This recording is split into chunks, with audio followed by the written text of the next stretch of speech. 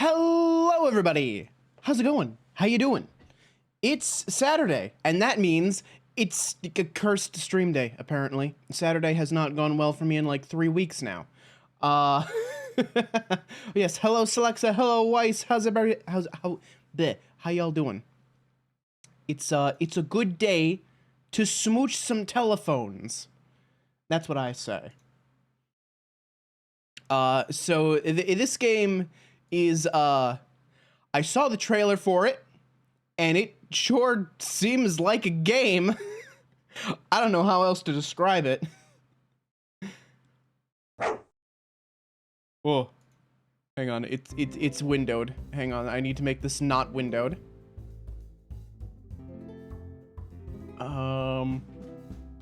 Wait. Can I not make this full screen? Wait a minute. Hello? Is there a full screen button? This might actually be an issue. Hang on. Okay, F5 resets the game. Good to know. Good to know. Okay. So I might have to set up a separate capture for this, actually. Alright, we're gonna go here. Ooh, okay. Let's see. I'm gonna just... how are we gonna do this? Make this larger, maybe? Alright. It's unfortunate that there's just literally no full screen option. That kind of sucks. Let's see. Game capture. Dialtown. Okay. Specific window. I want to capture Dialtown. Okay.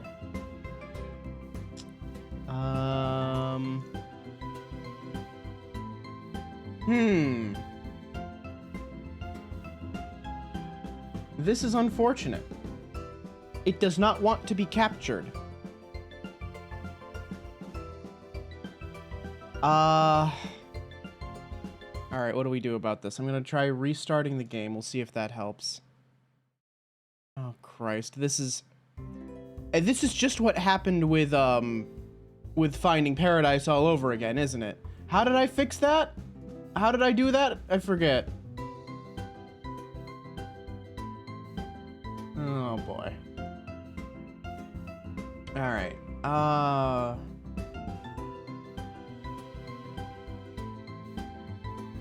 It just does not want to be captured. This is... If it just had a full screen button, it would be fine, but apparently it doesn't. Hang on. Dialtown full screen. Surely I'm not the first person to ask about this, right?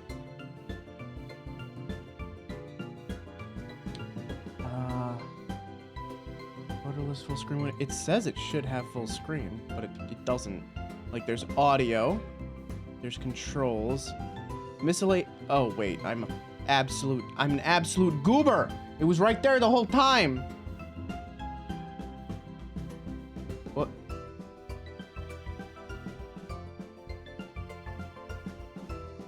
All right, come on. It's full screen now. It's full. Okay, all right. All right, now OBS is just taking the piss. It's full screen. You should be able to capture it now.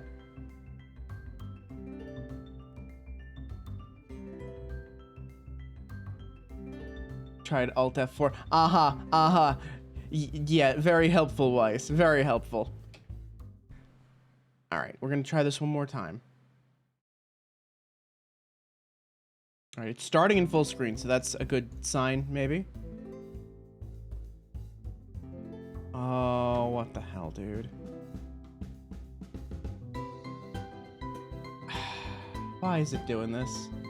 Why is it like this? I just want to play the funny phone dating game. Oh, no, come on, why? Any full screen application.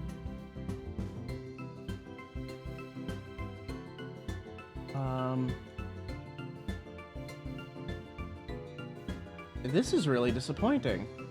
This is the same shit that happened with Finding Paradise, and I don't remember how I solved that. How did I fix that? I don't remember. All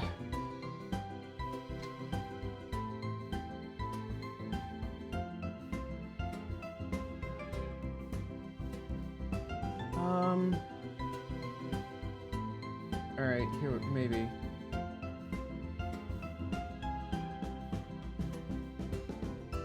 This is actually a serious issue. I don't understand why it won't capture.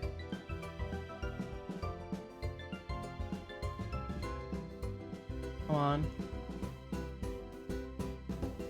Feel free. Yeah, I did try that. And it when it reopened in full screen, but OBS still doesn't care.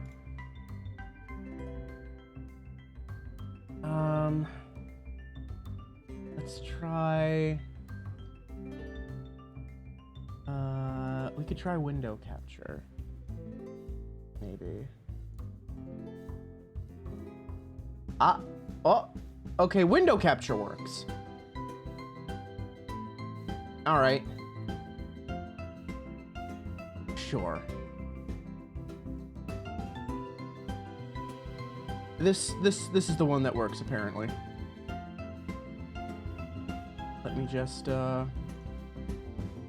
wait, it was there. What happened? Where'd it go? Oh, it's because I clicked off of it, right? Hello? Oh no. What's going on? Why is it doing this? Oh, for fuck's sake. I also think I just accidentally... Where'd it go? Where'd the window go? The window just disappeared. Huh? What? Hello?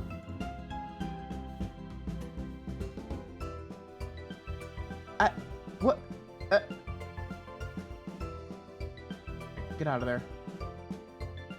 Okay, that's why it disappeared. Alright. Fine. Alright. We'll... Solving it! I'm a professional. I know what I'm doing. Alright? Don't you worry about a thing. You're in good hands. There. That's good enough.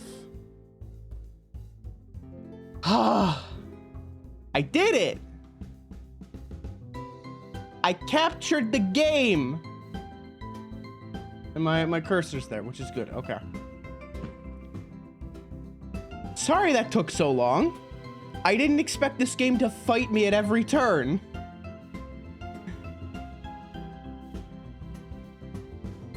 Anyway.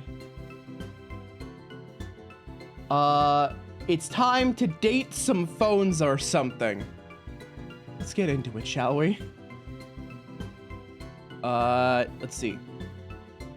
Chapter 1 and 2. Oh. Oh, wait, okay. So, to unlock the final chapter, ye must select a god-awful chapter to experience. Okay. Help a man emerge from a dumpster for a final time. Save a dying theater from ruin. Encourage an artist to follow her dreams. And teach an ape man to accept himself. Ah, balls. I love this game already. Holy shit. I'm officially no longer mad about how long it took to capture. This is gonna be so fucking worth it.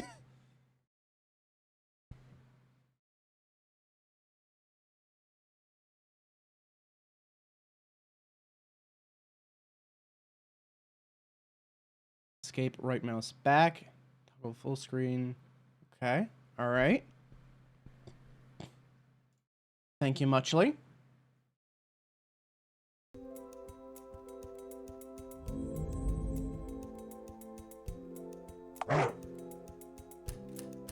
Hello. Welcome to Dialtown, phone dating sim. You must now enter this hound's questions 3.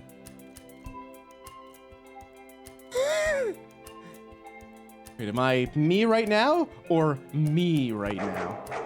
Do I look sober enough to answer that question accurately? You look like a fucking hound! That's as hurtful as it is accurate, you know. Why does he have a waffle? Hello, Minx. Hello, Zeal. Welcome to...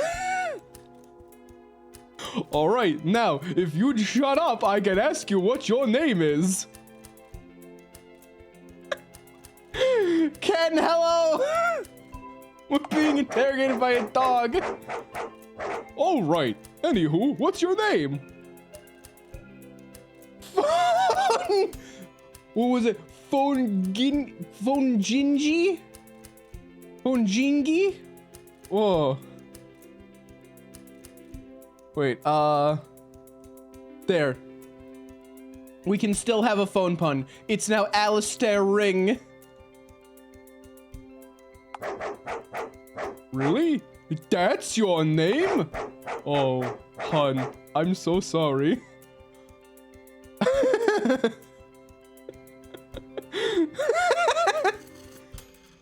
I'm just how God made me, dog.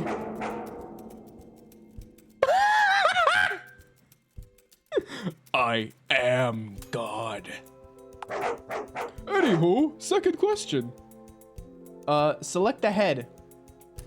Note, head selection only affects compatibility with dateable characters and doesn't directly indicate gender. That's the next question.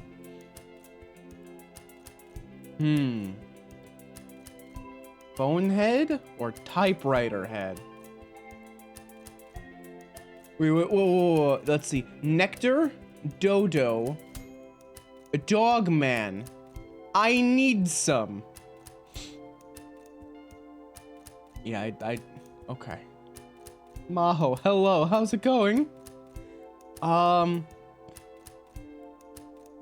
You know, I kind of like the typewriter head, if I'm being real. Haha, nice! Enjoy having to use your own head to write smut fanfiction, just to be able to afford the occasional glass of turnip water. Sounds kinky, to be frank. Amazing! I've never wondered if it was possible to castrate a player before. Now the final question. What gender do you want to be? Gender only affects how you're referred to in dialogue. It does not affect the NPCs you can date or restrict what endings you can get. Okay, a boy, a girl, a pint glass full of drain cleaner, or other. I'll go with boy. Good, I'm glad those options are there though. It's good to have those options. Gotcha. Alright, enjoy having the innate ability to open pickle jars, I guess.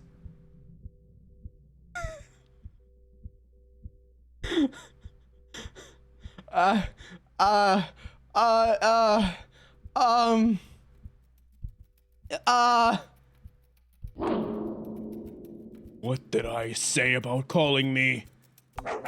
Alright then, get out of my sight.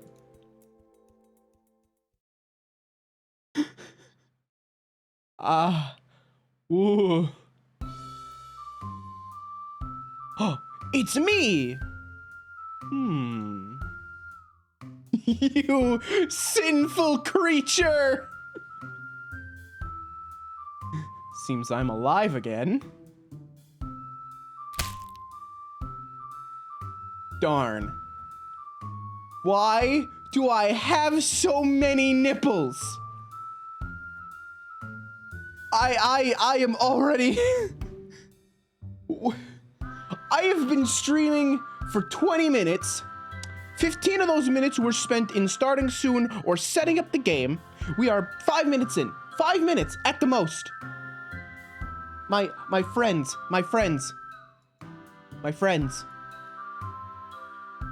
What the fuck is happening?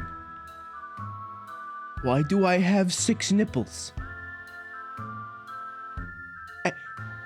And a heart transplant. You're right, I do. It does seem that I have received a heart transplant.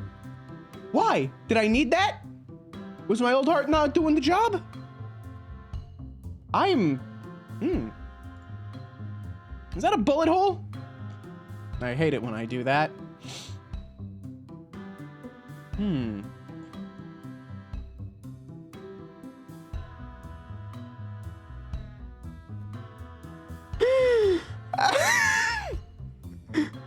My testes are firm and ripe. Push me in it.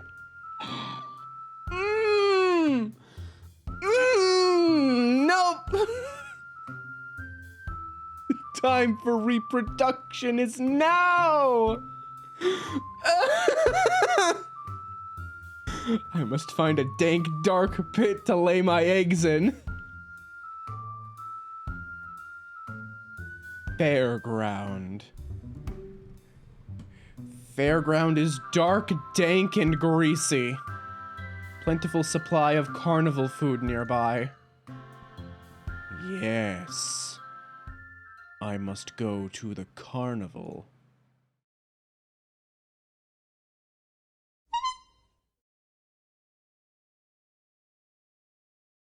I read the text?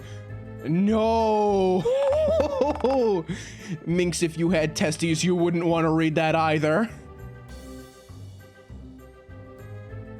You lay eggs but have multiple nipples? Don't make no science to me. Platypi! Platypus? Platypuses. Platypucti. Do platypi have nipples? I think they have nipples. Alright, you know what? Okay, sidetrack. Do platypus have nipples?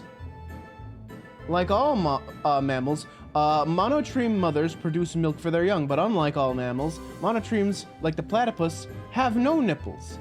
Their milk oozes out of mammary gland ducts and collects in grooves on their skin, where the nursing babies lap it up or suck it from tufts of fur. That's more than I ever wanted to know about platypi.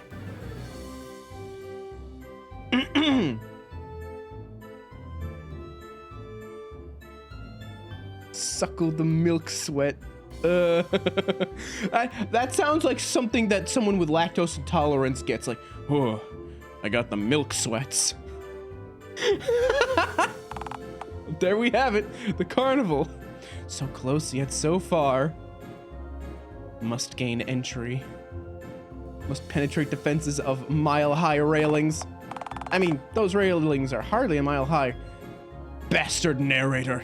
Need lay eggs. Well, you could always, you know, go through the main gate. A plan so crazy, it just might work. Should not have had my breakfast right about now. Same. Male platypus also have venom? Jesus. Please don't bang on the glass. It scares Jerry. Greetings, ticket buffoon. My name is Jerry, but okay, sir. How can I help you today? I wish to gain entrance, Jerry of the ticket booth. Well, do you wish to buy a ticket, sir? No, it's fine. I don't want to piss behind any of your rides this year. I simply wish to find a fetid hole to lay my eggs in. Okay, you definitely need to buy a ticket from us if you want to do that. Rats. How much would that cost? $2. Fudge, I have $0. Tell me, young squire. Would you accept tales, stories, and other such whimsical parables as payment? No. No, I would not. Oh, shoot. I was so close, too. Hey, wait a minute. Aren't you that creep who lives in that tent next to the playground at the park? Oh no, my cover has been blown! Look, sir, I'm only telling this because your stench is gonna drive away customers if I let you loiter around here uninhibited for any longer. It's Valentine's Day today. What? Valentine's Day. Isn't that for romantic people?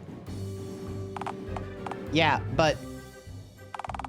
Did you see me? See him doing a little finger thing? He put his index fingers together? Oh, I'm sorry, I don't speak bottom. Didn't you say that you have eggs to lay or some other bizarre drivel to that effect?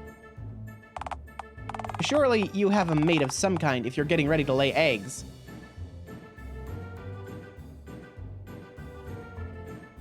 This game is so fucking cursed.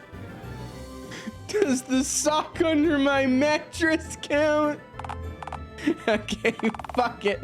I'm cutting to the chase because I can only take another 3 more.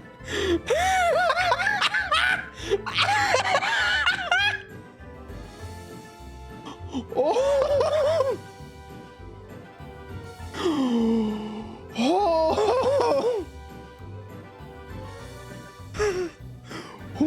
Whoever the writer for this game is, first of all, fuck you. Second of all, I love you.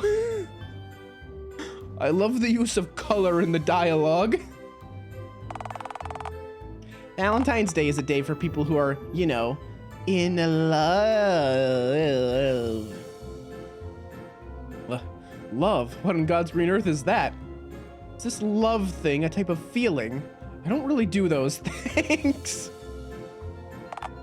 Well, sorta.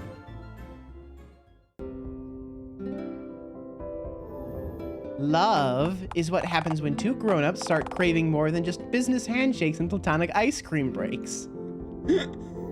Love makes two people want to go on romantic ice cream dates and drink all kinds of exotic elixirs and nectars together.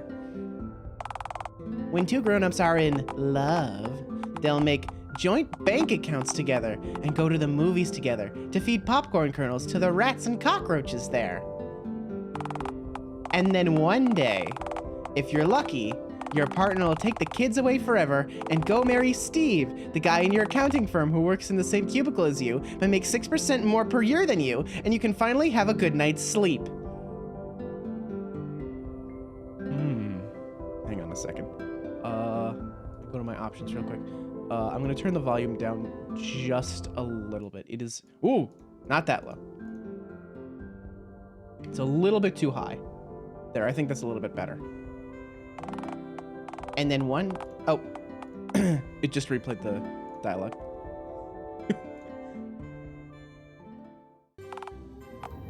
That's love, my scary friend. Speaking of which, we have a promotion on today, just for Valentine's Day.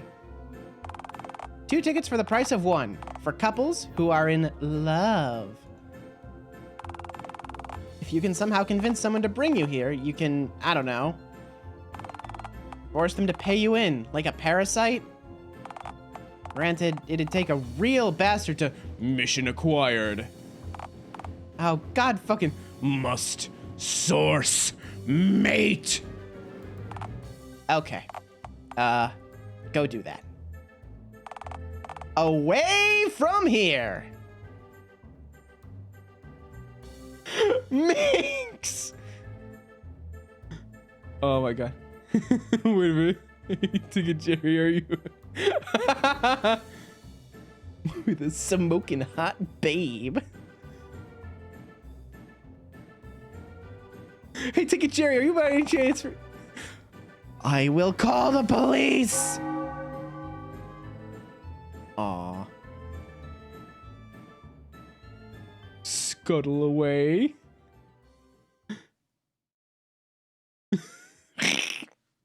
Holy shit.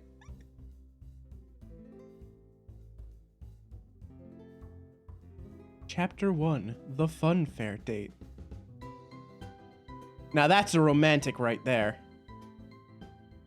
they got the rose, they got the red shirt and everything, showing just enough chest. Ah, tent, sweet tent. To find a well-functioning member of society to latch onto like a parasite, you'll have to leave your tent, you know. Damn, I hate moving, even when necessary. Can't I just lay my eggs here? Keep in mind, this tent freely occupies a relatively unwatched patch of grass at Dialtown's local park. AKA, you are dangerously close to at least 4 swans at any given moment while in this squalid tent. Would your babies really be safe in here? Ah, shit, you're right. I hate it when you're right. Friendly reminder. You can bring up the main menu at any point using the escape key. including during NPC dialogue and during player choices. This allows you to tweak options and save the game at any point. Use this if you want to do something, but feel as though it may get you arrested or killed. What the fuck was that? Open menu.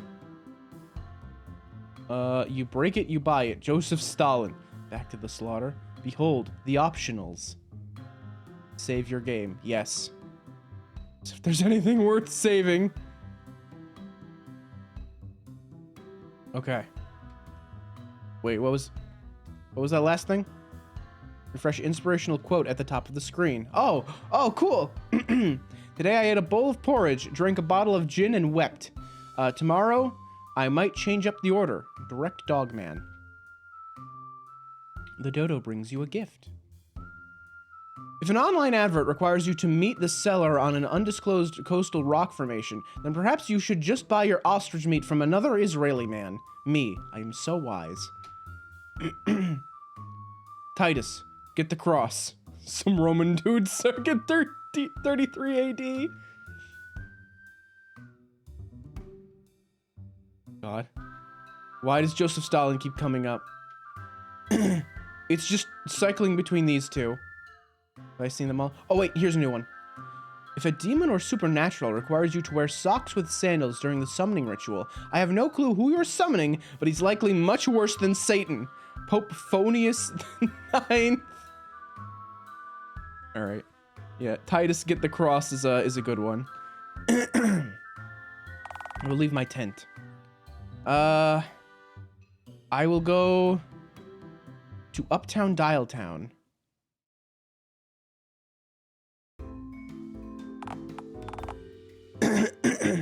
Yeah, Titus get the cross is just like a really good quote.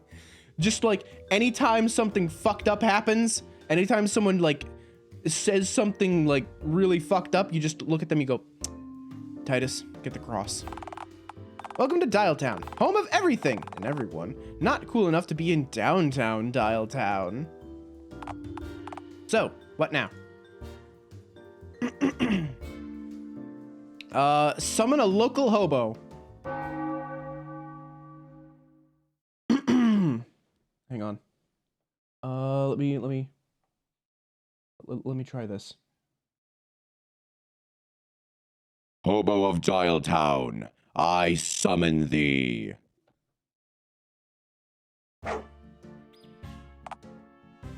Yo. Hey, nice to meet you, friendo. The name's Hound. You need something? This music is great. Holy shit. Hey, nice to meet you. Are you new around here? New. Pal, I'm the oldest thing alive. Like, even older than, like, a dinosaur? Okay, counting dead things is, like, cheating and stuff. But yeah, I'm older than pretty much every dinosaur I've met. Yeah, thing is, I'm kinda, like, God and stuff. I created everything around you right now, and farted out the cosmos and the stars and shit. Yeah, I'm kind of a big deal, actually. Hang on, you created everything? Well, yeah, most things. But not everything. Well, yeah, you guys did some of the work, to be fair. You mean like building society and shit? We do live in a society. Go on. Post the emote. This is your chance. We do live in a society. Nah, not quite. You ever, like, leave a takeout box in the corner of your room and forget to bin the box only to find a new species evolved from the remains of your chicken Thai curry from last month? There we go. There we go. There it is. Thank you. Thank you very much. Actually, wait. I'm gonna mouse over it real quick. I want to see. Oh, it doesn't, Well, it's not showing it on my end, but...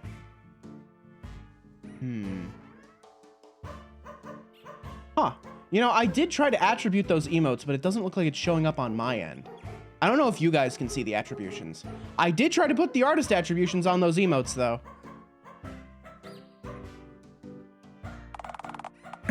Kick me, I'm God. This world is my takeout box, and I'm the hungover dude gazing upon the infinite possibility in disgust and awe. Yeah, it's nice to meet you.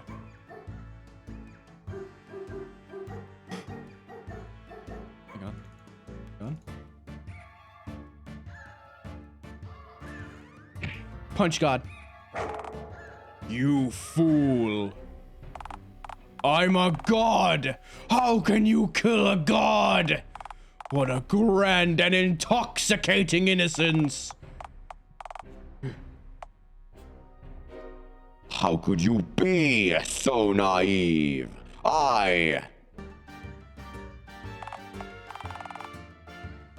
Okay, I appear to have just shit myself. You win this round, green one.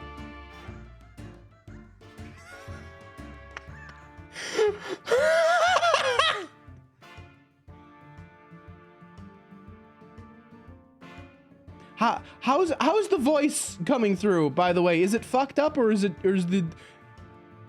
Does this effect sound okay, or is it all fucked up?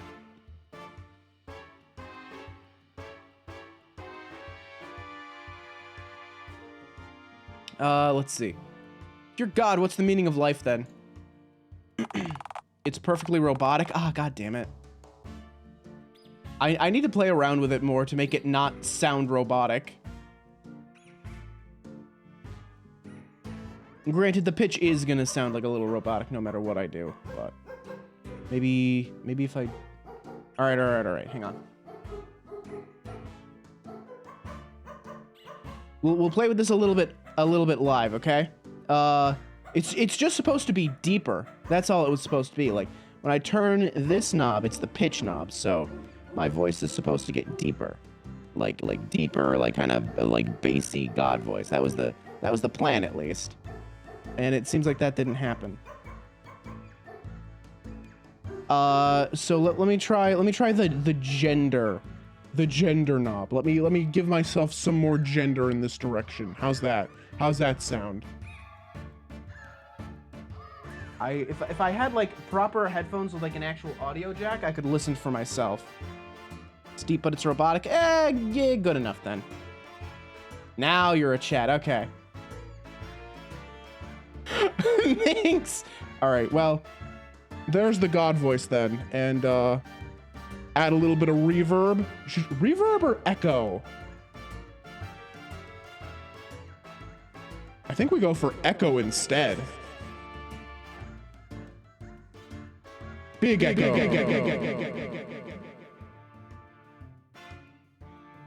Yeah, I think that'll do.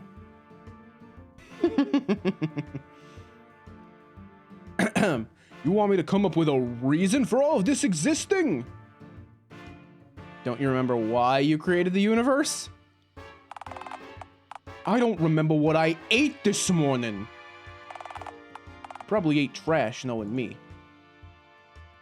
So can you like come up with the meaning of life right now? Nah, fuck that. Why don't you come up with the meaning of life? It'd probably be a million times more coherent than what I could think of. I think the meaning of life is to treat other people nicely. I think the meaning of life is to eat or be eaten. Life is merely a game, dear hobo. I think life has no meaning and that you're full of shit. You know what? I see this and my first thought is of Sid. That is a very shark-sided answer. Okay, nah, fuck that. That's an uninspired 3-year-old's best guess. More likely to do skateboard tricks and eat hookers or some other drivel to that effect. How is that any more coherent? Hey, I said more likely, not more coherent. This is my universe we're dealing with, don't forget. What's your favorite hobby? You ever eaten broken glass or shiny rocks before? I don't recommend it, but still, don't knock it till you tried it. I'm partial to the taste of gravel myself. Gravel? What are you, some kind of weirdo? At least forage for normal things to eat if you're gonna scavenge. Like broken glass and shiny rocks? See, there we go. Are you drunk right now? Is it 11 a.m. yet? I'm awake and moving, so yes, it must be at least noon. Then I'm indeed moments away from severe liver failure, yes. Aren't you afraid you'll be arrested for standing on the road?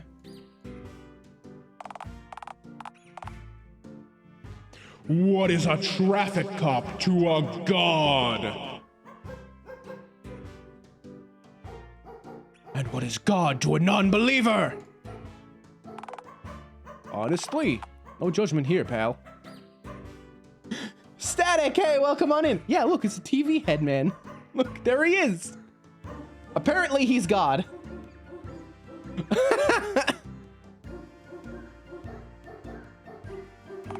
I don't really believe in myself either, to be frank. Oh,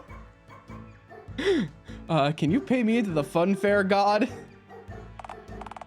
God, how much would that even cost? $1, maybe even $2? Do I look like I have $2 right now? Aren't you God? Don't you control reality? Control reality? Pah! Look at the shit show happening on this bastard of an orb we call Earth right now. Do you honestly think I have a clue what's going on? You want to fix shit? You be God for a day. I gotta get going. Going so soon, eh? What's the rush? Gotta lay me some eggs. Actually, I'm heavily pregnant. I gotta pay child support to that witch I wasted 10 years of my life with. Yeah, here, this is one. Sucks to be you. I'm glad that I don't have any outstanding child support payment. Sharon, wait, no, the kids, please. There he goes. And just like that, he's gone. Out of our lives. Off to pay his child support. Yeah, holy shit, Static. This game. Oh, the plot so far is that we want to go to the carnival because we want to lay our eggs in a dark, damp hole. And the carnival is dark, damp, and greasy. That is the plot. That's just it. So we've already tried summoning the local hobo. Talk to a local bystander. Howdy do, green partner. The name's Mikey, which is short for... Actually, scratch that. Mikey works just fine. Me, Alistair Ring. Hello. Well, pleased to make your acquaintance, partner.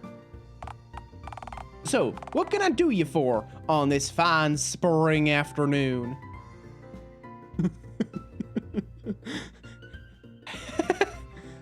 Hello, could you take me to the fun fair, please? Aw, shucks, partner, I would, don't get me wrong. But, alas, I'm actually on my way to a book signing. You're looking at Dialtown's newest best-selling writer. That's fine, man. I was merely trying to use you for a free ticket. Basically, I'm trying to scam a sucker into paying me into the fun fair. I'm just a sponge, you see. Mere lichen. Pond scum. Well, now, ain't that a coinkydink?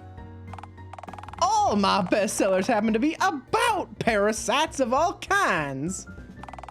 You won't find a man who knows more about parasitism in all Dialtown, partner. Speaking of, let me know what I can do you for, because any longer, and I'll be running tardy.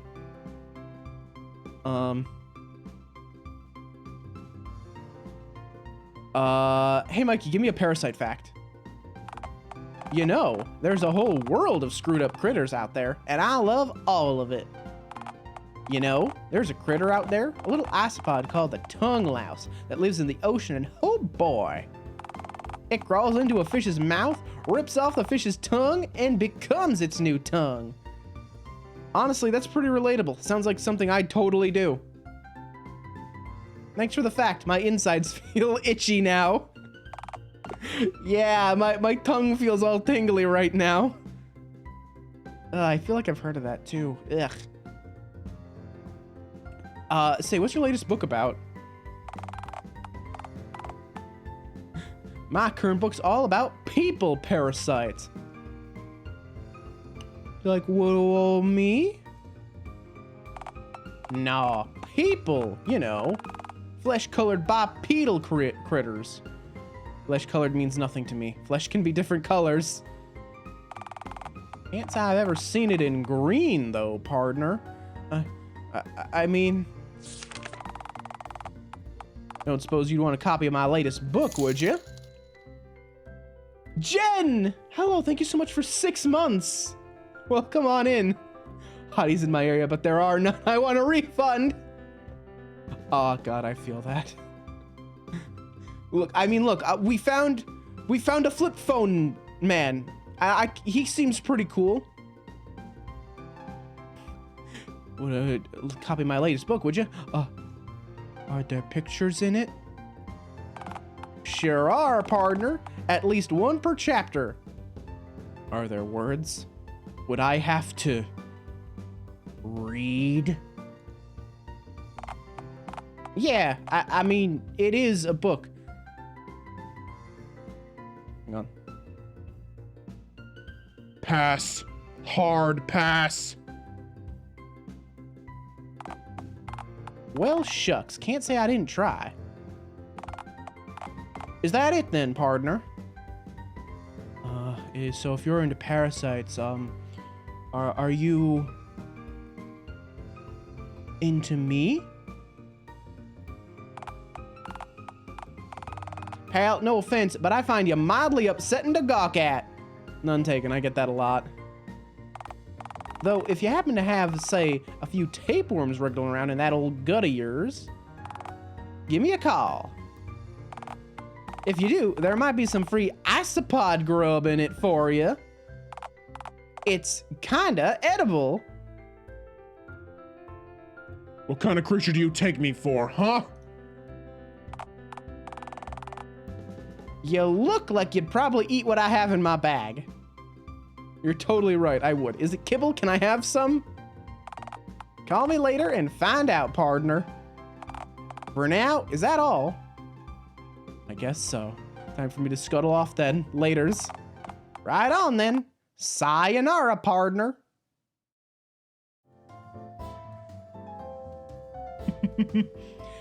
Oh yeah, Jen, by the way, I have a typewriter for a head.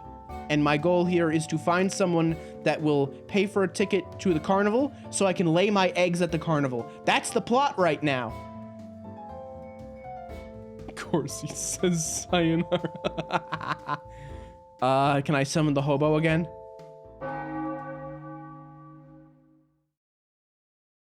Hobo of Dialtown, I summon thee.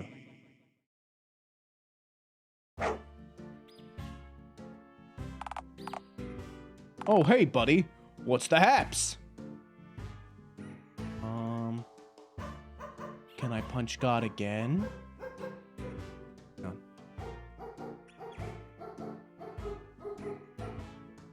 Punch God. Do it again. Do it again.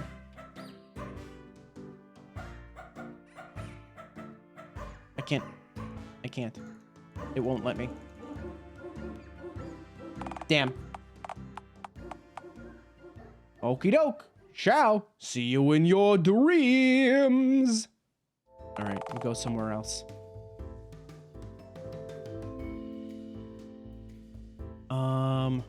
We go to downtown Dialtown. We sneak onto the subway.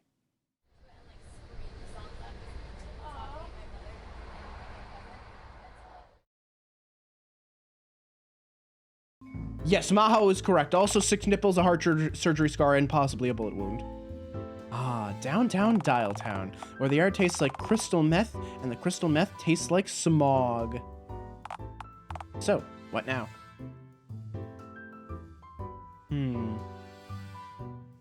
Read the notes on a nearby phone pole.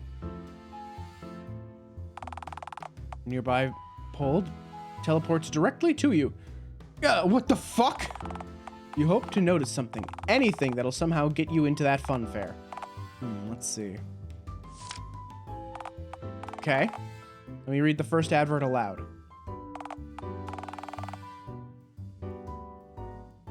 Okay. Hiya! Oh, no. Heya! I'm a Ferungles the Clown! The fuck is this? Clowns don't even exist anymore. But Don't you believe in Bigfoot? all different kettle of fish. Bigfoot is real, clowns are not. Bigfoot is a feral primordial ape man who lives in the woods and is only ever seen through hazy disposable camera footage. Exactly. He might as well be my uncle. Clowns are literally just people with funny red noses. How is that any less easy to comprehend? You think clowns are people? People don't lay eggs. You lay eggs. My point exactly. I mean, imagine having a head covered in disgusting flesh with a red bulbous tumor attached to your face. That fucking honks. They have gigantic shoes, and yet, they drive around in comically tiny cars. They blow up balloons and dance jigs at the drop of a hat. As if such absurd antics are menial. They truly are wretched creatures. Huh. I had no idea that you felt this way. Awful beings. Okay, so, should we skip over Frongle's advert then? Fuck that, read the clown page, it might be funny. But you said... Fuck it, you're impossible. Read the clown page! Read the clown page! I'm reading it! Let's see here. Hiya, boys and girls! I'm a Ferungles the Clown! I really need money! I'm a real clown! I may not be licensed, but now I'm also dabbling in plumbing and dentistry! I'll do just about anything for $4. Please hire the clown. I'll do anything. I'm living in a storm drain right now. You think any task is too lowly for this clown? $4. By God, you can afford that! Come on, I have a chimp to feed. There's a whole page of this. Skip to the end then. Yours honkfully, Ferungles the Clown. Honk honk. Huh. Wow. I think Hey, do I have $4? I want to hire the clown. If you had $4 fucking dollars, you wouldn't be looking for someone to pay you into the fun fair. Maybe I just want the company. You have me. You are pond scum. Well, you lay eggs. Why did you say that as if that laying eggs is an insult? Okay. Fuck it. Let's see what else is on here. I fucking love this fucking narrator versus protagonist bullshit. This is my favorite. Okay. Here's another one. Rent a chimpanzee. Good start. Hey, you. Yeah, you. Hey, you want to take my chimpanzee out for tea? He's a little on the feral side now that he's reached full sexual maturity, but just as adorable as ever. Just don't let him near kids, pets, open spaces, fire, or people. It's only $4. By God, you can afford the... Okay, this is clearly that Frongle's the clown character again. Clown funny. Stop it.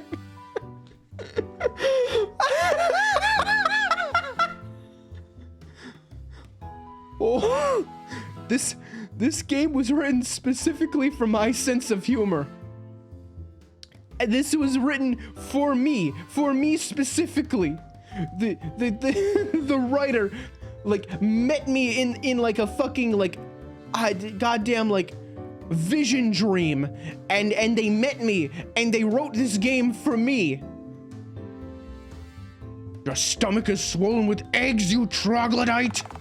You need to focus. Right. Sorry. Are there any other advertisements latched onto that pole? Yeah, there's exactly one.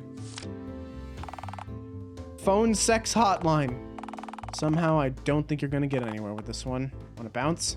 Do you have any better ideas? Consider again the bounce. We're calling the number, damn it. Okay. You insist? Or are you even gonna make the call?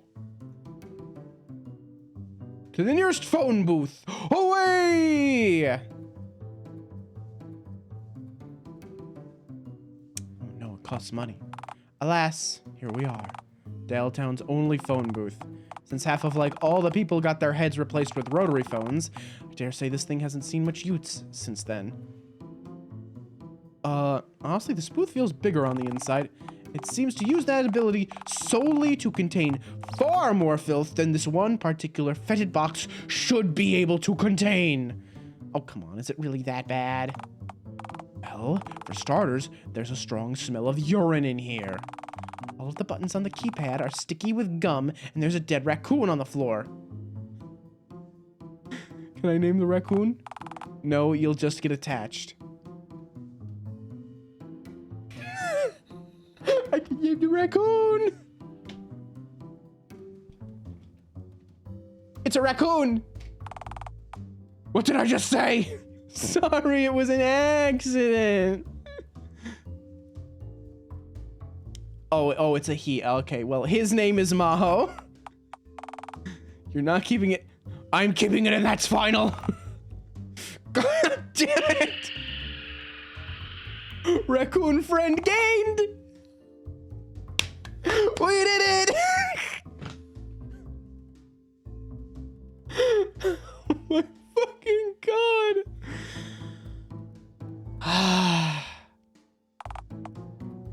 You ready?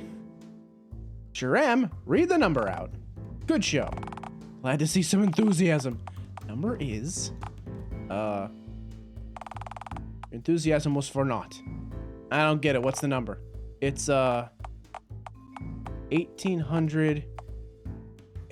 8 equals the sexy phone. You sure you're ready? I've never been more ready in all my life.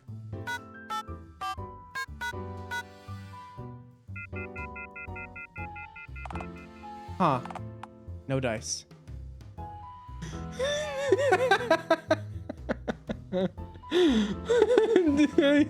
Did I text drawing into the keypad?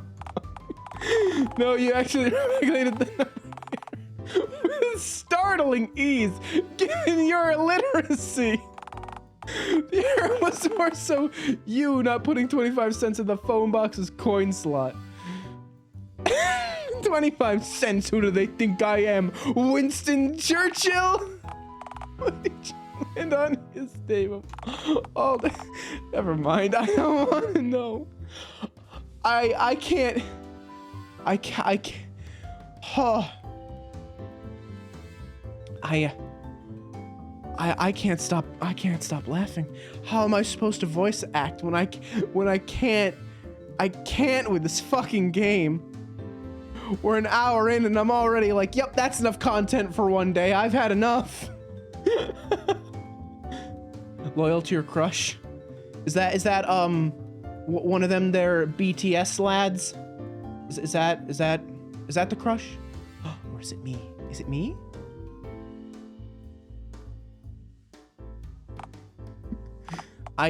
Look, point is, you need to figure out what you're gonna do now. You're senseless.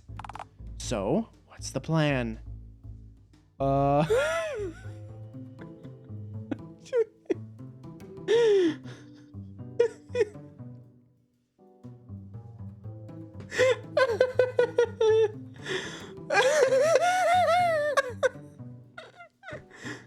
It's Lacey? Okay, that makes sense. That's true. That's a very good choice. Bang really hard on the phone box and hope it works? Oh, please. Like that it ever worked.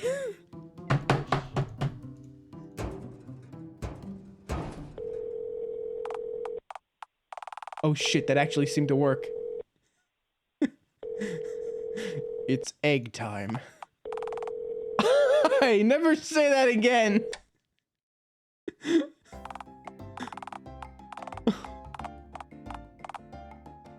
Hi, my name is Randy Jade, and I'm feeling randy for you tonight. I'm sorry. My boss forces me to say that. I really should have just lied about my name.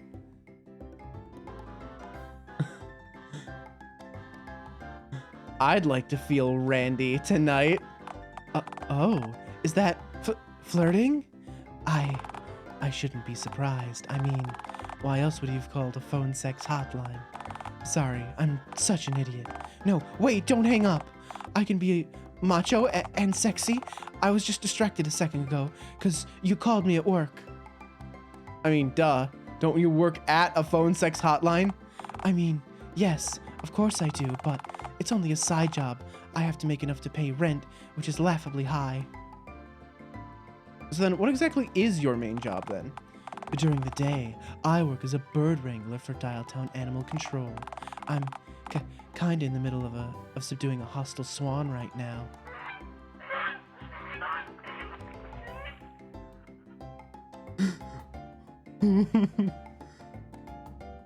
Do you typically wrestle with birds while talking dirty with patrons? Well, not usually. I only had like maybe 4 people complain to my manager about me doing that so far, which, all things considered, is a major victory as far as this phone's concerned. So you're fighting a swan right now, then? I mean, it's not that I'm fighting a swan, and more that I'm trying my darndest to subdue and capture it before it wreaks havoc. You sound like you're crying. I can't let the swan see. It already knows that it's physically and mentally stronger than me. I can't let it know that it's also emotionally stronger too. I'm sorry, I got all caught up in our swan talk. You see, most customers call kinda, you know, later. Only weirdos tend to want to talk dirty with a complete stranger on their lunch break during a 12-hour shift at the Dialtown battery factory. I mean, no offense. The local battery factory, you say? Would you recommend the factory as a, I don't know, nesting location for a heavily pregnant friend's eggs? I mean, is there anything else you wanted to talk about?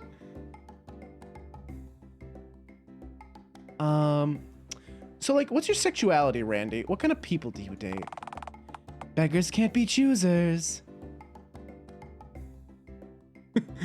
So you're saying you like begging? I am begging you to tell me what you want from me. Are you trying to take my flesh? Are you trying to steal my organs?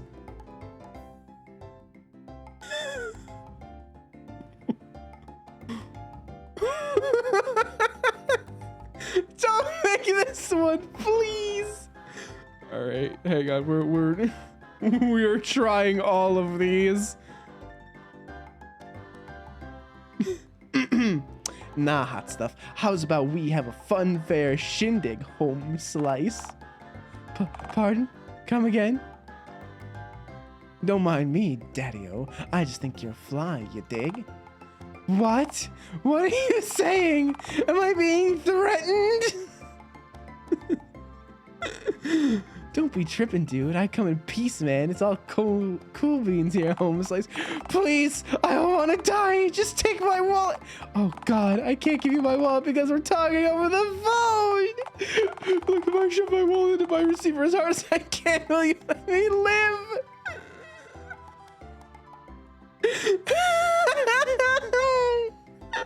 I'm in too deep. I have to keep going. Mellow yellow, my zoinkin' brother. I coming. I wanna live. Congrats. You freaked Randy so much out of hand. Dude, these beans are whack. Speak like that one more fucking time, I'm sending you straight to the title screen. Gnarly.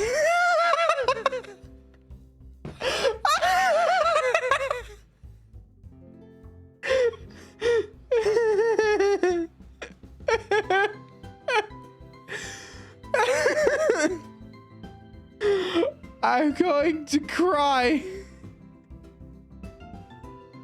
Okay, so it's a good thing that I saved. Okay. Okay.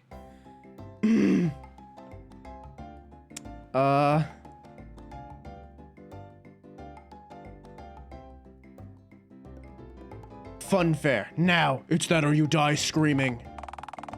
I think my death is gonna involve a lot of screaming and pants wetting regardless of my current choices.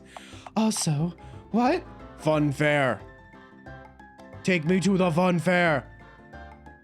Take me there or I will devour your organs. I demand no more and no less from you, Randy. Are you asking me out on a date? Yeah, thanks for noticing. Gee whiz, I've never been asked out on a date before. Usually I'm the dude who has to beg people to go out for coffee with me, and to resist the urge to throw the scalding beverage in my face during the sordid ordeal of taking me out. So you're in? I sure as heck am. What do I have to lose? Well, I could be like a serial killer and murder you for your skin or whatever. Well, as I always say, at worst, this will probably just kill me, which is best for everyone, including myself. Good motto, words to live by. Okay, Zeal, enjoy your lurk. Holy shit. So, when do you want to do this? Does right now work? I mean, I'm kind of at work right now, and, you know, this swan isn't going to wrangle itself. I am heavily pregnant. Yeah, I understand. It is now or never, Randy. Alright. I guess I can leave in a few minutes. Take your time, my sweet. It's okay. My time is actually worth very little. It's better if I just run, so I get all sweaty, and you can't smell the scent of swan massacre and desperation over my overwhelming body odor. My manager asks later, I'll just say the swan won. It always does anyway. Catch you at the fun fair, my sweet.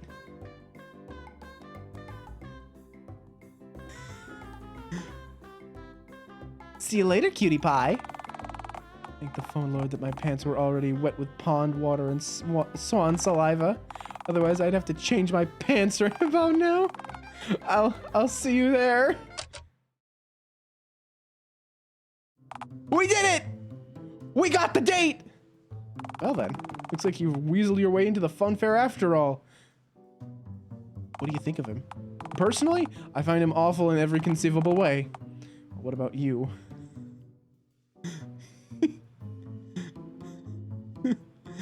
He sounds like he smells like urine. That's not nice. You just said he was awful in every conceivable way. I feel that leaves a lot up to the imagination, though. You just stated that the man out smells like piss. Tell me that you think he doesn't. No, I do agree with you. I just think it was mean for you to state it aloud. Some thoughts are better left within our cranial prisons. Confused ape noises.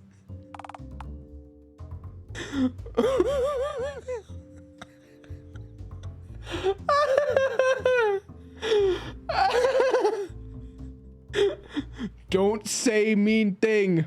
Only think. Oh, I understand. Oh, I understand now. No. Come on, let's go. You've got a date to attend. I can't breathe. I need a second. My stomach hurts. I need some water. I don't. I mean, normally I try to go 3 hours with this sort of thing. I don't know that I'm gonna be able to do that. Ah. So what now? Talk to a nearby passerby. Why not?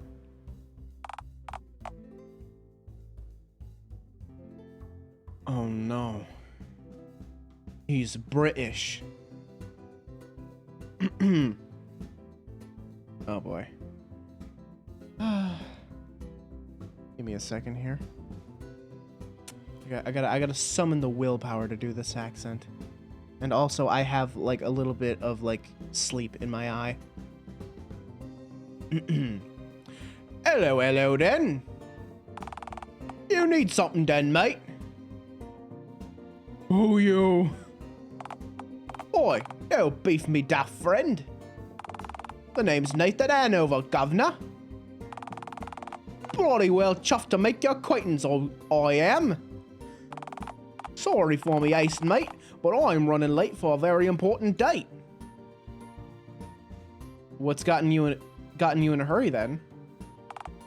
Well, I've got to go to a charity gig that I'm holding to raise money for alcoholic dogs, yeah? Right, piss them mongrels are. Gotta get there to conduct me symphonic orchestra. But I'm happy to answer any questions you've got. And if you're quick, I'll be right chuffed. You ever met God? Oi, the bum, yeah? Yeah, he created the whole universe and that, isn't it?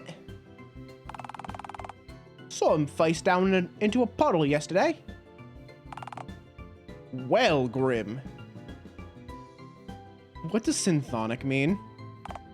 Boy, don't be naff. Surely you know. Nah, not a clue. Alright, so imagine a ghost, yeah? But like, it's stuck in a bloody contraption, isn't it? And it's hollering from the inside the machine, yeah? But the screams are like music and that, isn't it? I understand even less about synthonics now, thank you. Don't mention it, governor. Just leave the magic to me, then. You know, I really don't think I want to date Pyrocynical here. I'll let you go, then. Good luck with your whatever. Right, get this donezo. Get home, watch some footsie, have a parmo and chips. Nice meeting you. Ta-ta! Talk to a different nearby passerby. Whoa. Hello? Hello? I'm sorry. Roger, I love you to death, man. But you've gotta work on those nerves. Surely saying hello just once would suffice, no? I know, Peter. It's just the green one is looking right at us. I think he wants something. Well, turn around and ask the nice man what he wants. Right, of course. Hey, nice to meet you, sir. The name's Roger. The name's Peter, by the way, in case you hadn't heard. Peter. Right, yes. Anyway, we're happy to answer any questions provided you ask them quick. Our lunch break will be over any minute now, and the moment it ends, we're officially back on the clock. Gotta get back to work, you know? Hey, nice hat. Hey, thanks! I find it makes my head complete. Why doesn't your friend have a hat? I don't do hats, I'm afraid. I can see this divide between you.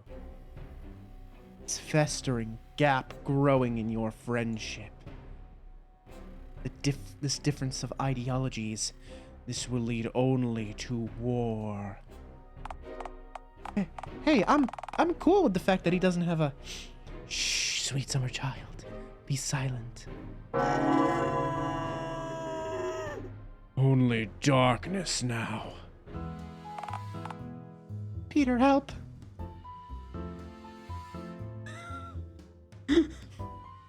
I feel like this was written by, like, two people, like, trying desperately to bother each other. Like, these people and the narrator were written by one person, and the main character was written by someone else, and they just played, like, you know, straight men and absolute wild lunatic with each other. Okay, so, who are you two anyway? What do you contribute to the world? Okay, 1 second.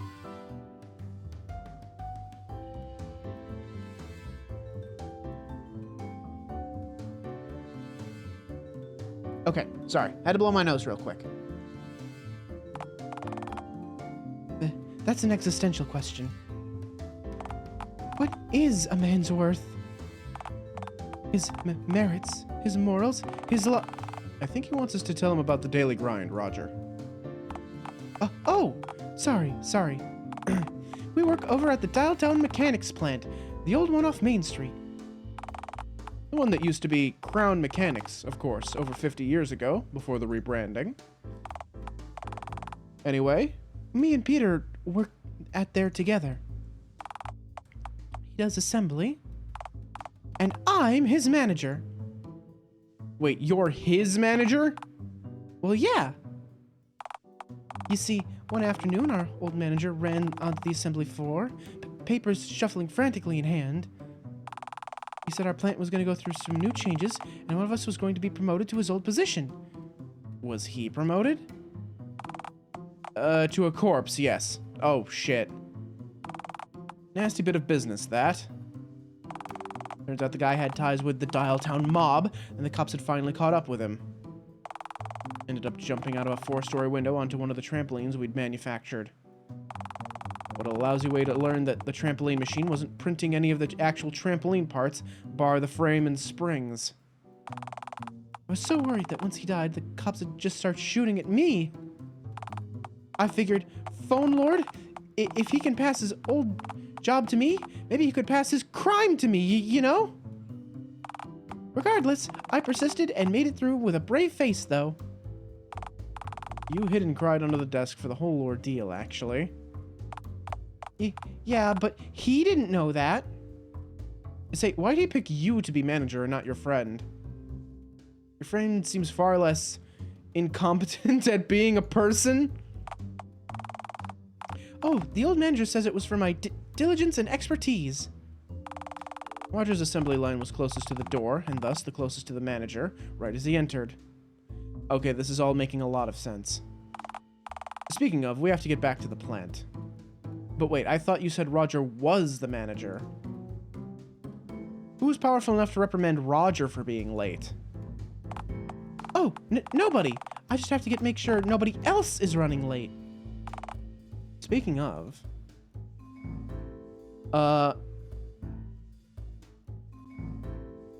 Peter, you couldn't possibly be cool being Roger's lackey.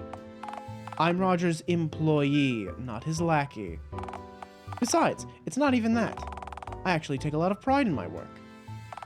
I'm honestly just grateful that I managed to get a manufacturing job here, and don't have to ever return to working at that pizza joint in Colorado. I'd much rather assemble nuts and bolts than pizzas, thank you very much. Plus, there's worse managers out there than Roger. Rotary Christ, you should meet my brother. Should I? Oh, Phone Lord, no, you wouldn't want to catch whatever he has that makes his skin look like it does. Wait, what's up with... You think having green skin is freaky? Try Clementine Orange. He's standing right here, you know. Well, how many nipples does he have? Okay, okay. I stand corrected. Maybe he's not all that... Stop talking about my nipples! Oh, right, sir. I'm sorry. Just go. I've got errands to run anyway. Eggs to lay, you know. And hey, if you ever need a job, I will never work, never toil, never slave away for my daily bread. I will die as I live, unemployed and wearing stolen bowling alley shoes. Goodbye, one and all, Roger and Peter. See you on the flip side. Nice meeting you, I guess. Chikubi? Hi, Shia. How's it going? I think I'm having an acid trip. Let's see. Let's go to, Dialtown, oh, I want to go burger place. I want burger. I want burger. Relentlessly sniff at the glass.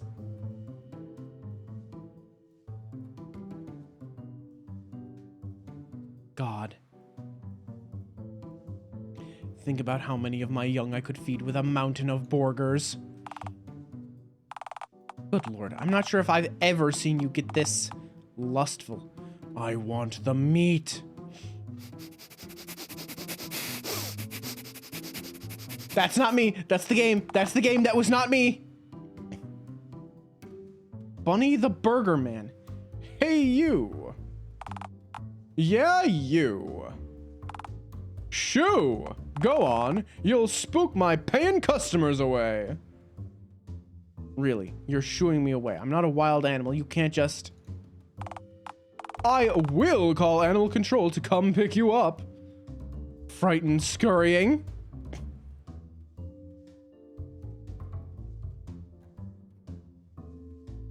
That was not me. I'll go back to Burger Place. To Burger Place. Sniff glass again.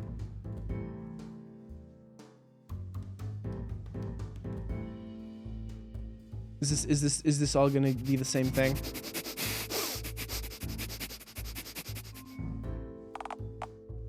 This is the same thing. Shit. I told you to stop sniffing at my glass. You're spooking my paying customers away.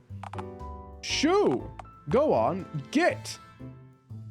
Fine, fine. You want me gone? I'm gone, fucker. Do not come back here again.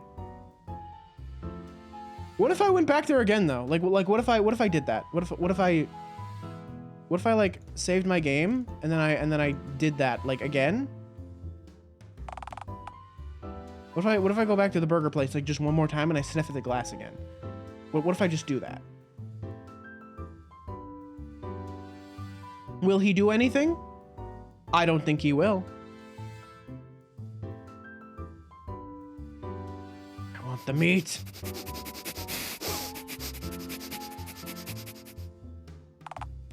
Hey, you! Yeah, you! I think it's, yeah, this is just the same.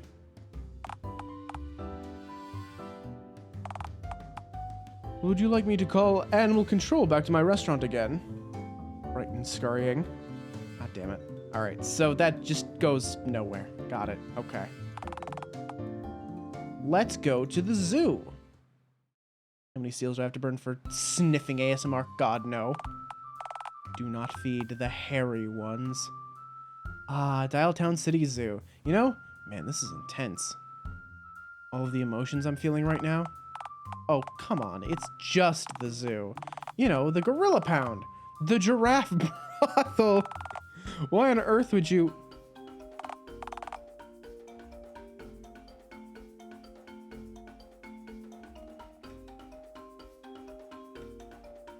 I don't know how to process this. What do we have? No, wait. Adventure. Aha, what do we have here? Alistair Ring, you've returned to us at last. Here to turn yourself back over to the zoo, are we? My days of confinement are behind me, Theo. Go fuck thine self. You belong here, mon cher. Oh no, he's French. And the sooner you are Wait. He's Theodore Russelbelt. How is he French? And the sooner you are relinquished from society's spurnful grasp, the sooner I can study you again in detail. This is just Flamingo Jail and you know it. I know nothing of the sort, mon cher. You are liable for my suffering, Theodore. Well, at any rate, I'm sure you have questions. What can Theodore Russelbelt, famed adventurer, explorer, documentarian, and zoo master do for you on this fine morn? How are my brethren doing? Aha, you mean your old cellmates, do you not? Yeah, the bastards over in the gorilla enclosure. Well, why don't you visit them for yourself? Admission to the zoo is free, as I'm sure you no doubt know.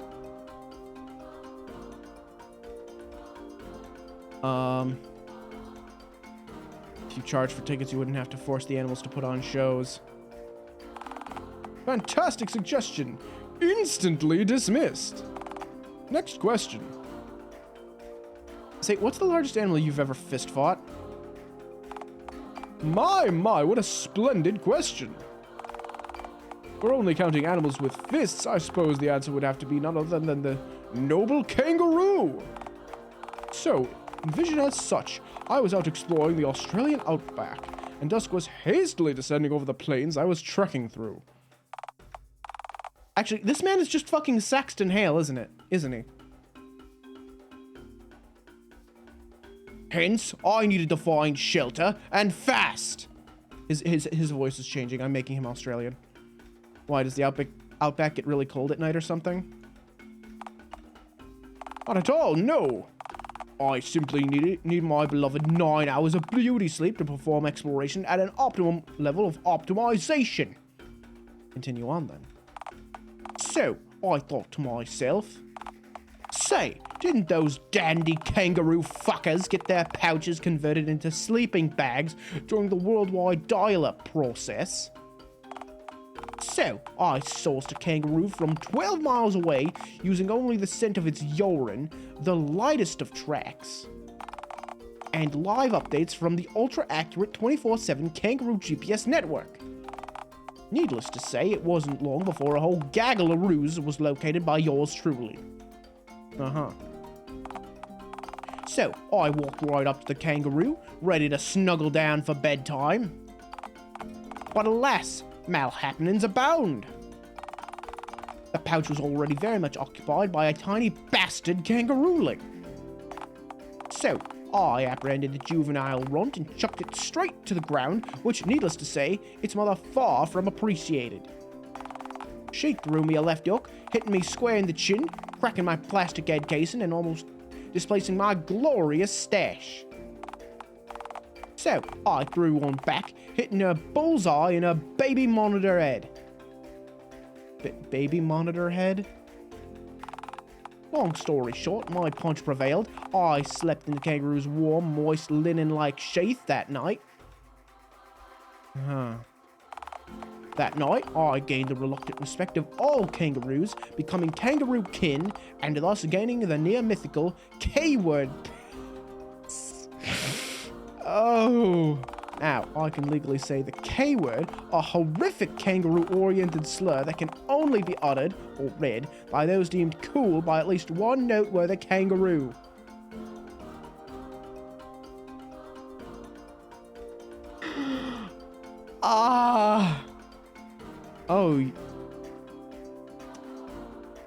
Oh, you mean...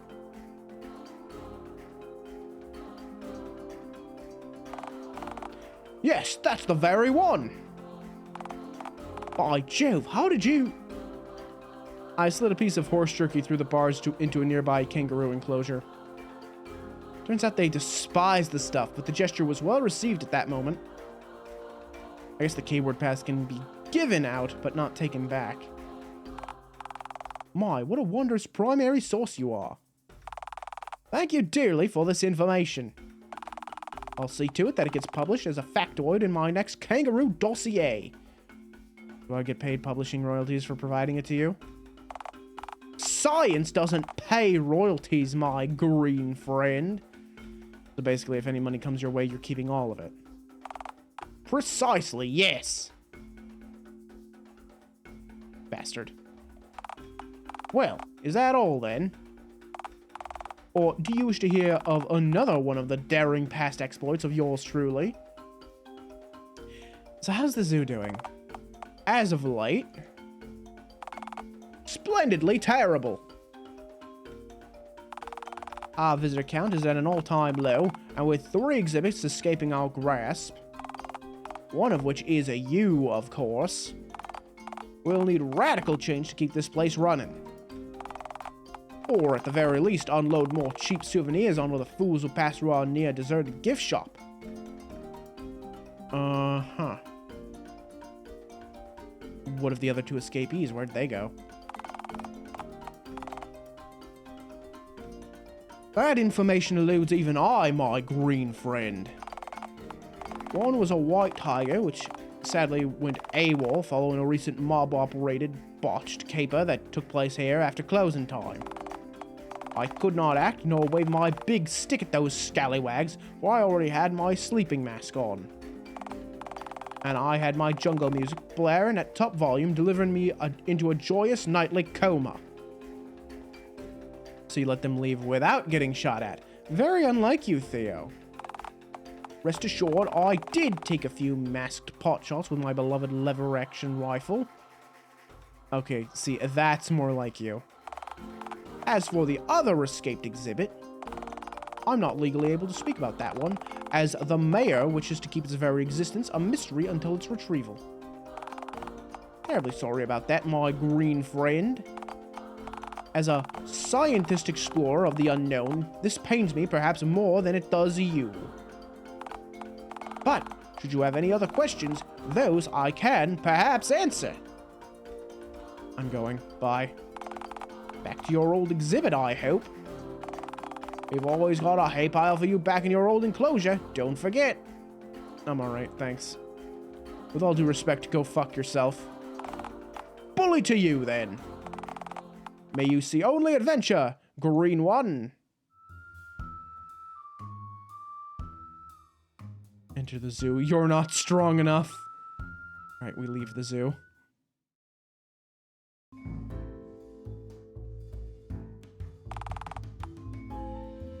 Let's see. Let's check out the casino bar.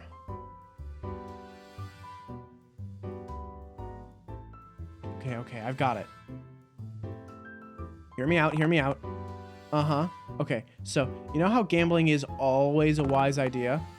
My idea is basically that I should gamble. I don't know if that's such a good idea. What? Why on God's green earth not?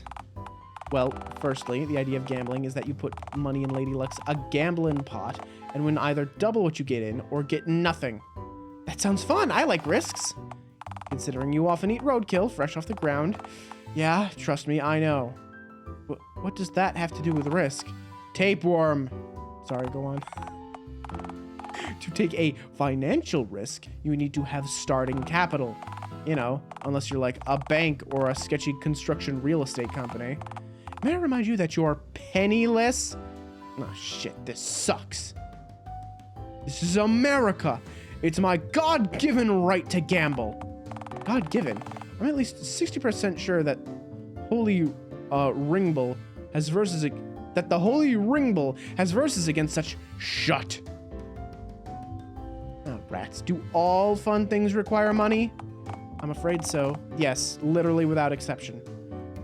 What about devouring gravel? That's free! Only because you refuse to pay for the gravel. You know that most construction sites in this city have a photo of your mug plastered on every notice board on site, alongside a shoot on site notice, right? Ah, shit. So what are my options? Well, right now, your dirt po, which is already the typical endpoint of gambling.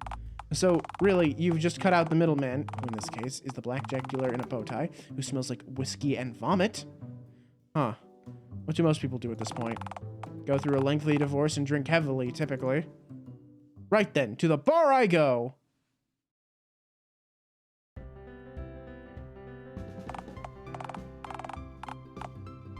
Aha! Welcome to the Lock and Whiskey, sir. We don't serve hobos. That means you, God. My name is Pierre. I'll be your barman tonight. Your name is the same as the wooden dock Canoes park at.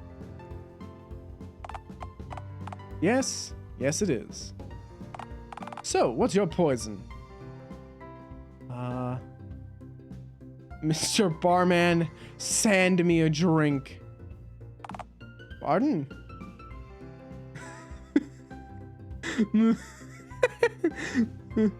Mr. Sandbar, drink me some sand. Sir, are you having a stroke? Sand! Okay. I think you've already had enough to drink. Funny, since I haven't even served you yet. Sorry, pal, it says here, only 19 per customer. Them's the breaks. Understandable. I have other questions, though. Yeah-huh? Tell me about your job. Not your knob, your job! Well, I'm basically working 2 jobs, full-time barman and part-time therapist. Those are 2 very different jobs. Oh no, they're essentially the very same job. You see, drunkards come here asking for booze, so I get them all liquored up, and they start overspilling. First about their awful lives, then spilling whiskey on themselves, which promptly ends their night. Yeah, at the moment, I'm starting to get certified by the Dialtown Psychology Association, since, you know, giving louts therapy is half my job anyway. Might as well get paid for it too, you know? Therapy's for suckers, drama's for babies! Nah, can you give me therapy? Can I? Sure, I don't see why not. Nice. Groovy. But the question is, will I? Will you? Sure, again, don't see why not. Okay, let's start at the beginning. What's your first memory? Hatch. Huh. Alright, that'll do it. Tell me, what was your mother like? Egg. Right. Well, surely someone must have laid that egg, right? I'm about to lay some eggs. Was it me? Did I lay the egg? Right. But at this point in your development, you're inside the egg. So there's a me in a big egg, and I'm gonna lay tiny eggs. Oh my god, how many layers are there? Does it just keep going? Moving on from eggception. You've made it this far, so surely someone must have helped raise you. Bathe you, feed you, clean up your dirty laundry. Have you ever had, say, a roommate? I guess you could just say that. Bastard mustachioed zoo man. I don't feel as though we're getting to the root of your issues. What are my issues? Well, I don't know. You're the one who asked for therapy. Okay, plan B. Why don't you tell me what you think is wrong? Wrong with me or, like, the world? Whatever you think is most suitable.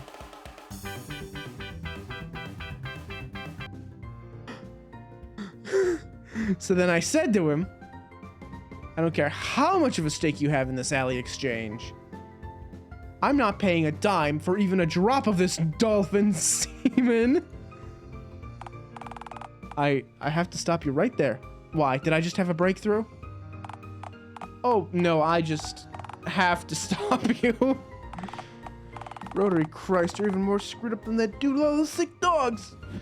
Hang on. Just stretching. Sorry. So what's my diagnosis then? You're not a human. Did the green skin give it away?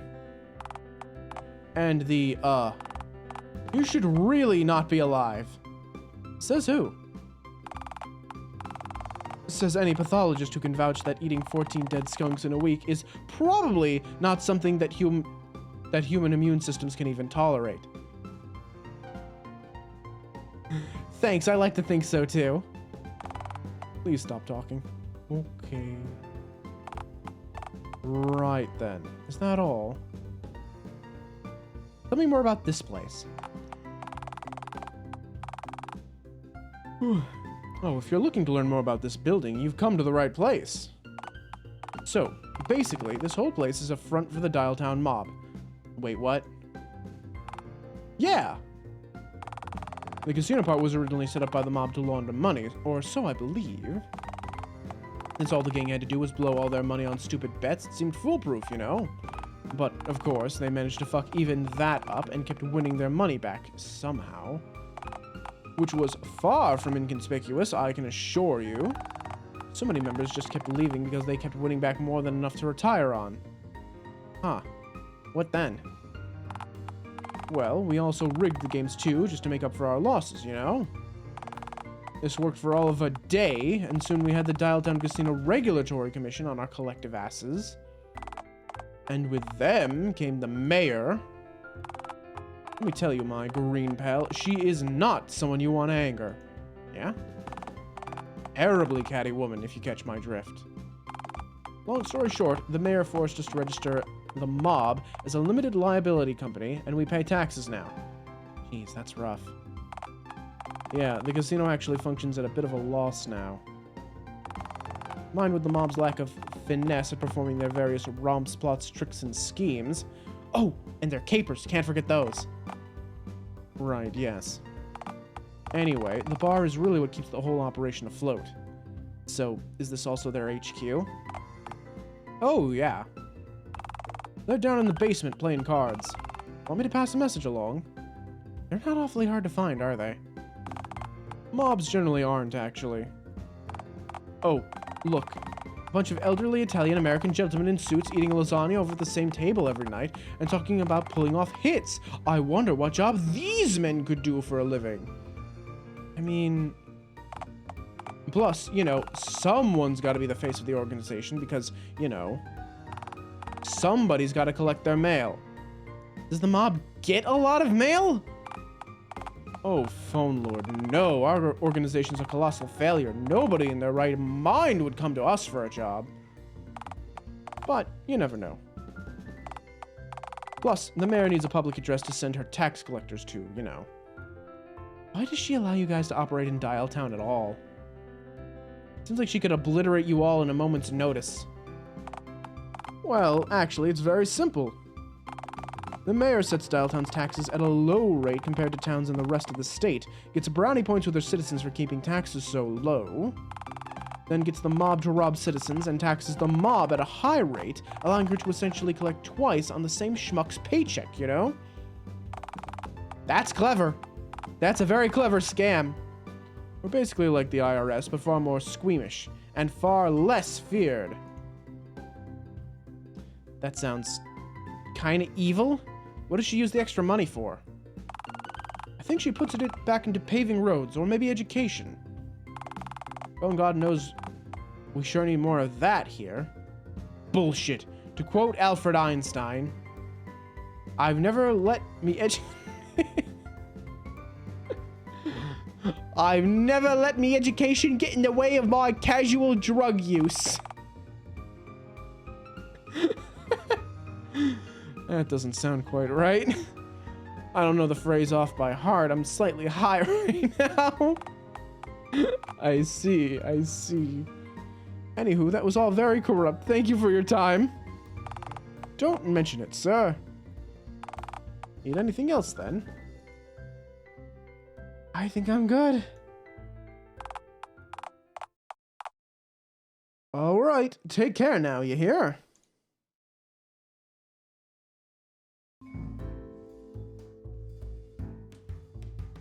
Okay. Where else can we go? There's like an apartment complex, right?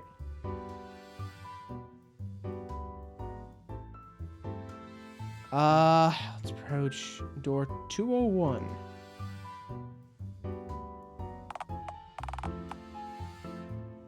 There's no escape from my love. Well, ain't this homely? Despise this wretched look. This particular portion of the hallway is really neat. Huh. It's not like you to enjoy things. What do you find so neat about it?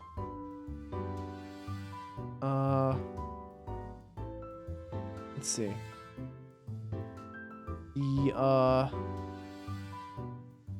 There's a doorway right here.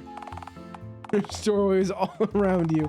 You're standing in a hallway that's simply packed with doorways. Come on, man. You're bleeding me dry here. Yeah. Let's just knock on the door, shall we? Let's.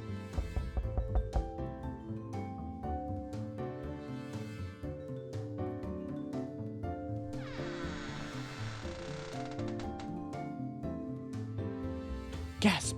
A womb man! Can I help you? Well, are you just gonna stand there gawking, or did you knock at my door for an actual reason? Given the choice, I choose to... You take me to the... Given the choice, I choose to gawk. Well, shit. Rats. So... Back to the... Yes, back to the hallway. Oh, I can't do it again. Damn it. 201A. By Jove, a door! It sure is. Should I knock on it? Well, normally I'd say you can if you want, but please don't. But, well, the door's actually only closed over. You can just open it if you'd like. Open the door.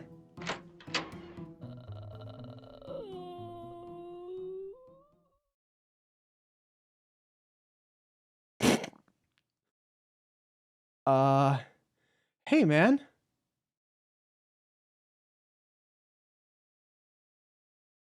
So, like... Can you take me to the fun fair?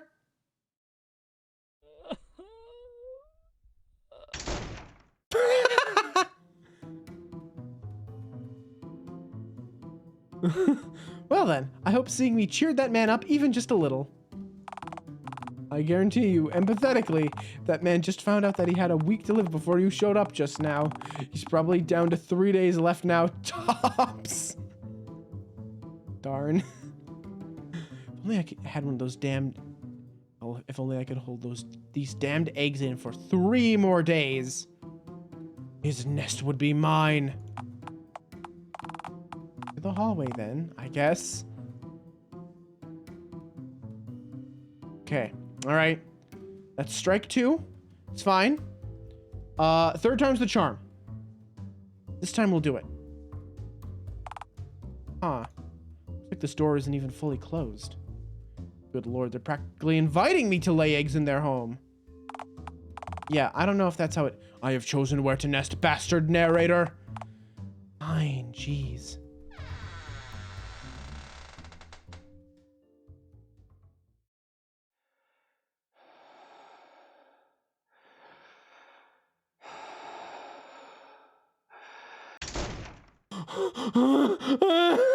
Horse! This is no place for my younglings. So, back to the hallway. Yes! Well, there it is. There's your horse, everybody. Okay, we leave. We leave. We go away. We leave forever now.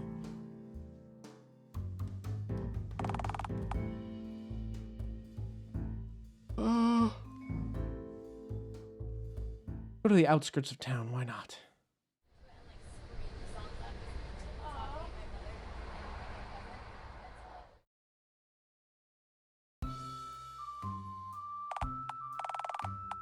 Alas, the outskirts of Dialtown, where city meets bumfuck nowhere. Some people like getting away from it all, you know. It all being what? Civilization? A lack of blood-sucking ticks everywhere? What are you talking about? Dialtown's crawling with lawyers. Lawyers and ticks have similarities, sure, but there's one clear difference. What, the extra legs?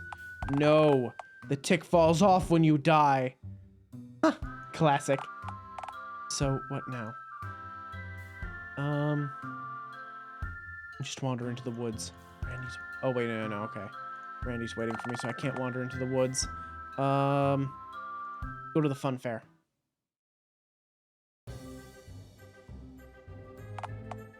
So, you ready to meet Randy at the gate?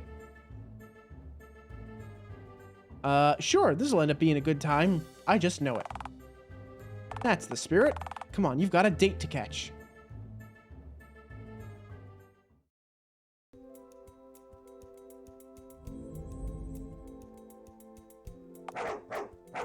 Hi, me again. Just serving you up a little final one-time reminder. You can access the menu at any time using the escape key if you need to change any settings or save the game at any time.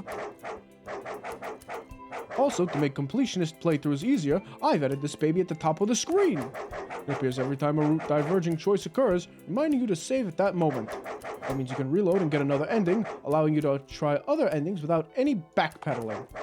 Thank you, and don't forget, better save than sorry. Thank you, dog god. Oh no. Ticket Jerry, my friend! We aren't Oh Lord help me, why can't I just have an average day at work? Look, sir, as I said, I'm not willing to just let you in to get you off my back. And I'm not willing to take you myself. So unless you're suddenly able to pull a romantic partner out your... He's coming. Who is he? Randy.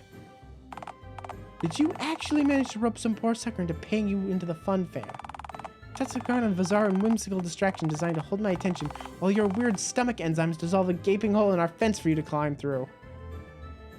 Damn, I wish I'd thought up that idea myself. No, Randy's a real human being. You mean a human? Like a person? What are you implying? That I'm not a person? Name one human you know who lays eggs.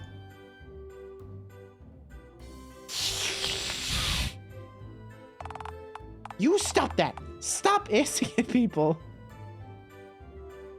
Now inaudible hissing. This alleged Randy person. I actually know a few Randys, you know. Wait. Randys? Randi? Randay? Sorry. Point is, I know a Randy or two. Say, does your Randy happen to be really pale and scrawny, covered in bandages?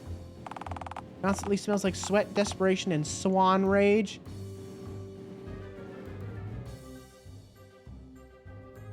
Poppycock, my Randy's a hunk! Uh-huh. Well, if that's the case, then I'd be happy to...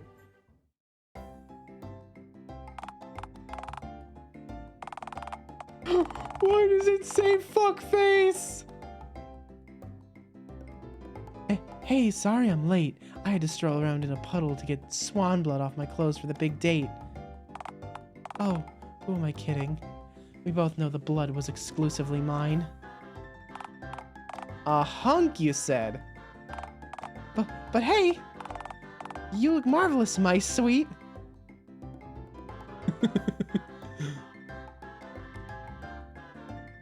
So do you... You must be a you must be a roadkill possum, Randy, 'cause you look like a snack. I don't know how to respond to that, to be frank. Though if I did have a response, it'd probably be... Are you saying that you eat roadkill? Astounding. Even when he tries to flirt, he comes off as a bush-dwelling gremlin. I can't believe you're actually going through with this little scam of yours. What are you talking about, Jerry? He's using you, Randy. We have a 2-for-1 ticket promotion on Valentine's Day for couples. He just wants you to pay him in so he can lay his eggs in a moist pit somewhere in the fun fair. Oh, I mean... Yeah, I knew that. You knew? And still you came? Beggars can't be choosers, Jerry. Randy. Fine, it's your funeral, I suppose. That'll be $2 then, Randy. Oh, okay, I should have $2. I have about $2 here. Maybe slightly less. You know what? Just go right in, Randy. Really? Yeah, I've had enough of this wretch of a creature for today.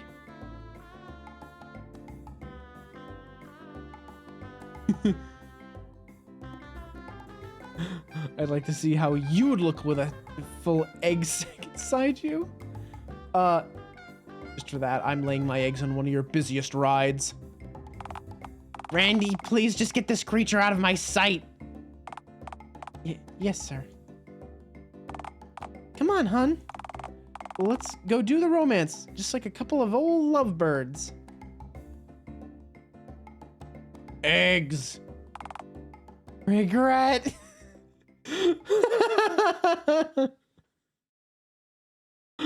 Oh my fucking god. Well, here we are, my love. Dialtown Fun Fair in all its grease-soaked safety inspection failing glory.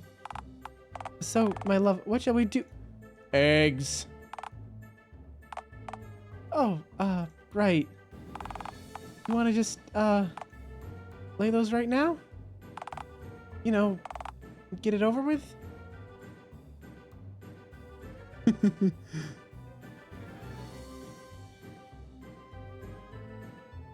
Oh my god. I was not expecting nearly as much opposition as there is in this. Yeah, same. I was not expecting this.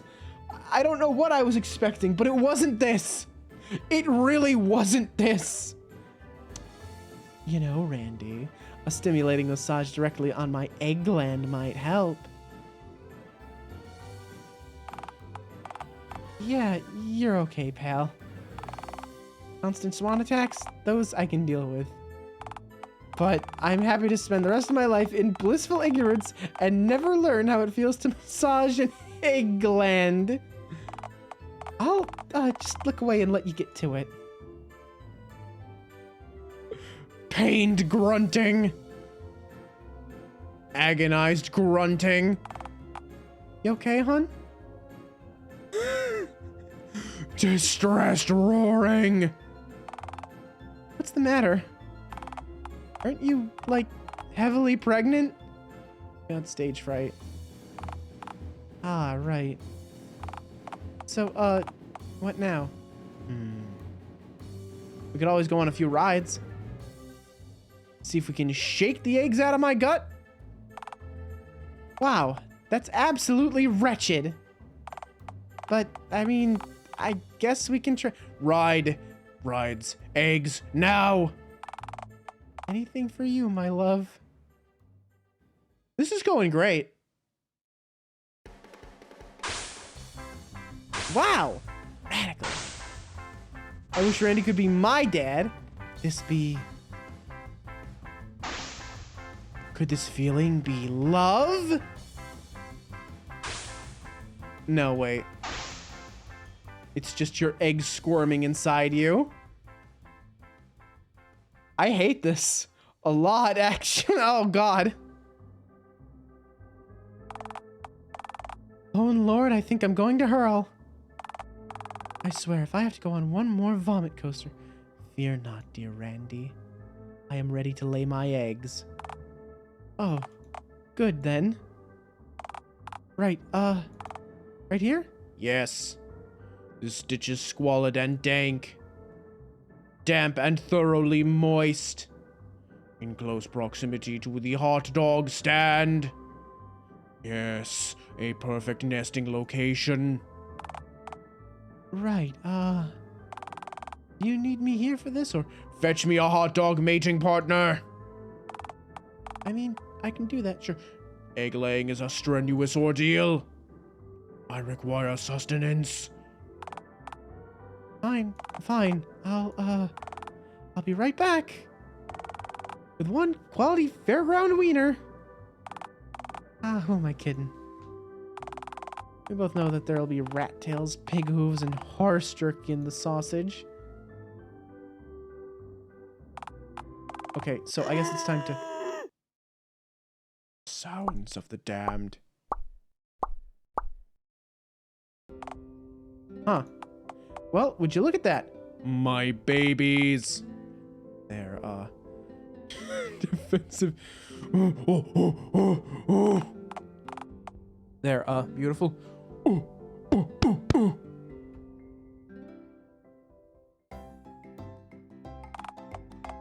Wiener. Hey, hon, I'm Huh. I suppose these be your eggs, then? I'm a dad, Randy. A dad! I can see that, yes. They're quite, green. I'd like to see you lay better eggs, Randy. Or in this case, less greener. Okay, that's fair, I guess. Truth be told, I never really laid an egg before. So, what now? Throw some topsoil over the eggs, and... Good, my babies are safe and sound. Okay, so, like... The eggs have been laid, but the night is still young. We should, like, seize the moment. Deem the carp. Yeah, deem the carp. Deem the carp. Oh, yeah. What shall we do first? Go play some dumb carnival games? Raid the hot dog stands? Wouldn't I have to walk to all those places? Yeah, a whole 10 meters that away. Oh dear. It appears that Randy wants you to walk 11 yards to your left. Fuck. Oh, fuck. I just laid a fuck ton of eggs. My legs are jelly. My legs are limp and flaccid. Yeah. Also, never use the word flaccid around me again. Thanks. What do? Okay, calm down. Just look around for something to do. Something slightly closer than 10 meters away. Something you can crawl over to if you have to. Crawl. Hot dog. Activity. I'm sorry, what? So maybe stop talking to me in front of Randy. Probably scaring him because you sound like a wounded animal right now. I am a wounded feral animal. Hun, are you alright?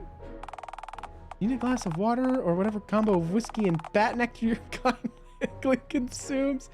Panic. Hun, you just said the word panic out loud. Fortune teller. What? Look, Randy. Exactly 2 Easily crawlable. meters that away. Is that? A fortune teller animatronic. Madam Mediocre. Look, I don't know. I kind of have a... That sounds like a bad idea. But, dear Randy, don't you want to gaze into your future? I mean, my present is already bad enough. And the sign says the machine's out of order. That won't stop us, Randy. I don't know. I think that seeing the next, hopefully much less than 40 years of misery I have left on this hellscape of an orb, all at once just destroy the last fabric of my future. Look, I can't be here right now. I'll see you around, you know?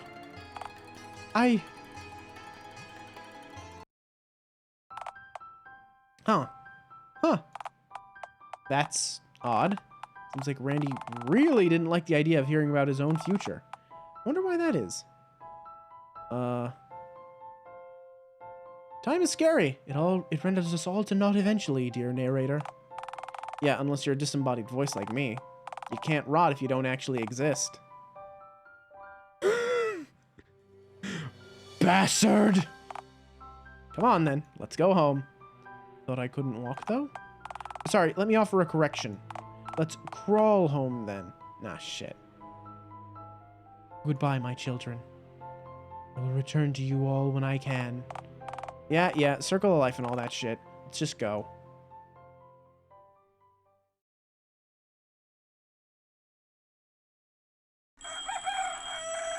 The following morning.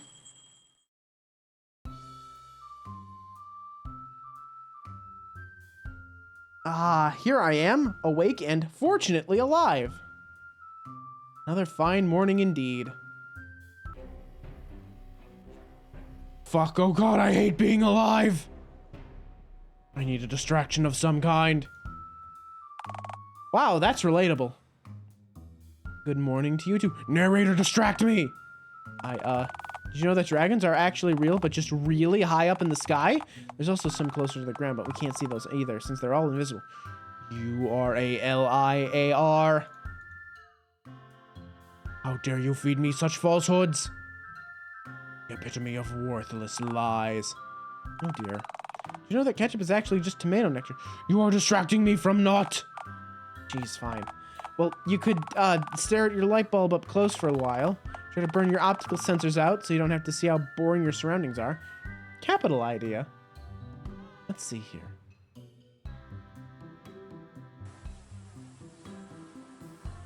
Oh.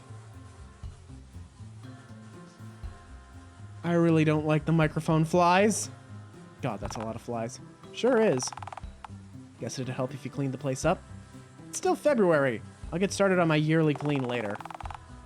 Gonna actually remember to get it done this year? Without child labor, that is? Maybe. That's really a no, isn't it? Almost definitely, yes. Want to change the scenery? Where would I even go? I don't know. We go to the local bench? Would I have to sit down? Well, legally, no. But why go otherwise? I don't know, but my keister is pretty darned raw. Egg-laying isn't exactly something I do daily, you know. Fine, you know what?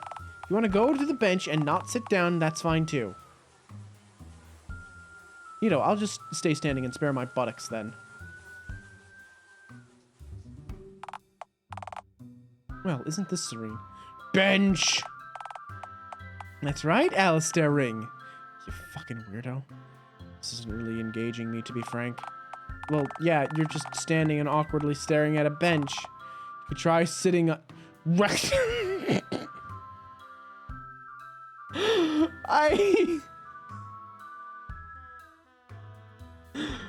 God. I'm trying so hard to keep it together, man. I'm trying so hard. It's so difficult.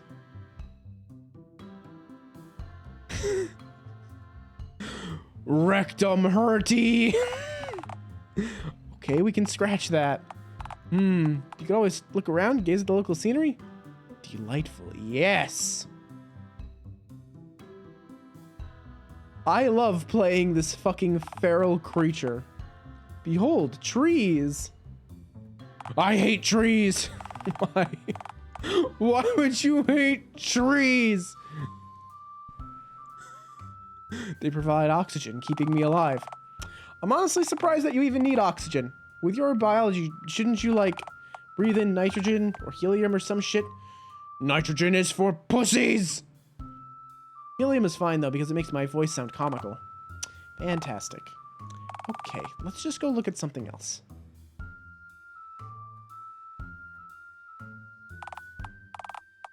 Behold, the mighty swan. Wait, what the fuck is that? That a shredder for a head?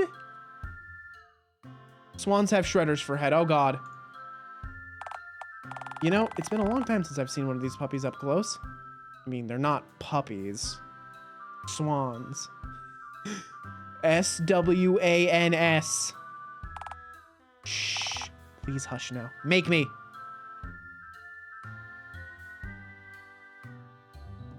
That is a paper shredder for a head. God, these things are terrifying up close. Why did we have to give them paper shredders for heads? The fantasy of having office swans was a ridiculous one, all right. And a messy one. You know, it has just now occurred to me why Randy has bandages on his hands, since he has to wrangle these feathered shredder dinos on a daily basis. Randy? Who dat? Fine chap you went out on a date with last night? The dude with fuckface written on his forehead? Yeah, that's the guy, all right. Wait a moment. You having one of those ideas again? Companionship! Uh-huh. If I find Randy, he can, like, say and do stuff, and say and do stuff to and in front of me. Which will, like, cure my boredom, mayhaps? Yep, that's the idea of social interaction, anyway. Really? To alleviate boredom? Well, yeah, kinda. Please refer to the handy interaction pentagon. Let's see.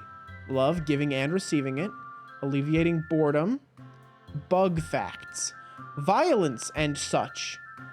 Tax benefits. Yes, this is accurate and true.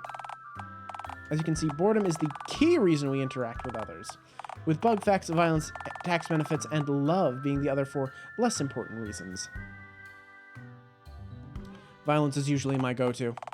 Yeah, I've noticed. You have? Yeah, I've noticed how quickly you turn to violence when the birds outside won't stop chirping when you're hungover, or when that Billy kid over at the playground talks shit about you to other nearby kids. That scrote is the reason I'm held in such little regard. He knows I can't legally get close enough to retaliate. Bastard. Right. Anywho, you should find Randy then. Might end up curing your chronic boredom, you know? Where is he? Where is Randall? Well, I don't know. I have no clue where he could be right now, to be frank. Why not ask around town? You're really bad at this. Okay, then you go search for him. Gripped it away!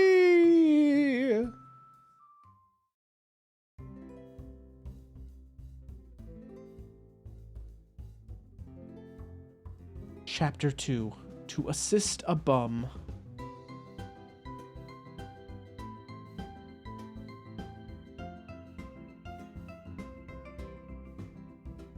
Please help me. Let's do it. Let's help Randy. He certainly does look like he needs it. Summon a local hobo bystander combo!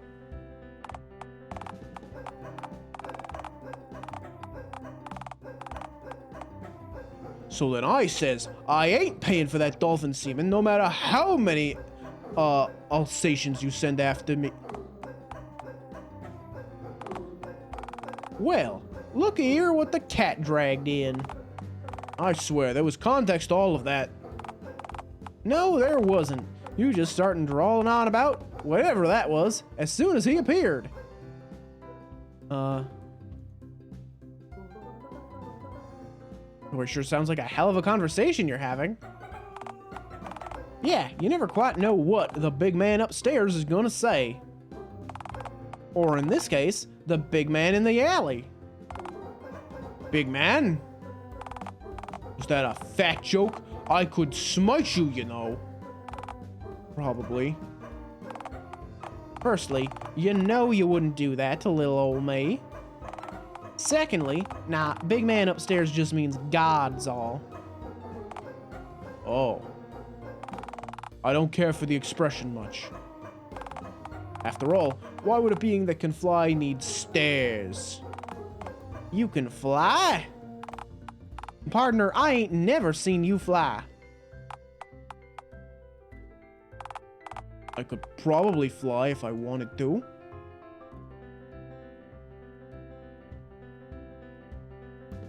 Whoa, that'd look really cool. I bet you'd look majestic soaring through the air. Speak for yourself, partner.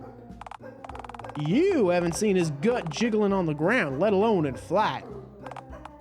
Hey, for your information, my body is already functioning at maximum efficiency.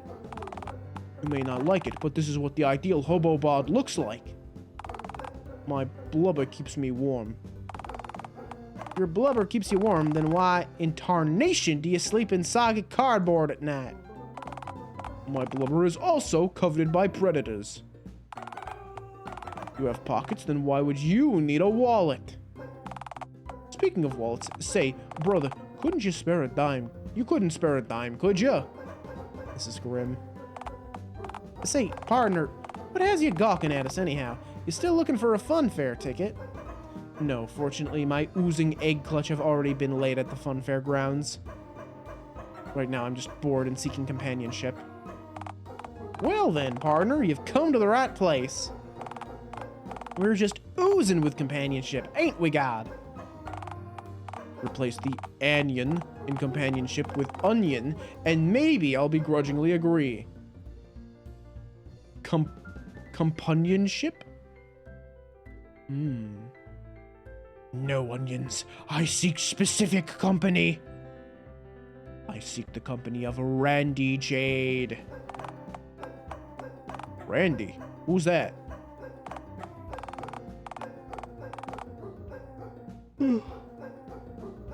Say, ain't he one of the fellas that picks up at the phone sex hotline?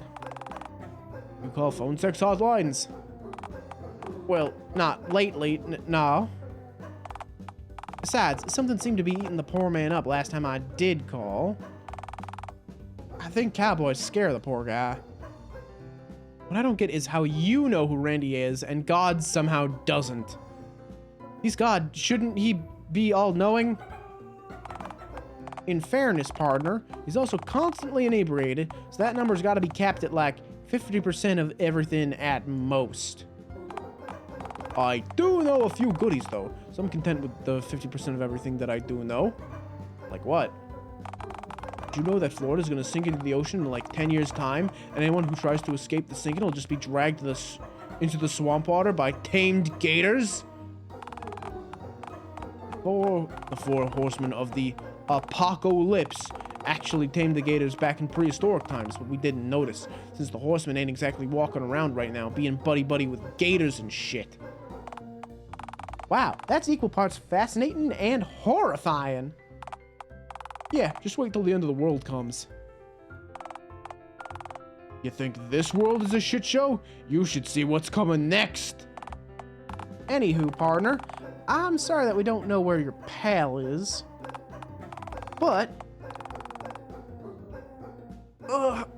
I'm really sorry. I can't stop yawning. I'm very sleepy today.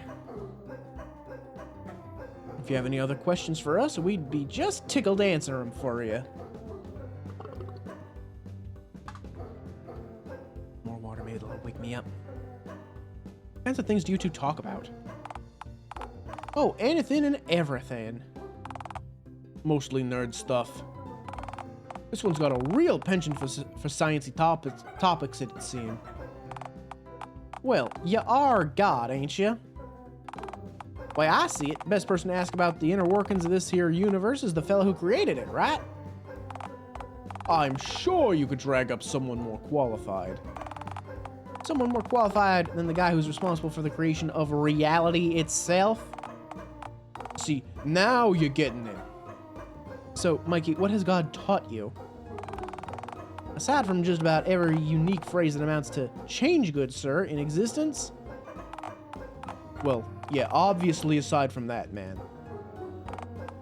Well, mostly just confirming which hurling space rocks are on course to hit Earth, which religion is the right one, stuff like that. So which religion is the right one? Since none of them have God lazing around eating trash, gonna have to say none of them, technically. But one did come the closest, right? Fine. I guess Hinduism got a few things kind of right on the money. Really? Like what? Well, for starters, they seem to understand that cows are pretty chill. Hey, did you know that cows have best friends? They're really just big hoof doggies. That, alas, happened to be made of hamburger meat. I'm more partial to the taste of horse jerky myself. Whoops, interrupted God again. Sorry, go on. They believe that the god of creation and god of destruction are one and the same as well, which is surprisingly correct. Creation and destruction are man-made ideas. Nothing's ever made brand new or totally annihilated out of existence. Everything just changes form when it needs to. Yep, before this universe, there was another one very similar to it, right here. And after this one implodes, the end of this universe will be the Big Bang for another universe. Yep, partner. Explosion, dreadful cosmic monotony, big crunch. That's the pattern. Also, Hinduism believes that the whole universe is within the dream of a sleeping god, which seems to be correct. You think so? Yeah. But man, I sure hope it's my dream and not some other god's. That'd sure be awkward. You see why I talk to God now? Because he's a big nerd? Well, maybe I find big nerds cute. Aw, yeah. Score. So wait, if there were other universes in this spot before, were you also in those? Oh, well, yeah, duh. That's kinda my job after all. Your job? Well, you see, as we've said, the universe is kind of in a self-sustaining rhythm right now. Big Bang kicks it all off, universe does its thing, universe-sized black hole causes a big crunch, sucking everything back to the center of creation, then it all explodes again. Rinse and repeat, with every regeneration being slightly different, and hence, each timeline being ever so slightly from the last. Yeah, this whole process has happened roughly half an infinity times without my manual input. I haven't really had to create anything or do much of anything in a long time. Mostly keeping an eye on the place, making sure an eldritch monster doesn't, like, pierce the fabric of reality, or, like, nobody falls out of the fabric of reality again. What does it even look like outside of reality? You ever seen a mass of red eyes before that whispers cryptic shit to you? I think I'd remember that. Yeah, well, try not to stop existing. It's a pain. Plus, I mightn't remember to come pick you up. Might leave you outside of reality, like little Timmy, stuck on the football pitch long after everyone else has gone home, because his alcoholic soccer mom passed out after hitting the wine.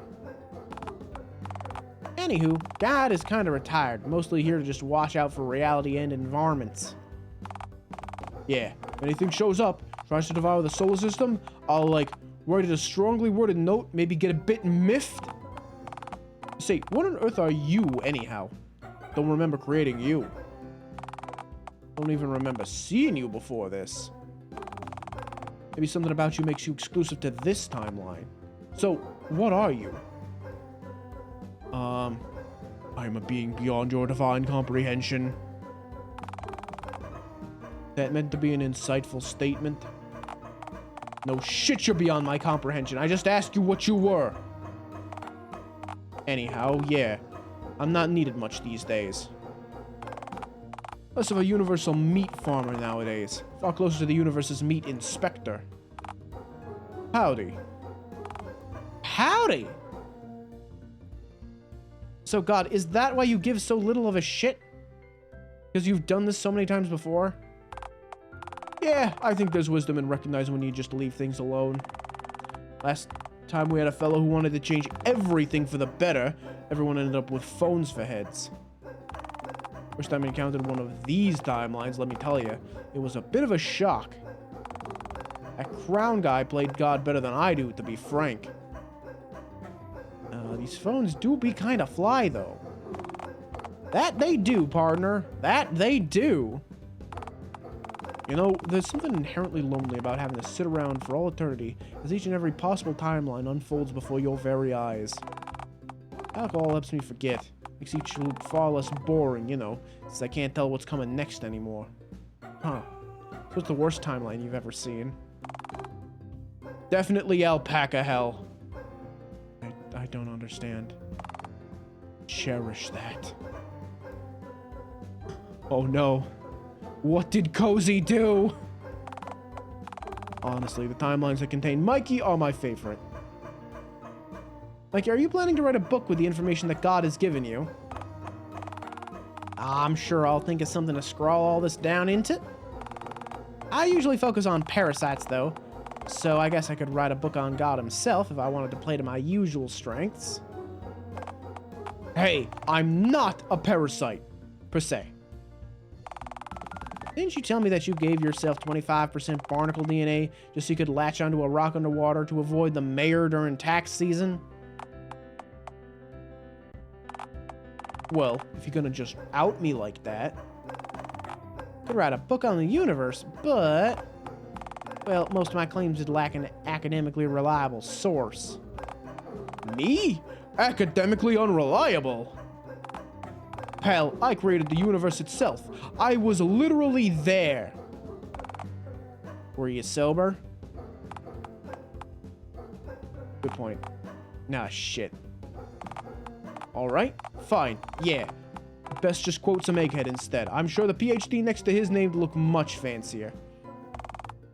I miss the old days when tribes had hit each other over the head with big hammers and shit to please me because their crops failed that one time. Gotta love that creativity. See, what are you two anyhow? Well, I'm a man and he's a god. I pitched the idea of becoming Empreg with his... No.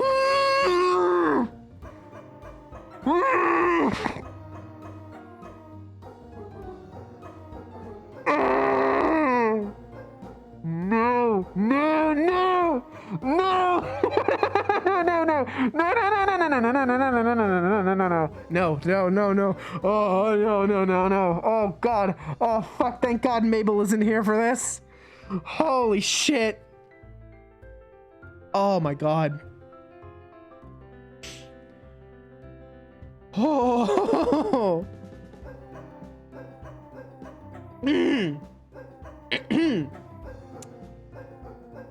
I've pitched the idea of becoming Empreg with his DNA and making some demigod puppy men, but he says the idea startles him too much. And rightly so. Huh.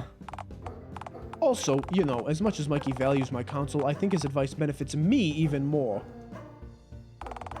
Running a universe is hard, but Mikey's a smart cookie. I didn't have him around, we'd probably end up with another dinosaur extinction. But for, like, whales or some shit. Yeah, and I'm even planning to teach God how to read. Can you teach me how to read? Perhaps. Do you know your alphabet?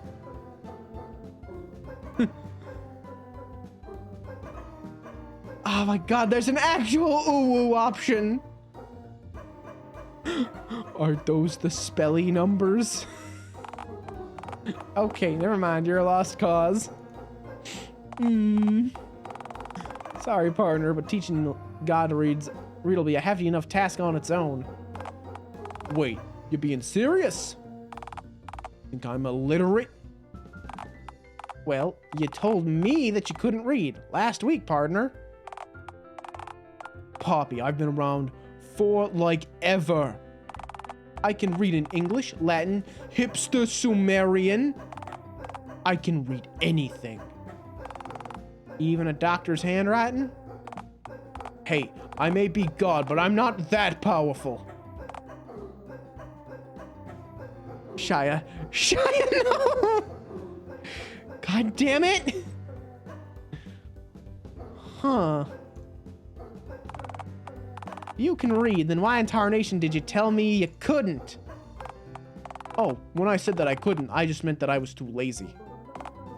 Sorry. Huh. Maybe stick to the universe-altering advice then, Mikey?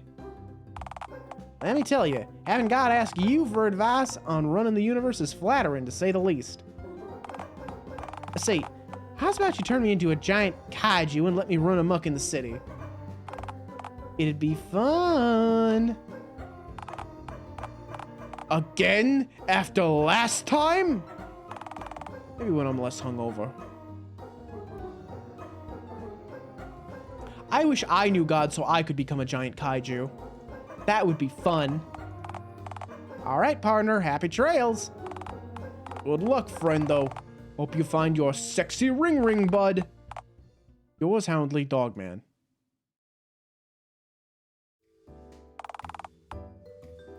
Okay, well that was...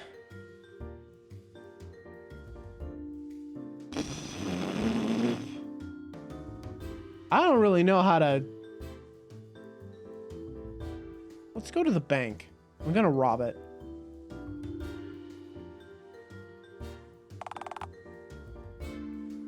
Control S, save, save, save. Wow, I wonder if I get to actually try to rob the bank.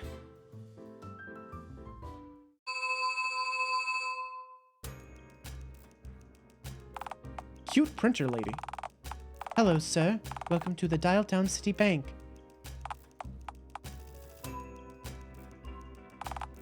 You're green.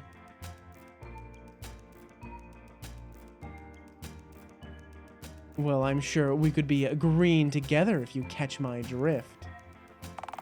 I do not catch your drift, no. Please kindly explain what literally any of that means. Okay, fair game, you've got me. I just figured that what I said passed as some sort of euphemism. Because it sounds kind of like one. Drink, water, drink, water, bitch. Oh, Hi, Mabel! water, drink, water, bitch.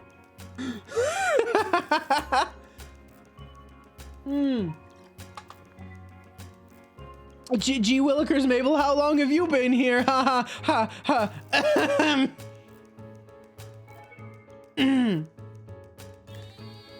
Oh no, Shia, no, wait, no, wait, no. Hang on. Oh no. I come when summoned. Oh no. Did Shia summon you? Did you watch the clip?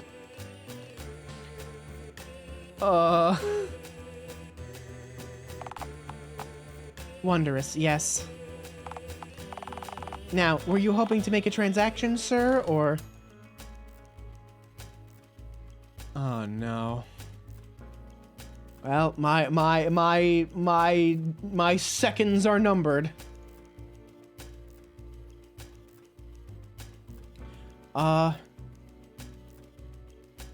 Hey, have you seen Randy around? Who? You know. You know Randy. I do not. Drat, I thought that incorrectly saying that you did would be worth a try. That's not how information works, sir. Don't you dare speak logic to me! You know, I wouldn't be able to tell you if we did have a customer by that name due to cashier money launderer confidentiality. But I don't think it prevents me from confirming that we don't have a customer by that name. But wait, if you did that for every customer... Mabel! Thank you so much for the Prime sub. Will you enjoy... Why'd you have to say that?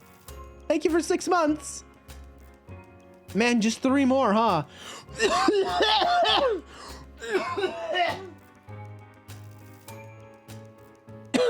That hurt. That hurt.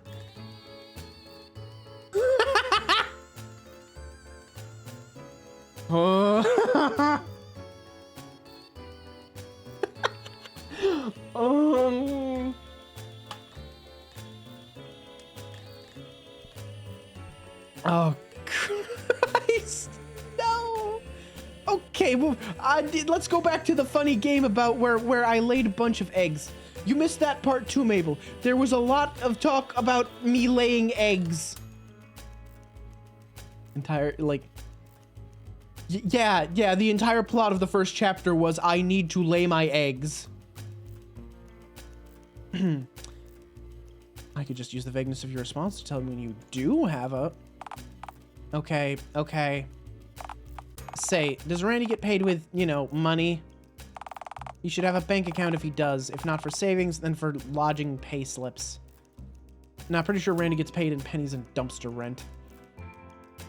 You don't dumpster dive, do you? I do not, sir. No. Rats. Yeah, never mind. You've likely never met the guy. Alright, then, moving on. Is there anything else you need help with? So what exactly is money then? Look, sir, I often fail to detect sarcasm, but come on. Surely that's a jest. Yeah, 'twas a joke. I am an upstanding member of the society that we live in. Lie. I genuinely don't really know how money works. Well, you've come to the right place then. This is indeed a bank, yes, which is like a burger joint, but for sweaty green paper. And also are capable of sending violent goons with bats should you neglect to return more beef than you took by a due date in the immediate future. Rad, so you guys are like loan sharks, but licensed? My god. Stepped outside to find my cat, saw a snake tail in my flower bed. Ooh, okay. Alright, well I'm glad the cat came back. That's good. Essentially, yes. But keep in mind, you also risk holding up the line by asking inane questions about the basics of finance.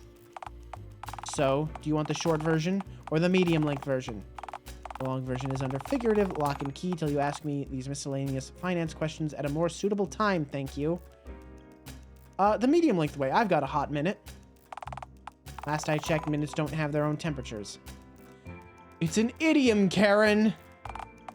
Well, idioms are for idiots. Rude. That's an idiom that I thought up yesterday. Can I use that one? It's a free country, man. So about money? Oh, right, yeah. So money is paper. I've heard enough, thank you. I'm not finished. Not all money is paper, you know.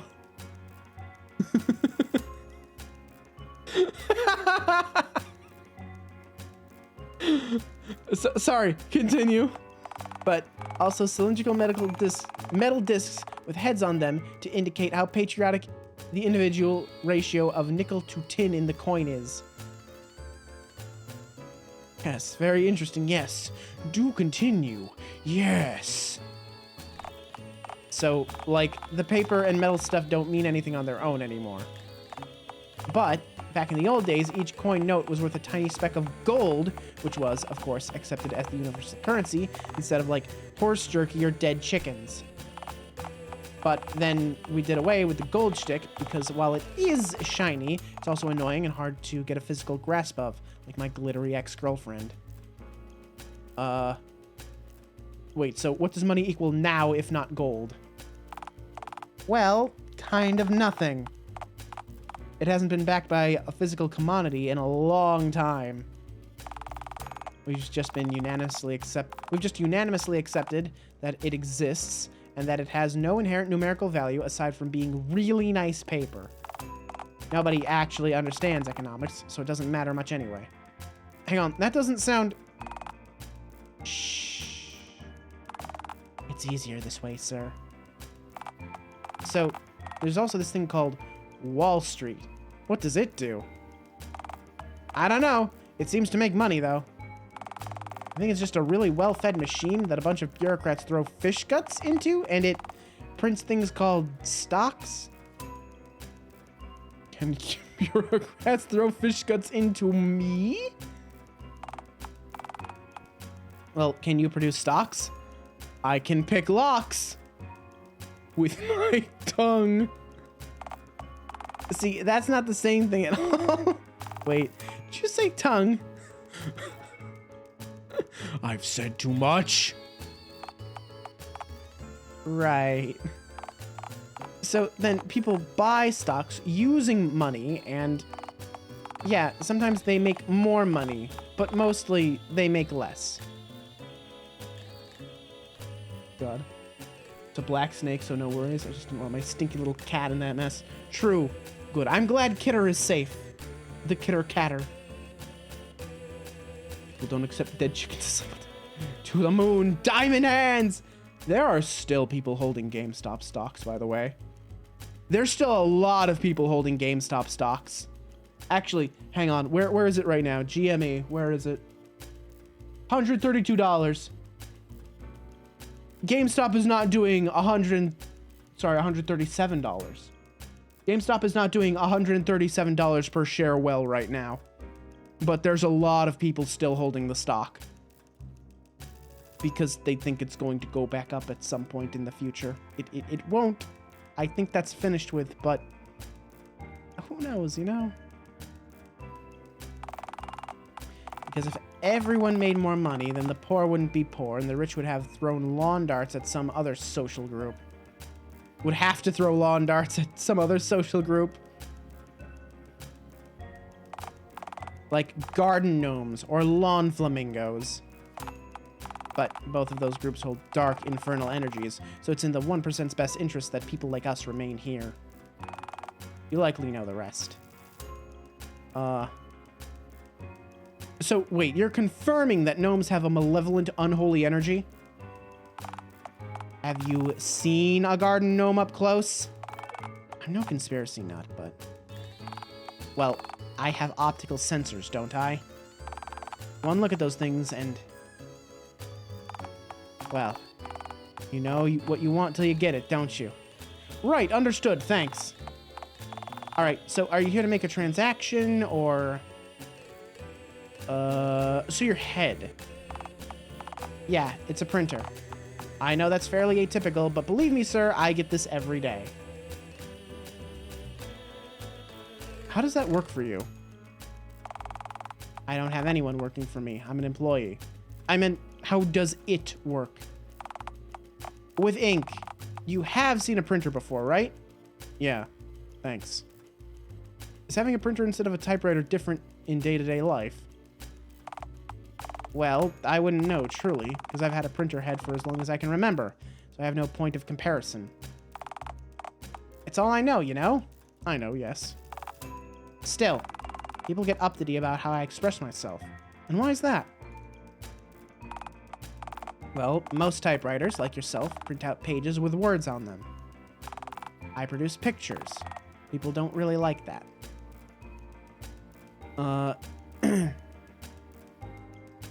Oh, well, I don't blame them. It's pretty whack-ass. Well, a picture paints 1,000 words, as they say. Are you even listening? I just said that I can't paint words, and that's the issue. Please listen to my responses if you're going to ask questions. Oh, come on, I didn't mean it literally. Well, can you please speak literally? Idioms go over my head. Yes, I'm aware that's an idiom. I get that one now, because phone lord people jump straight to idioms to explain not getting idioms. Because I'm the one not getting how basic things work, apparently. I'm sorry, sir, I diverted the topic. I hate Karen? Well, she is a Karen. Can I check my account balance, please? Alright, sir, what's your account number? You do have an account number with DTCB, don't you? Do I need one? Check your account balance with us. Yes, you most certainly do. Well, would you like to create an account with DTCB, sir?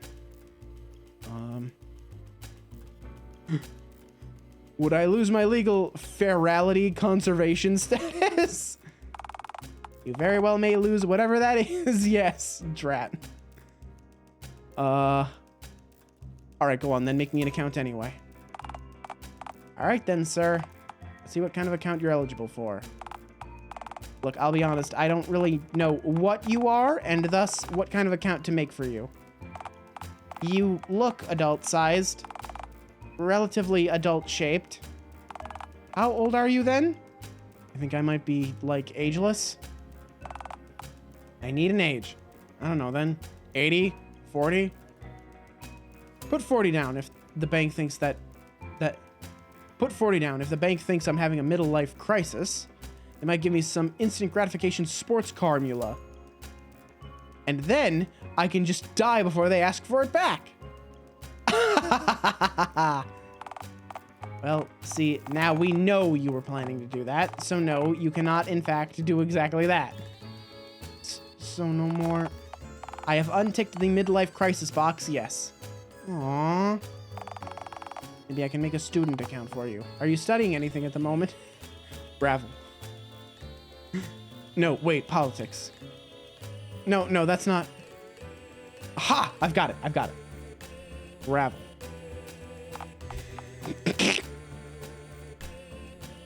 Actually, scratch that, lest any other cryptids catch wind of this. I don't want them to think I'm not I don't want them to think I'm not a master of gravel. I'd lose street cred. Or in their case, bridge cred. Okay, yep, let's acknowledge none of that, and instead descend further into the abyss that is you. See, the mayor really wants us to start doing animal accounts, for some bizarre reason. But as you can imagine, other than a very polite Shiba Inu with a rather fetching stick, no animals really seem interested in depositing anything of value into our bank. So, about the 6 nipples thing. You an animal? Last I checked, I'm legally more akin to Sasquatch. Okay, no, see, that information makes this whole process much easier. I'll follow your account type under the cryptids, clowns, and other assorted weirdos heading. The fact that you have to distinguish clowns and cryptids now is really sad. Social justice gone rampant, I say. These are pressing times we live in. You know how it is with society and all. We do live in a society, yes. All right, so now that we have your status out of the way, we can fill out the final forms. What's your full name, then? Alistair Ring. Is that your whole name? Usually people add a fucking goddamned before saying it, but yes! See, the next department wouldn't like that very much. Do you like anyone over in the next department? Fucking goddamned Alistair Ring it is, then. Alright, next question. Your phone number? Head. Your typewriter head? Typewriters can't make phone calls, sir. Nah, shit, it was worth a try, I guess. Tell me, does your bank use smoke signals? No. Telegram? What is this? 1840? Carrier pigeon?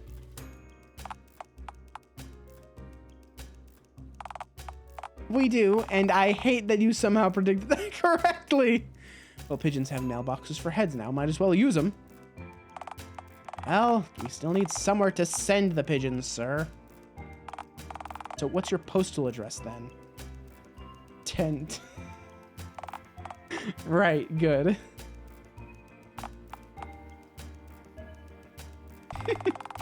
We need more than one line for the address. Oh, silly me. It's in the part. Wait, no. Can't have Wall Street knowing where to find my nectars. I'm sorry, what? The woods. So, your address is... Tent. The woods. Yeah, that's the long and short of it. Right. See, the thing is... this isn't gonna fly for the next department. It'll have to be much more specific. So the woods doesn't fly as an address. But wait, didn't you imply that Bigfoot was a client of yours, though? No. See, DTCB has a policy of bank customer confidentiality under Dialtown's new protection laws, so he has been here. I know it. His musk lingers in the air. You know he lives in the woods, admit it. Look, even if Mr. Squatch... Mister? You know he's real. Look, sir... Nope. I am not losing this job for Bigfoot's confidentiality. Look, you don't qualify for a bank account, and you likely don't have much to put in it anyway.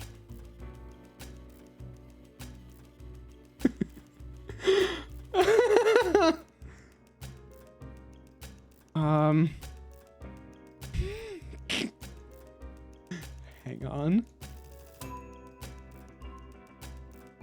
Fuck you, dumb womb man. Make me a paperwork. Get a job. I can't type. My head is a printer. I have a job, so what's your job then? Bush. Bush isn't a fucking job, you weirdo. I know that, Karen. It's a fucking lifestyle, you ink-ejecting harlot. Security? We've got another bush dweller.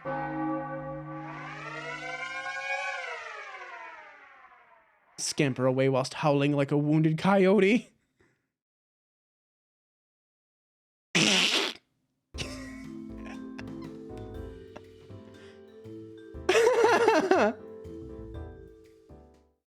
And that's why we saved.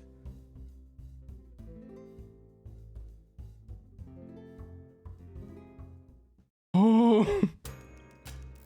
I would consider half a turnip a lot of money. Turnips are not legal tender. They're not with that attitude, no. Alright, with that topic concluded, surely we must be done, right? Nah, I'm fine. I'll see you later then. Alright, goodbye, sir. Okay, we leave bank now. Have I gotten anyone yet? Randy, maybe. Potentially, I don't know.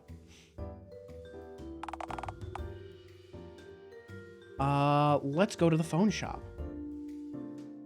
I didn't actually explore Uptown the last time I was here. Why'd you wander in here, Alistair Ring? A phone shop of all places? I doubt they do repairs for people with stitched together flesh heads, you know. That's what you were looking for. I mean, forget the flesh thing. I doubt there's any repairing whatever's up with you as of late. Something wrong, Alistair Ring? The phone. Someone answer the goddamn phone! Hold your horses, sweetie. Hold your horses. What's up? What are you hollering for, hon? Where am I? Is this heaven? No, wait, this place is too drab for that. The river Styx, perhaps. Oh, I get you. Because of all the phone cases. Those ain't skulls, hun. They're just empty cases. I don't understand. Do you wanna understand?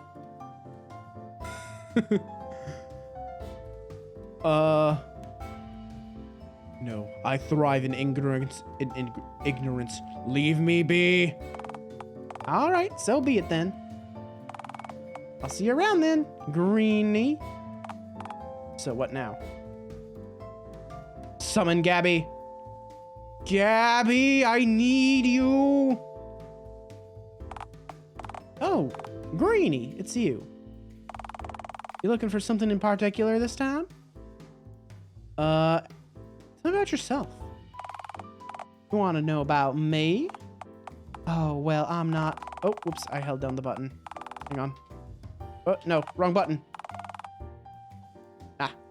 Oh, well, I'm not all that interesting. Just been alive long enough to hear a few interesting notions, meet a few interesting people. I'm old, if your eyes ain't doing so hot.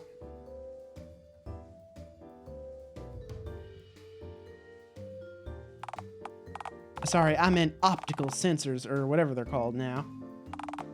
The way I see it, if you see with them, they're eyes. No matter if your head's a phone, typewriter, or what have you. Anyway, my story ain't much to tell. If life was a story, I'm sure I'd be one of them bit characters. You know the sort. Just sitting around in the same place all day, just waiting to be found, so I could share what I know about our funny little world. My father probably would have been a better person to talk to, you know? He set up shop here a few shakes after the telegram went the way of the dodo. Would you believe my pops sold Callum Crown his first telephone back in '42? We've been in Dialtown for a long time, Arline. In a way, I like to think that we're part of history, even if it's only just. Who's Callum Crown?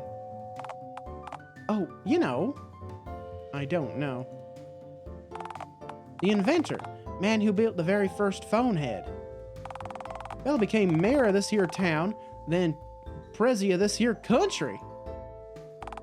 Of course, this was all just before the worldwide dial-up, mind you. If it weren't for him, we'd still have our old fleshy heads and the world would be nothing like it is now. Did you know Callum personally? Most of the town did then, when I was a little girl. Couldn't avoid the fellow when he was campaigning for mayor and then president. Something about him was infectious. He knew just what he wanted. He had a vision, a dream. Fellas like him don't matter what they do or where they go. They just attract power. Sometimes that ain't the best thing for everyone, though, and that's the last I'll say on the subject. So wait, you were alive before the worldwide dial-up? Yeah, when I was a little gal, whole world had flesh heads. No phones, typewriters. I mean, we had phones and typewriters around in our homes and businesses, sure. Just not mounted to our shoulders. That would have been considered weird.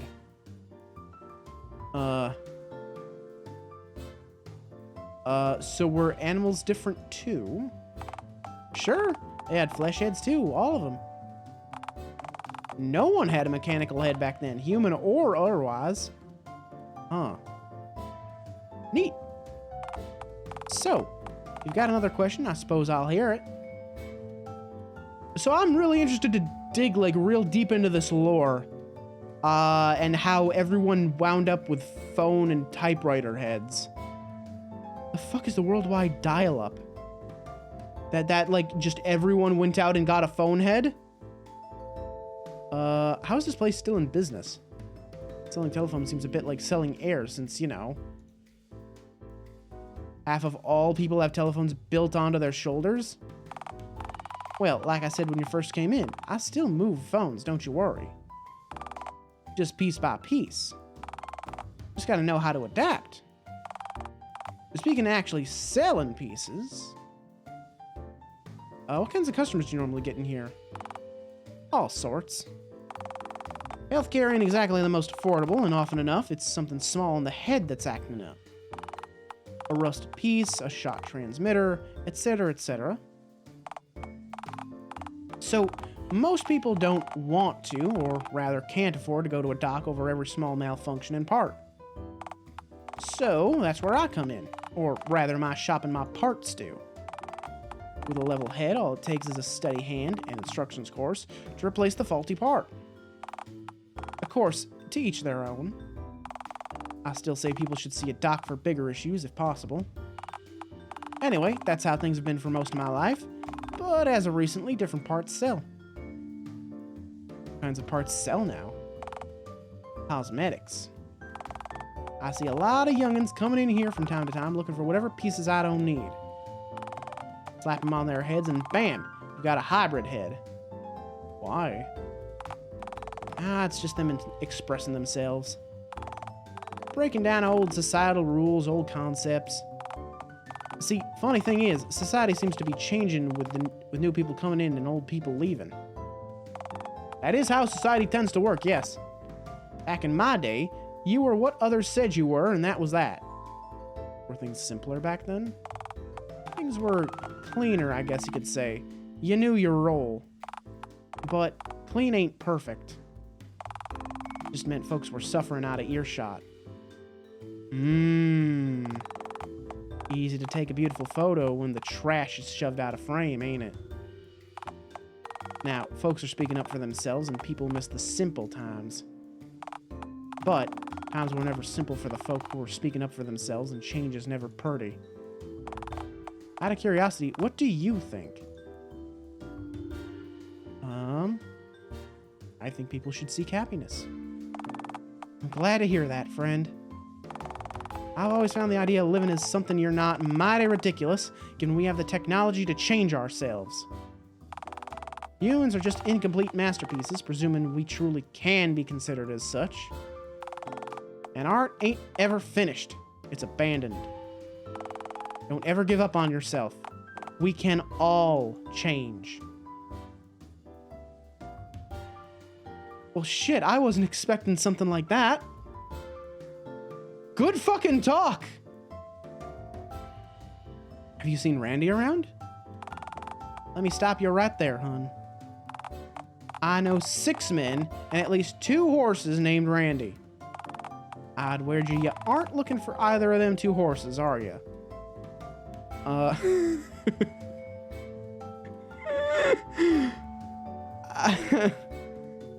on.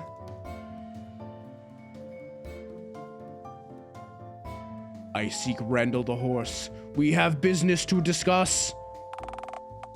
Business with a horse, eh? Try the Dialtown madhouse. Tell the nice son of a gun at the counter all you told me, and they'll sort the rest out. No way, I'm not falling for that one again. Last time, it took months to escape from that zoo. I'm not even gonna ask.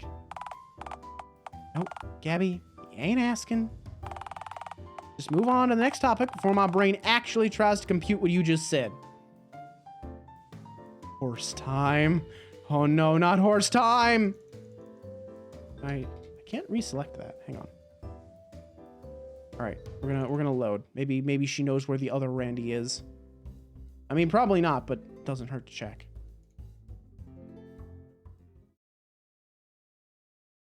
My Randy's human and like a chew toy, but like for swans.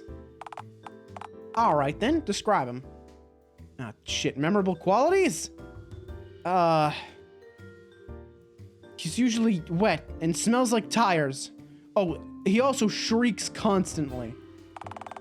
You're not being awfully specific now, are you? Oh, come on, that describes Randy perfectly. That also describes most possums, in fairness. Ah, shit. It's fine, I'll just ask someone else. Right then, next question. I'm fine, see ya. Alright, take care now, you hear? Okay. Is it horse time? Nay. God. Let's check out the cinema, why not?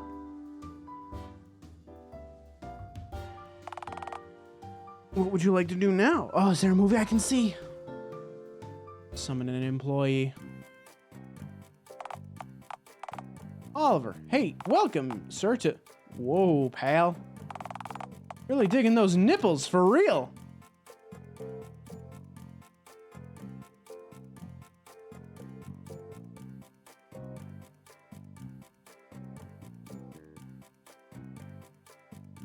I don't know how to respond to that. 6! That's truly an excessive number of nipples to have. Sure.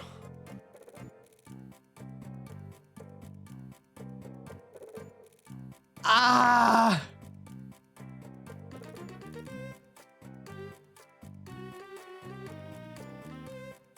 I have a lot of milk to excrete, as far as you know. I have no idea if I'm a mammal, to be frank. Sick. Anyway, home slice, what can I, a humble popcorn dispenser, do for you on this fine spring afternoon? You seen Randy around? Not today, nah. You checked the park yet today? He's probably mud wrestling a swan right now, knowing him. Yeah, I just came from there.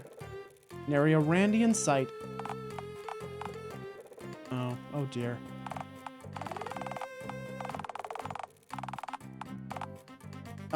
Look, I don't want to be the bearer of bad news, but there's currently more circumstantial evidence of a swan having eaten him than not.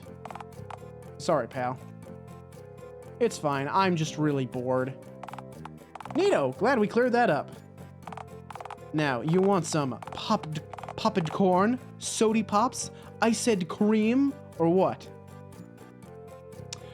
I hate that I know how he pronounced that from the spelling. I hate that I know that.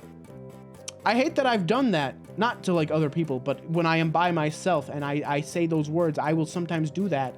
I will sometimes like enunciate the ed. Popped corn, iced cream. I do that. I fucking do that. Shit. What is this place? Also, Maho, yes, I like that idea. I like that idea a lot. The clear phones with the parts. Man, what happened to all the clear plastic electronics? I miss those. I even had like a PS2 controller that was like that.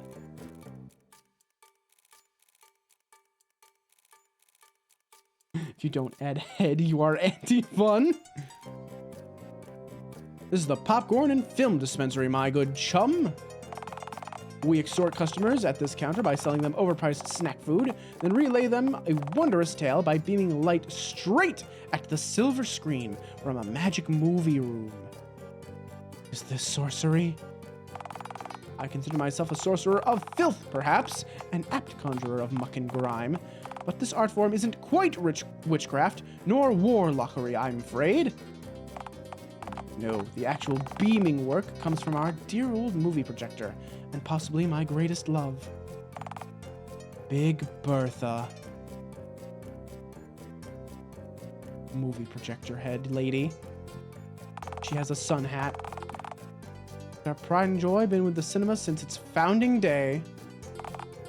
Meaning, she's been here longer than I've been alive, and she will likely outlive me, too.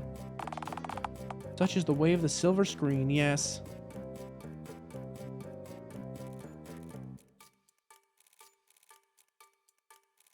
My sister has the frosted pink Game Boy Advance. She left it, and I took it for ski. Ah, I see. Let's see. What kind of snacks foods do you have? Oh, the usual kind. Which are? Well, anything and everything that people will buy. Popcorn, hot dogs, ice cream, all overpriced and highly processed. No horse jerky? I'm afraid not, friend. Huh, horse jerky. Is it any good? It's chewy. Fascinating. We also serve fountain soda, but, well, I wouldn't recommend it. Why's that? Well, my boss forbids me from opening the machine up or cleaning it out. That, and sometimes when it dispenses the soda, it screams. Like a human scream comes from the machine. I think it's suffering. So I'd just get your soda elsewhere and sneak it in here. Now, did you want anything else? What movies are showing here right now? Can't let go of any of my handhelds like some kind of Nintendo Dragon Horde. God, I used to have like an old Game Boy. Like original Game Boy. I don't know if I still have it anywhere though. A few movies showing, but can't honestly recommend literally any of them. Well, what are they about? Well, one of them is about the sinking of the Titanic. But the ship is a giant telephone. Ridiculous! Can't just slap phones onto generic life and expect it to be more appealing. He said, staring directly into the camera. I know, right? The other movie is, well, a 4-hour biopic on Milton Coolidge, the inventor of the feather duster. 3 of those 4 hours are comprised solely of him slow dancing in a dark room, filmed in grainy black and white footage while the actor weeps inconsolably. Thoroughly absorbing, thank you. I will never see either of these films. I know. But, hey, I'm sure the entire medium of film isn't, like, doomed forever or anything. Sorry, did you want anything else? I yearn for nothing more. I shall depart now, thanks. Stellar. See you around, sir.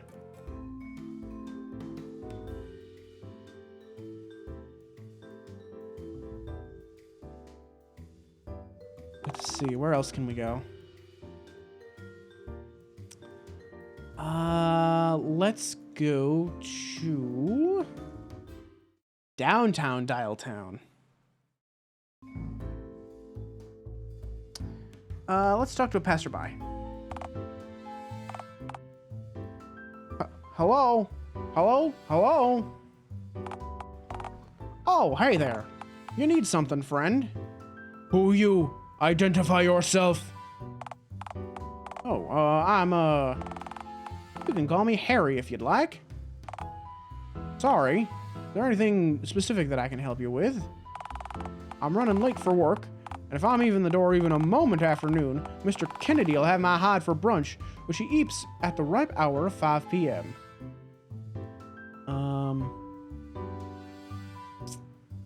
So it's having a job like... so are you single by any chance, Harry? Hey, don't get me wrong. I'm sure you're absolutely lovely deep down. It's just that you're quite green, and I can't really tell if you're human or not. I'm not, but okay, thanks for your consideration. Bitch. It's fine, I get all this at work anyway. Speaking of, I am still running late, so if we could just... I like your suit. Why, thank you. They say you should dress for the job you want, not for the job... No, keep holding down the click button by accident. Dress for the job you want and not the job you have. That being said, the person who came up with that saying probably never had to clean scuttler nectar out of the fibers of their clothes. I sincerely apologize on behalf of my moist scuttler brethren. Thanks? It's good to know that sliminess doesn't always indicate a lack of empathy, eh? Fair assumption, to be frank. I've never seen a slug show remorse in my life, come to think of it. Riveting slug talk aside, I really need to be getting back to work, so if we could just speed this up a tad. So it's having a job like... It's, kind of like slavery, except your boss didn't even have the decency to purchase you from a Peruvian mountain warlord before hiring you. Incomprehensible, thank you. Gotcha. Any other questions, then? Okay, bye. Hey, oh, wait, before you go, have you seen Randy? Randy. That name rings a bell, all right? Where would I know him from? You ever seen a man get dragged away by a swan kicking and screaming? Oh, that Randy! I'll be honest with you, it's been a long time since I've ran into him. I remember he used to work over in the nearby burger joint and asked me if there's any jobs going at the fast food place I work at a while back. Just between us, Randy's a nice guy and all, but I can't picture him in a sweaty bear suit. One slip of those things and you, Anywho, if Randy asks, tell him to stay far away from bear. I'm sure Randy knows not to approach bears, Harry. No, not bears. Bear. The name of the restaurant I work at. Yeah. Who on God's green earth names their fast food joint Bear? Reach into the choir, sir. Reach into the choir. Anywho, could always ask around the Dialtown burger joint. I think the name of the place is Bunny's Burgers, if I recall correctly. It's the place I got shooed away for sniffing at the glass. Never been myself. Heard the guy who owns it is a huge hecker man, though, if you'll excuse my French. He certainly is, yes. Chews me away every damn time I sniff at the windows of his restaurant. Granted, he couldn't be any worse than my boss. Ever smell a rotting body before? What? No, is this... Are you trying to incriminate me? Nervous, sweating, lying. Yes, many times, in fact. Next question. Alright then. Well, if you think a corpse smells bad, then try working for one. Yeah. I honestly think a creature that hasn't blinked in a decade knows what a legally mandated toilet break is. Yeah, if you want to find Randy, I'd ask the nearby burger joint.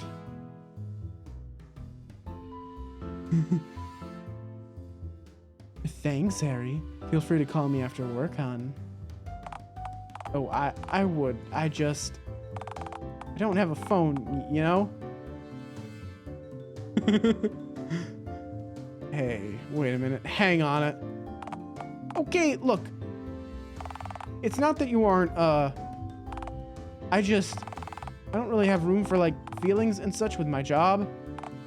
So, unless you want to mud wrestle a zombie, Anywho, sir, I'll see you on the flip side then. That's a shame. But we have a lead now. The burger joint will bring me my Randy. Well, Alistair Ring, can you see Randy in there? I have mole vision, man. 10 plus feet away is beyond my visual reach. Oh, right. Forget that you're evolved for dimly lit, squalid, and dank environments. The hustle and bustle of the city scares my scaly rodent brain. Is anyone in there running from swans or begging for change, perhaps? Alas, no to both. Well, that's all I've got.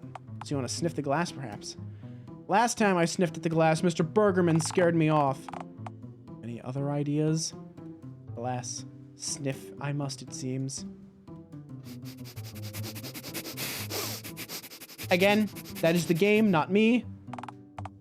Hey, you. We've spoken about this, you literal cryptid. Get away from the glass or I'll... Randy. Randy? Yeah, what about him then? Someone told me that he used to work here. Well, yeah, he did. But I fired that lout a long time ago. Hasn't stopped him from burrowing under my skin, though, like the human tick he is.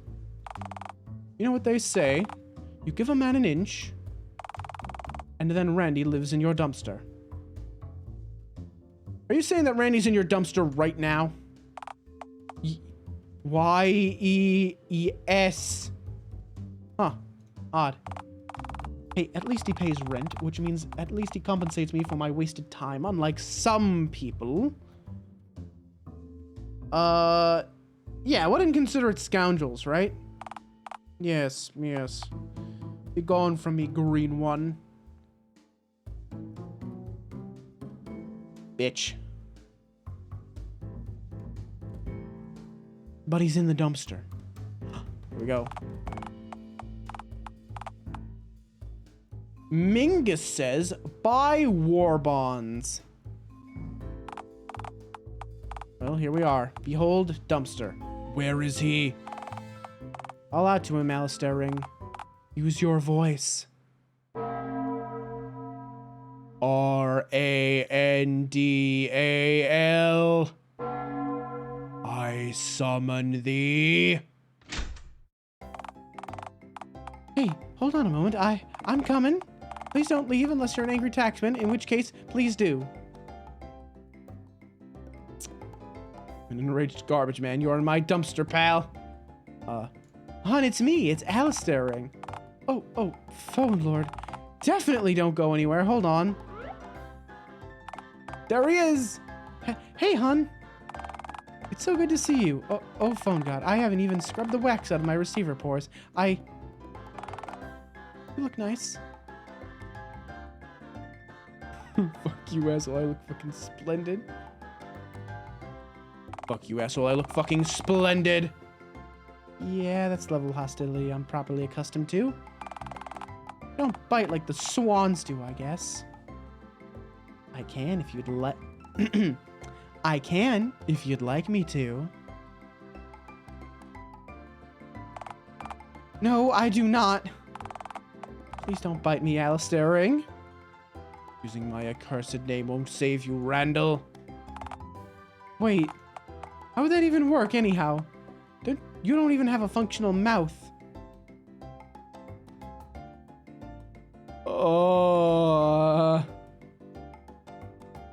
Can't stop my trail of anarchy. Very little of my body is functional, actually. Oh, Christ.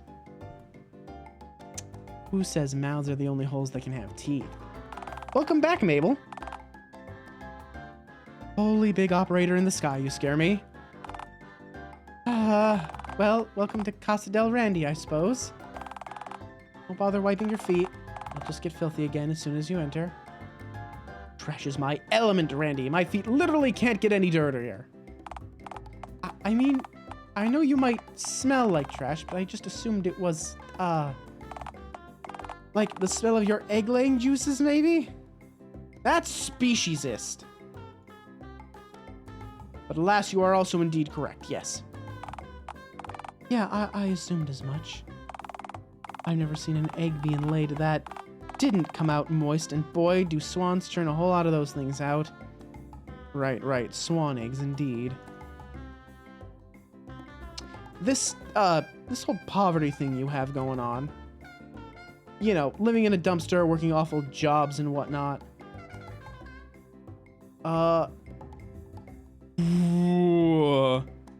How'd you end up in this boat? My life's a boat, then it is the Titanic right now. Look, don't get me wrong. That's an excellent question, but boy, oh boy, do I not want to answer it. Why not?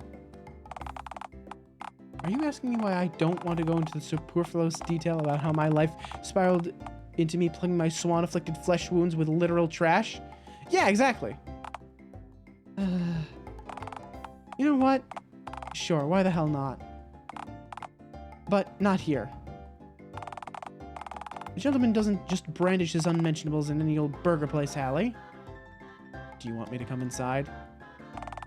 Please do, yes. Let's see. Don't worry, hon. I'm always happy to come inside.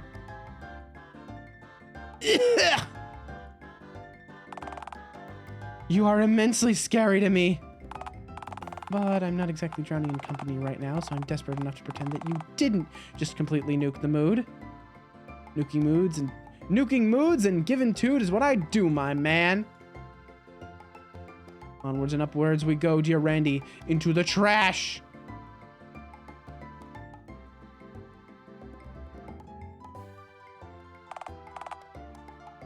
Well, here we are. Wait, what's that say? Password. Omelette.exe.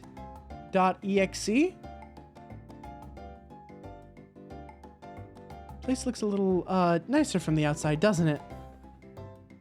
No, it has a unique charm. Really? Intense guilty sweating? Yeah, I thought so. Outside probably just looks better for me because of half the time I see the outside, I'm leaving home to go someplace nicer. Like work, which is, come to think of it, really no nicer than here. Between being here or being mauled by swans, I'd blow my brains out.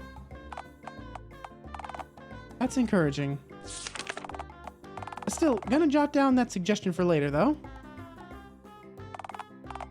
Just in case. So, about that tragic backstory of yours? Oh, right, well, look, much like myself, my life story is pretty needless and pathetic. You see, it all started when I was born. Unfortunately, I was born a mere infant at 0 years of age.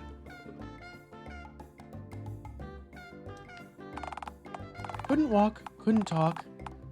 I just lay in my own feces till I got changed. Sounds awful. At least hatchlings like me can hunt right from the start. But look at how far you've come. I'm living in a dumpster. Exactly. Nowadays, you can walk, you can talk, and now you get to lie in other people's feces. Well, when you put it like that, I sound a solid 3% less pathetic. I mean, that's not a whole lot, but it's still 3% less pathetic than I was 10 seconds ago. Weren't you telling me about your dreadful life? Oh, right. Well, you know, I've largely lived a perfectly adequate life.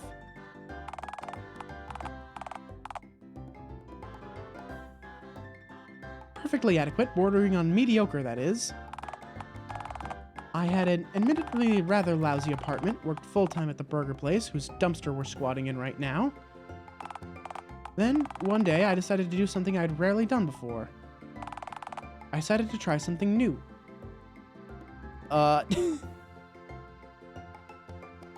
This joint's resulting in exponentially poor fortune for you. Awful idea. There's comfort and safety in damp, squalid, familiar crevices. New crevices and abysses may be filled with hazards and misfortune. You're telling me. Why can you be so ruthless in this? Oh, it's incredible. I love this game. This game was written for me specifically. Sorry, let me continue. I decided to go to the fun fair. The same one that you and I visited on our first date. You mean our only date? Oh, interesting. Explains how you knew and Ticket Jerry knew each other. Yeah, Jerry's incredibly familiar with both me and the immense haze of misfortune that always seems to follow me around. By the way, Jerry really doesn't seem comfortable around you. We can go on a date with a homeless Nokia. We already have. He took us to the fun fair, and then we laid our eggs in a hole. Not his hole, sadly. Just a hole in the ground.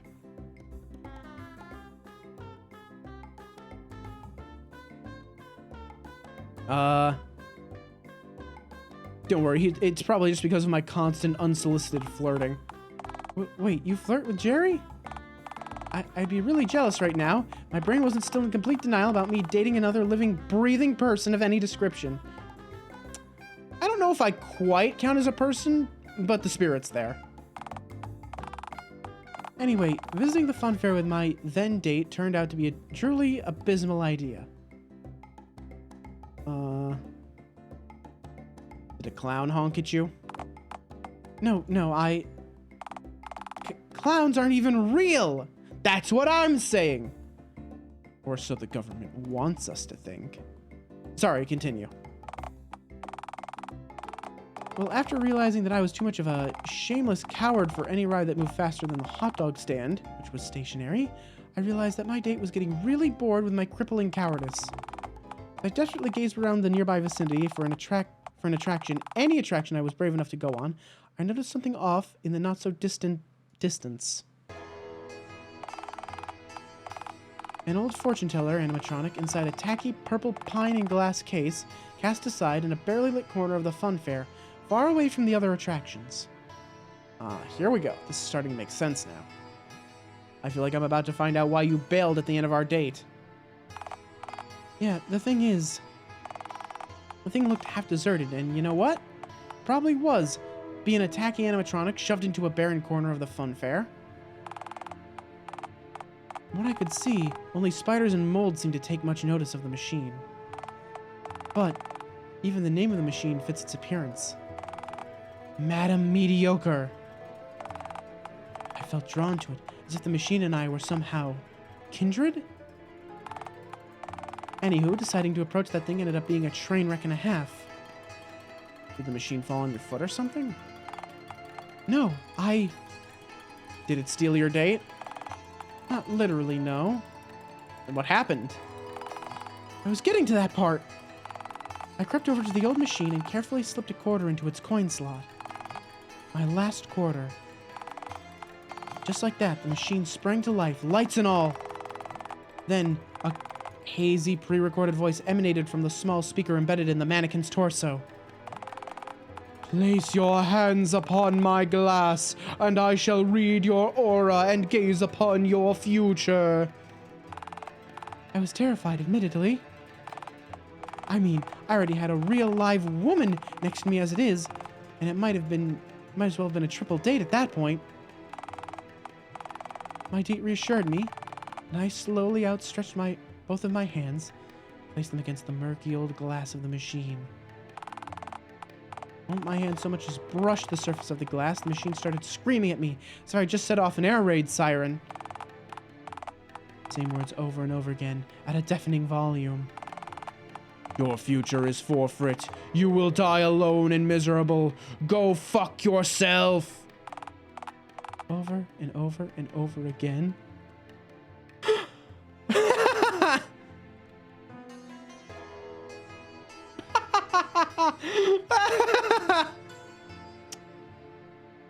All right.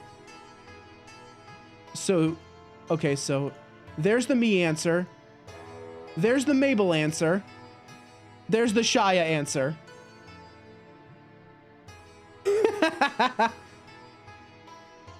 Whoa. I'm sorry, but that's actually pretty funny. Well, what followed wasn't very funny. I'll be the judge of that. I'm not gonna lie, what followed wasn't exactly my finest hour. And phone, God forbid, my tortured, shriveled gonads actually managed to spew out any kids. I don't want them remembering me for this after I'm gone. What did you do?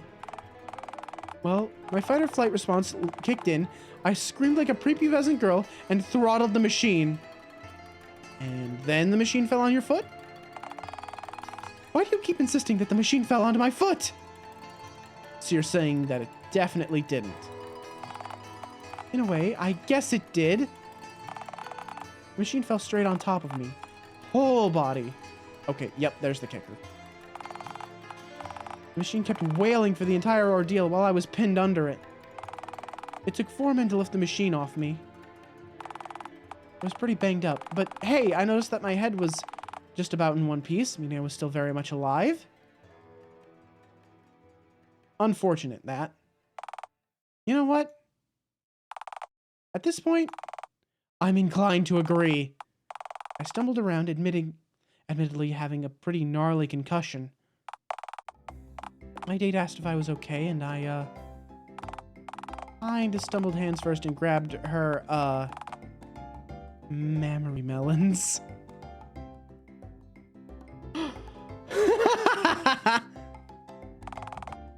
She responded to by screaming and pushing me, causing me to fall backwards, hitting my already damaged head on a nearby rock, which caused my entire head to be cleaved in twain and my circuits and wires to spill out.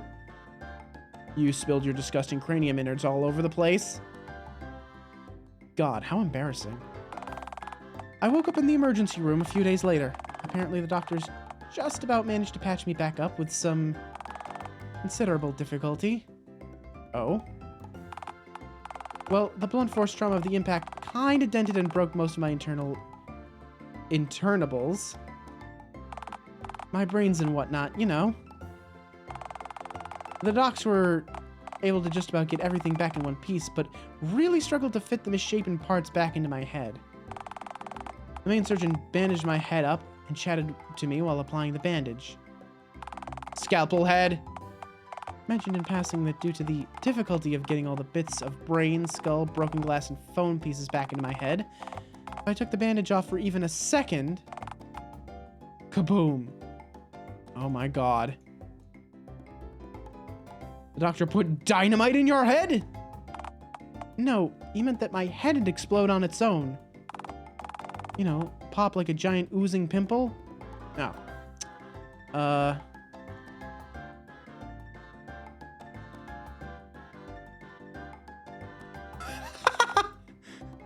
Stop this!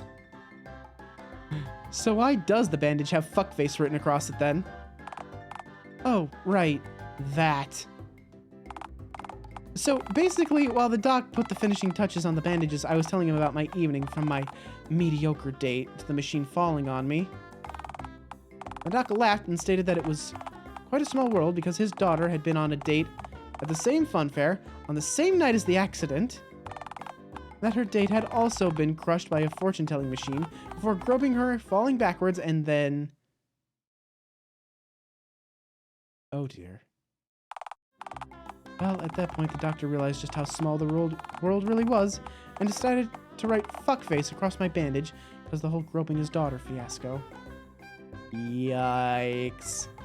Why didn't you just, like, you know, wash it off? I tried, believe me!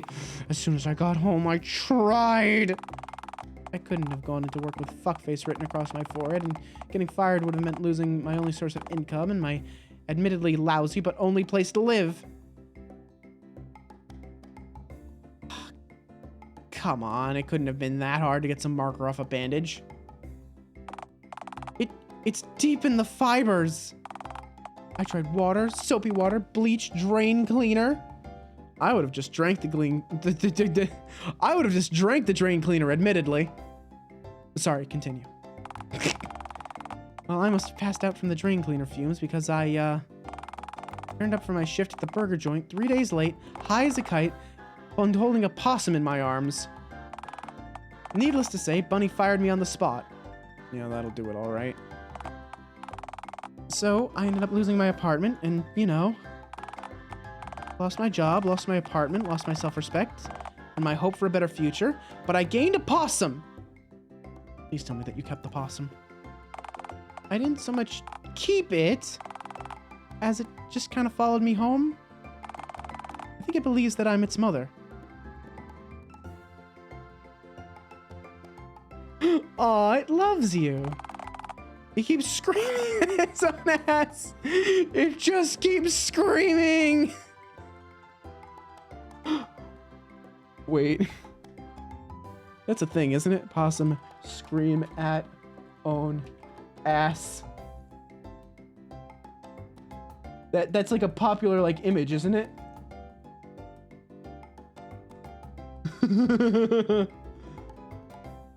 He scream at own ass. He have class. He give sass, but most importantly, he scream at own ass. Good. It knows no love, only screaming. Oh, hey, there he is right now. To play possum, living in squalor, how to make a trash nest presentable. Screaming at your own ass, a truly engaging pastime. Story diversions, how to break up narrative monotony with miscellaneous cutaway gags. He's adorable. He's flea-ridden. You're just jealous. Of what? His fleas? How much I care about him. I'm not. I mean, you've just met him. And I'd die for him, Randy.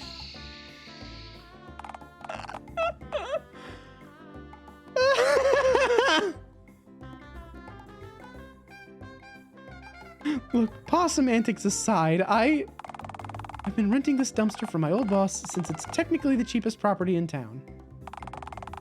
And I still barely managed to make enough to pay that hungry bastard's gougy rent with how much money I lose from getting mugged by hostile birds, losing tips by depressing the weirdo customers who call the phone sex hotline. I can't stand for this anymore. This place is depressing enough as it is, and reliving why I'm here has just made me realize that at this rate, I'm going to die in here, cuddling a discarded body pillow in a Randy-made nest comprised solely of used syringes and old newspaper. Statistically improbable. That's the spirit. Go wild, Randy. Stick it to the man. Yeah, who knows? Maybe it'd finally kill me. Wouldn't that be a sweet release? I need to get out of here. I want to see the world. Okay, scratch that. The world is scary and hostile, and I'm made out of paper and other such fragile things. I need to see somewhere that isn't here. Hang on a second. How long have we been talking for? I'm late for work, aren't I? Oh no, God, oh no, no, no, no, no! Wow, that's pretty cringe, bro. Yeah, I was wondering why I couldn't find you at the park, to be frank. Yeah, you're off the chain now, Randy. Go truly nuts! No, you don't understand. Love that I have nothing to lose talk was just talk. I could lose my dumpster. It's all I have left. Oh, possum god, there's somehow a place even lower for me to sink to. I can't go back to the streets, man. I reek of desperation. Actual alpha male thugs will smell my whimpering cowardice and instantly attempt to mug me when they realize they have nothing left to take their frustration out by taking turns hitting me over the head with garbage can lids. Oh, that does actually sound really fun. Worry not, I'd protect you from them, hun. Oh, sure. So you spit cryptid acid onto a few thugs for me, but what then? What of my life? I don't know what I'm going to do if I lose this job. I need to get to work. I'm sorry I have to just ditch you like this. You deserve better. You've been nicer to me than anyone else so far, and I have no idea why. Okay, fine. You haven't actually been that consistently nice to me. But I have nobody else left. So this is goodbye then. For a whole 5 or so hours till my shift to the park is over, yes. Wait a second. Dude, I live in a tent at the park. Wait, did you say that you dwell in a tent at the park? Oh dear, that's quite unfortunate.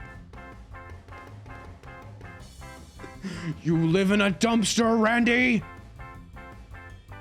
I win, as far as I'm concerned. Okay, very fair. I guess I have no room, eh? You know, it ain't such a bad life anyway, Randy. STT Fangirl, welcome on in. How's it going? I don't know if you're familiar with this game, but, we laid a bunch of eggs. And now we're trying to date this charming dumpster man. Love this game. Good. Good. I'm loving it too. It feels written specifically for me and my awful sense of humor. You know, rent, greedy landlords, annoying roommates.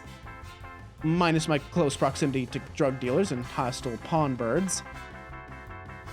It's not a bad gig. Yeah, no thank you. As awful as this dumpster is, if I had to spend another second at that park than necessary, I just end up ripping this damned bandage off. Right. But then you wouldn't have fuckface on your forehead anymore, though. Yeah, and my brains would spill out. But then you wouldn't be a fuckface anymore, either. I'll just quickly jot that suggestion down, too. But, I mean... my point was, you're heading towards where I live. So we're actually going the exact same way, Randy. Why not make this a date? Oh, wowie. Look at him go! Look at that man go! Look at him!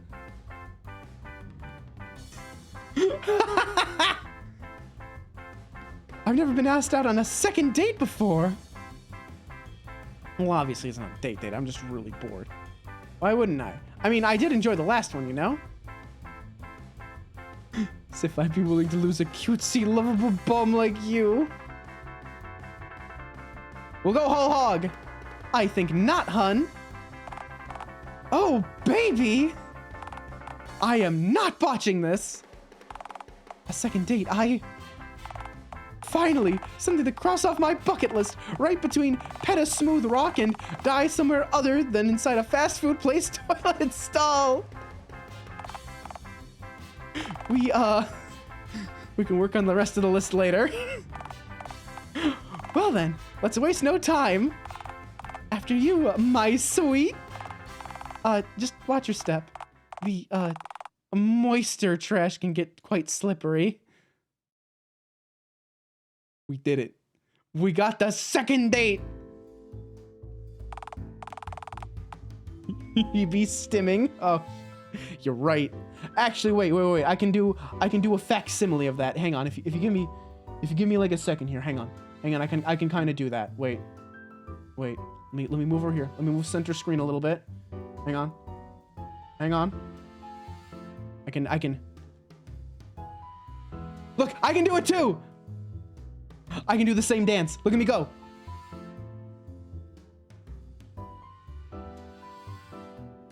Look at me go. All right.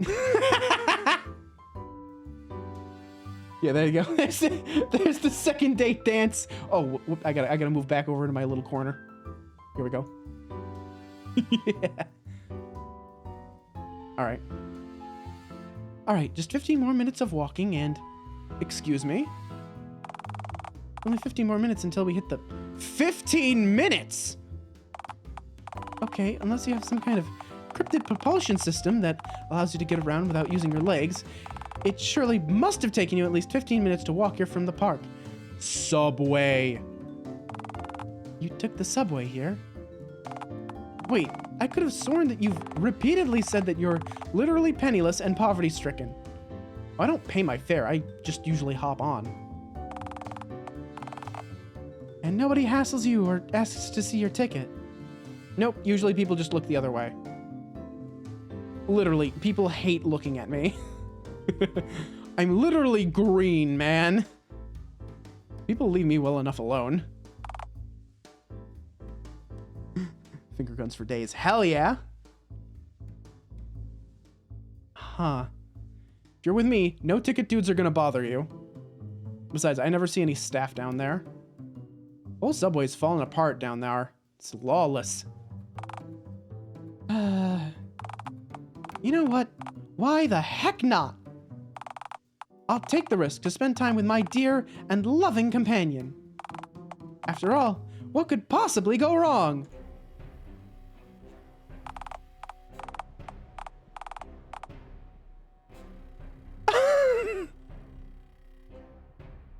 Well, who didn't see that coming? Your wallet, bozo. Hand it over, or your dumb phone face gets it. Why did I trust you? You lay eggs! Hey, no need to be rude. Just because you're getting mugged doesn't mean you get to pout. Oh god, why do I keep doing this? Why do I keep learning to hide in yourself for as much of your life as you can, like a hermit crab lesson, and sporadically keep unlearning it just to make my own life even worse? This sucks. Your ideas suck! Also, yes. Hey, am I fucking invisible? The wallet, bozo, or I'll start a stabbing. But you're holding a gun. You can't.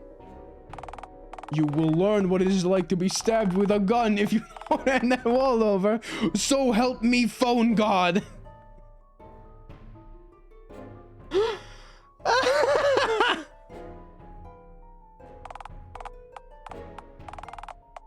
Oh god. Oh god. Sir, I don't even have a wallet. Wait, you don't have a wallet? Bullshit. Everyone's got one. So, what do you carry your money around in then? I only have change. I don't... Then hand it over! I don't care if it's a mere pittance. I demand monetary compensation for this so far fruitless endeavor. Alistair ring? This is the only money I have left. Should I? God, what the hell do I say? And he's gonna get turned into fucking syrup. There couldn't be more than $1.50 in his pockets. Not worth risking your life for $1.50. Fuck that! Agreed. What would he even spend the $1.50 on anyhow? A single cup of coffee? A fistful of gravel? Gravel may be nutritious. But it's not worth dying for. But then again... Is Randy just gonna take everything sitting down forever? Randy being Randy, yeah, he probably is. Until something comes along that kills him, even after he fully cooperates, that is. Oh, God. What should I...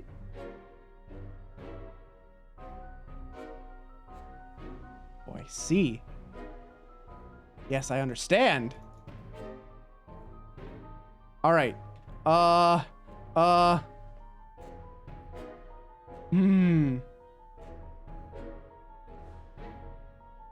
Let's see. Stand up for yourself, Randy. Don't let life fuck you over yet again. You think I can really stand up for myself? Yes, Randy. I know you can. You're right. Listen here, you scoundrel. I'm a proud citizen, and I'm armed. You're not. Just hand over the change, man. Oh, all right. Here, that's every penny I've got to my name. Cool beans, thanks. You know what the funny thing is? This thing isn't even loaded. Are you kidding me? I've gotten good enough at this to know that you can only tell you that after I'm done robbing you. I'm so great. Gun's not loaded, then, may I have some of my change back, please? Some? Why are you negotiating with him, Randy? Ask for all of your money back. It's a no either way, bozo. Negotiate, Randy. It's the art of the deal. For the record, I said that this thing wasn't loaded, not that I couldn't snap your neck like a breadstick if I felt like it. Bandages. Hey, that's completely fair.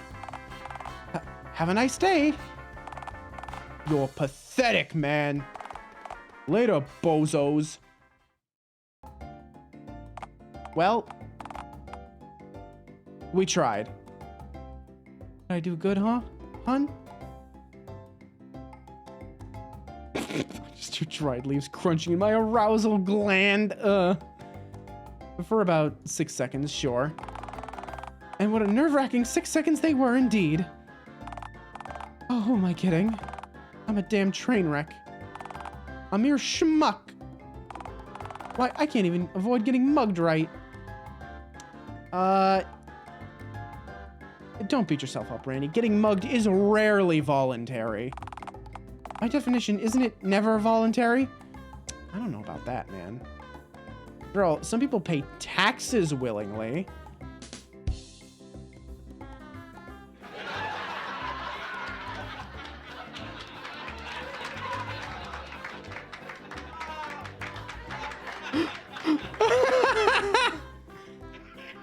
This game plays directly into me and what I do. It provided the rim shot, I provide the laugh track. It's perfect. Cha-cha-cha, I'm here all night, folks.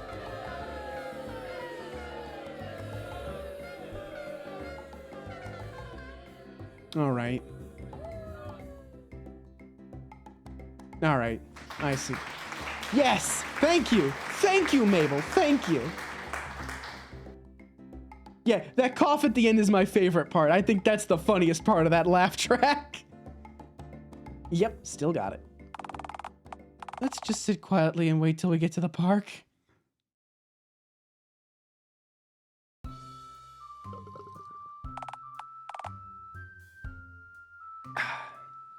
Well, here we are.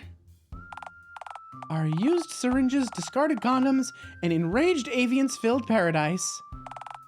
Oh, phone god, I hate this place. At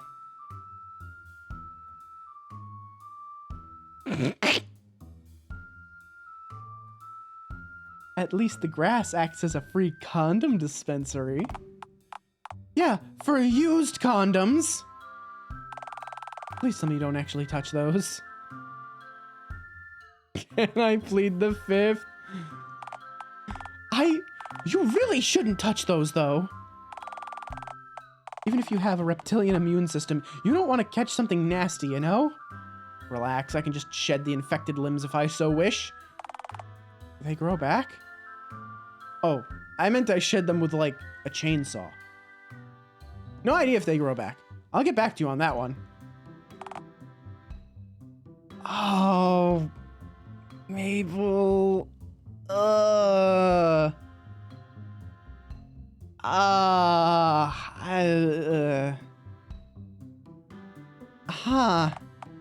Yep, this place is a truly wretched hive of pond scum and bird villainy.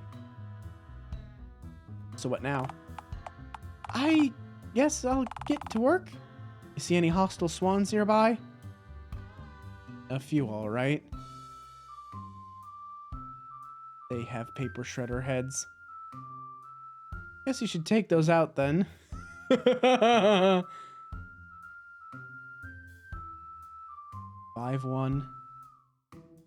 5-1. Those are fair-ish odds, right? More usual than fair, perhaps. Heck it! I can't do this anymore! Those things are medium-sized, dog-scaled, feathered dinosaurs with snake necks, and they have teeth! This isn't worth any amount of money, and certainly not the kind of money I get for it. Only I hasn't used that damn fortune teller machine, this whole chain reaction of abject misfortune wouldn't have even happened. Ah, who am I kidding? You were right. I need to stick up for myself. Things won't ever get better if I don't show the world that I deserve better, you know?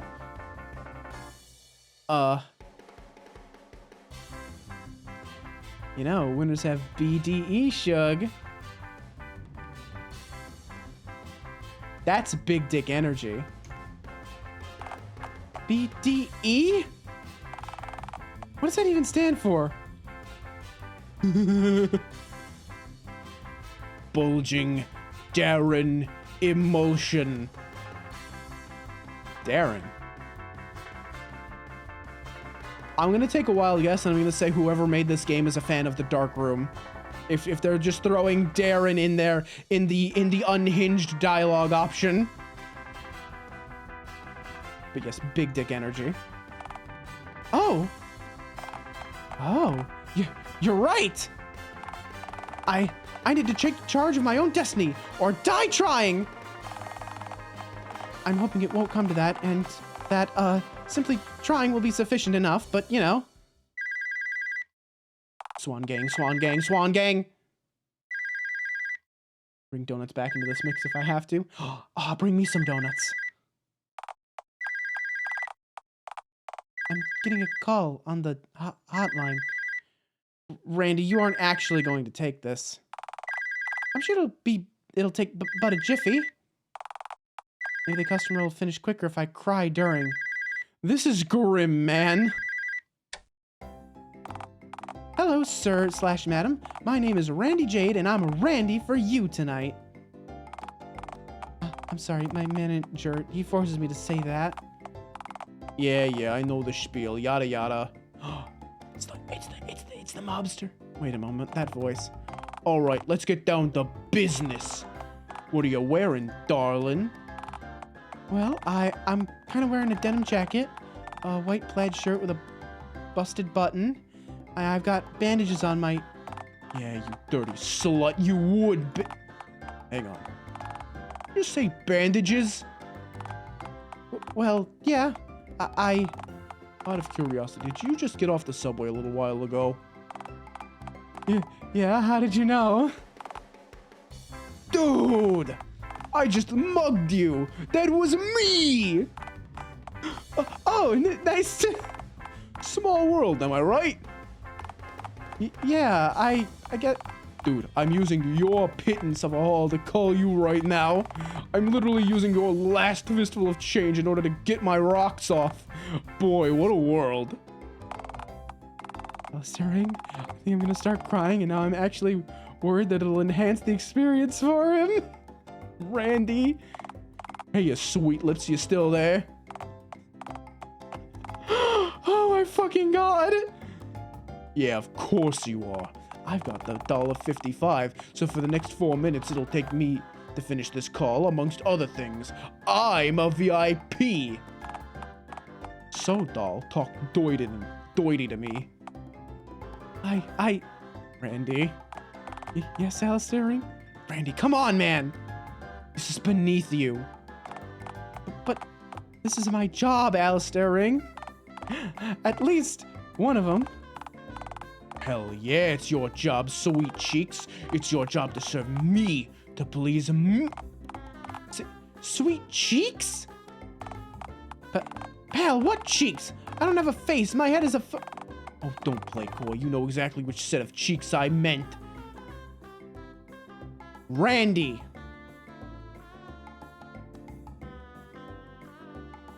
You're worth more than this.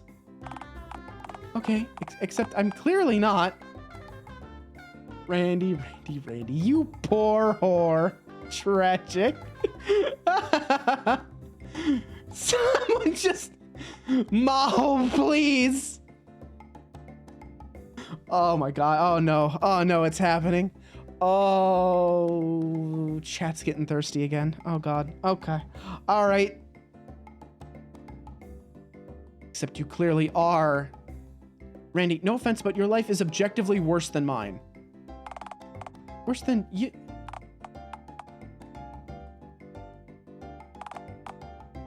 Ah, shit.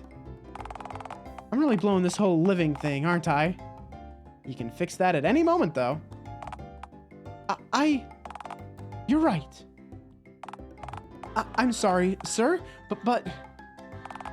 You're a bastard, man, and I'm not helping you get off. Excuse me?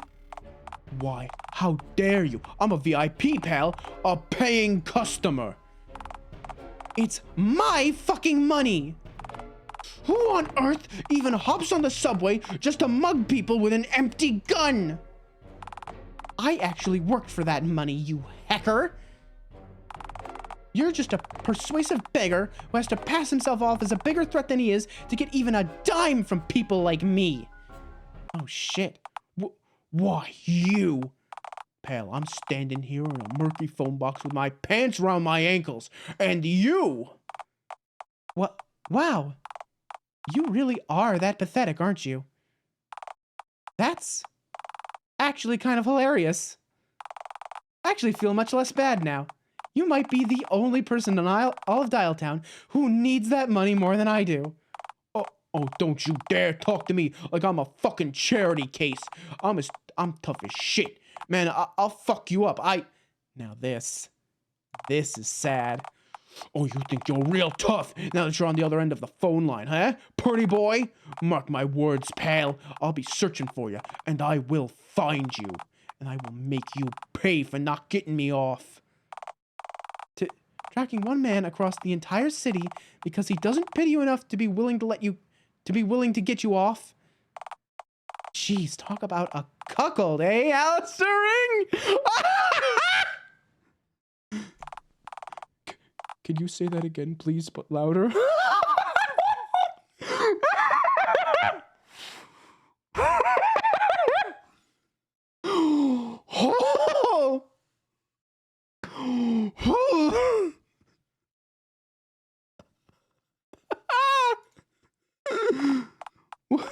What? No, fuck you. It doesn't work if you're into being degraded. I thought you wanted me to be your bitch a moment ago. I can be versatile. I'm just gonna hang up now. What? No, you just reeled me back in. Do you know who I am, pal? I've got mob connections, man. I'll fuck you up. Yeah, sure. Bye. No, nobody. Hey.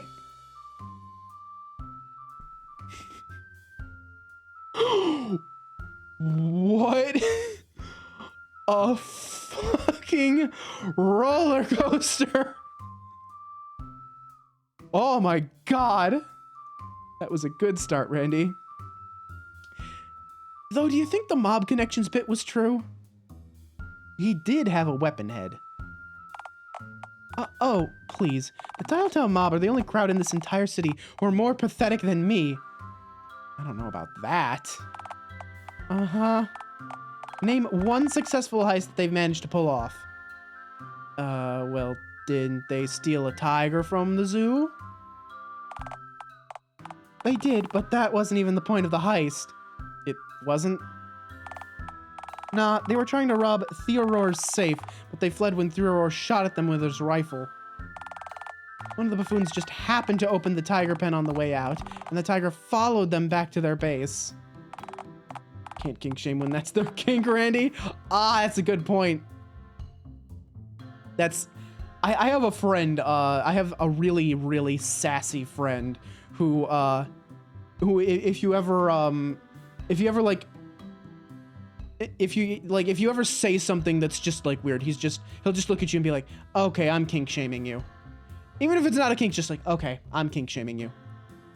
And you can just be like, hey, you don't kink shame people. It's like, but kink shaming is my kink. It's his thing. I love that man. He's the best. I miss him. I haven't seen him in a while. He doesn't live near here, but every so often I get to see him at a convention. Why not just return it to the zoo? Considering that Theodore has a loaded rifle and is willing to use it, that'd be a bad idea, to say the least. They did try dropping it off at the city pound 3 times, but every time the people there said, and I quote, "Puss puss to choggers."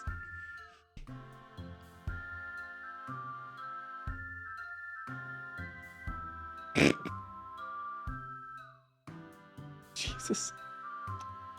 I mean, I do like me some chonky puss puss, but drat.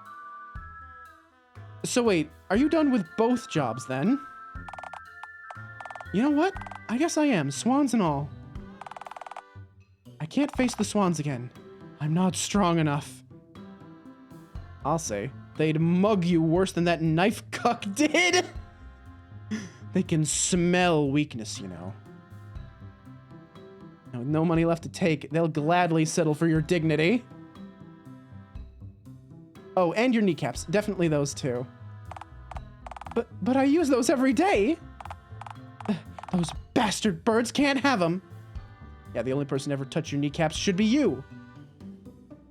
And an unlicensed Colombian physician in certain very specific circumstances.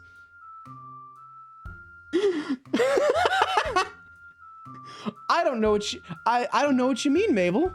I don't know what you mean. Dropping bombs. It's all on you guys, honestly. I'm a pure innocent angel. You know, except for the larceny, but aside from the larceny, I'm innocent. Swan Gang, watch your kneecaps, weakling. That's a good one. I love being around my very sassy friends, though. My BFF growing up was super sassy, and then her mom would join in. That's the best. That's great. Yeah, that sounds mostly correct, yes. But yeah, wrangling swans and wrangling schmeckenweppers over the phone is beneath me.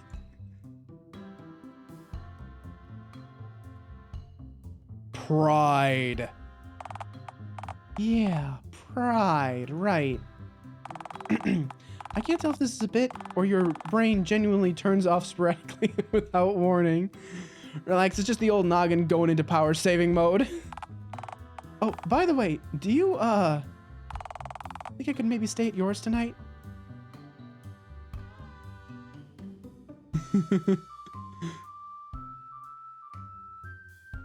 Alright. Here we go. Let's see, yes in Spanish, flirtatious yes. Total asswipe as per usual. Sure. Mi casa es tu casa, señor. I fucked that up. Mi casa es tu casa, señor. Oh my. French, that's the language of love. That and sex, but that's more like the sign language of love, isn't it? Stop talking and just get in the tent. Yes, sir. I'll teach you Spanish. Sure, Randy. Whoa, so this is your tent? No, it's Constantinople. Well, it could be our tent if you want it to be. You know, it used to be Istanbul, but now it's Constantinople. Been a long time gone, Constantinople.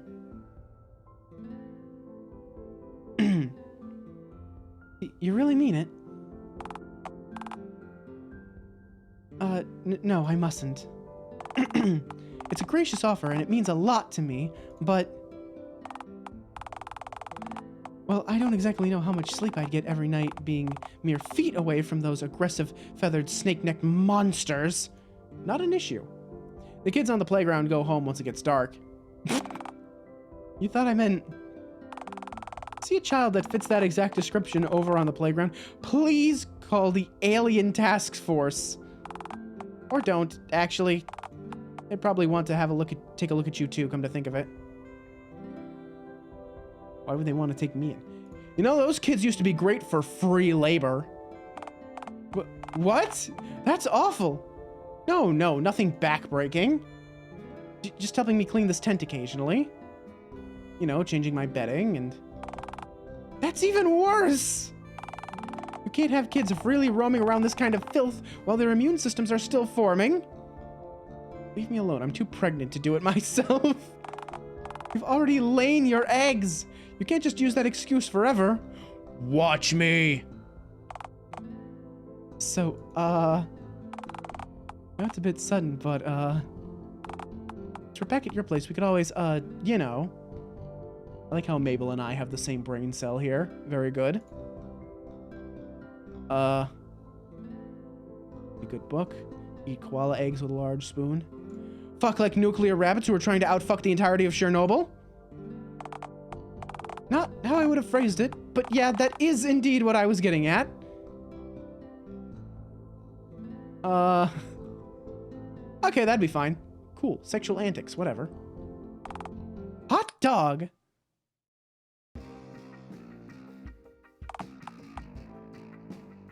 It's easier if you don't look.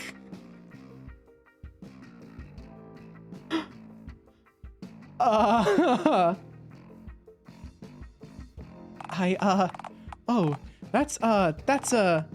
wow. Wanna touch it? Sure,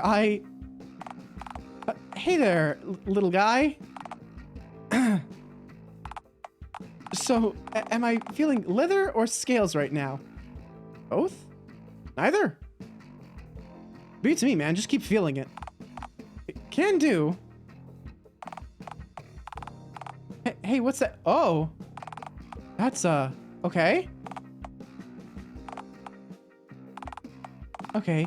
You've given that nipple plenty of attention. You might want to switch. I'll tell you when I've had enough. Right. Sorry. Please, for the love of God, you've licked it raw already, and your saliva is like acid. God, why? You okay, Alistair Ring? Hun? Did we just do the sexuals? Well, you licked one of my nipples and then came in your pants. That counts. It counts, baby. It counts. Nice. Glad you enjoyed that. Man, it's moments like these that make me glad that we aren't all constantly being observed by an out-of-universe entity. You want to just cuddle then? Sure, I don't see why not. After all, my crate's big enough for the two of us. Yeah, about that. Is the biohazard symbol on the crate? Am I safe sleeping in that thing?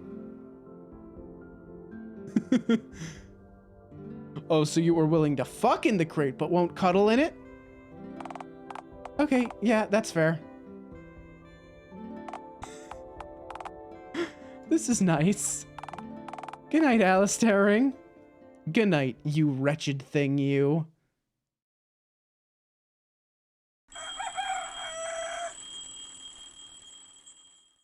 Okay.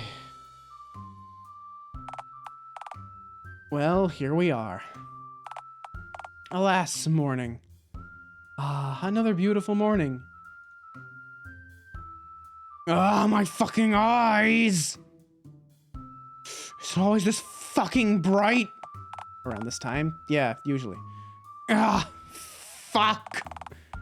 I'm surprised you even have eyes. Do you? Eyes, optical sensors, potato. Point is, I'm in agony, you disembodied wretch. Fair enough. Well, Randy's sound asleep, so, you wanna go back to bed? Bright. Okay, yeah, scratch that then. Got any backup ideas?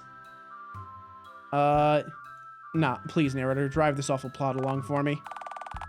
Well, I've been doing that the whole game, cryptid of very little enterprise, so I don't see any point in stopping now. Groovy, so what's the plan? I don't know, you could just go to the fairground, check on those eggs of yours. Capital idea, yes, let's do that. It's a cute little guy. Another kawaii morning. But first, me medicine. I think you're meant to, take maybe a spoonful at most of that stuff at any given time, and only if you're sick. Oh, boo, better send me to jail. 'Cause I drank too much cough nectar. Stop calling it that. Ripped it away! Fun fact, that's how Shia says goodbye.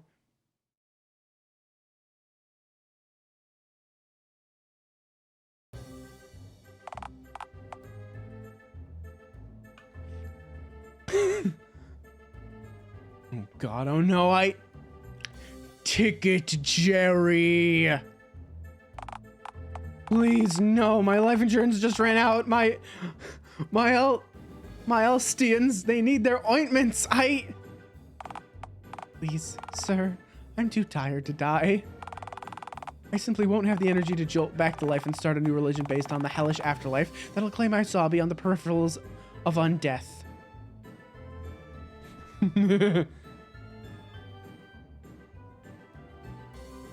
I can change that. Threats don't work on me, green one. I used to work retail. Oh, phone lord. You're not even human anymore, are you? Sure doesn't feel that way, no. Anywho, what are you actually here for, then? Fun fair. Let me in. Ooh, ooh, ooh, ooh, ooh, ooh, ooh, ooh. Why do you keep resorting to ape speak as a negotiation tactic? Look, can I be real with you? This egg quest isn't exactly something that I can easily explain to my boss. Like, say my boss checks the CCTV footage and asks why I let you enter without paying for a ticket. What do I even say? My scary friend wishes to check on the eggs that he laid in your fun fair? Honestly, that sounds pretty good to me. Perfectly understandable. Well, yeah, I'm sure that this is a very common cryptid dilemma. But my boss is very much human. He drinks coffee, not bat piss, and he files his taxes yearly so he can live in a house. What's a taxes? Basically, the government takes some of your hard-earned money each week and puts it in the stupid idiot pot, so if you blow your stupid life to bits doing random shit, you won't die in a doorway as a consequence. No hard pass.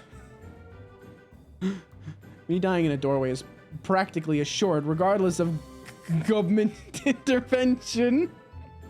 So the government can keep their idiot pot unless I need something to piss into. Right, okay. Alright, so I can't let you in, obviously. Sorry.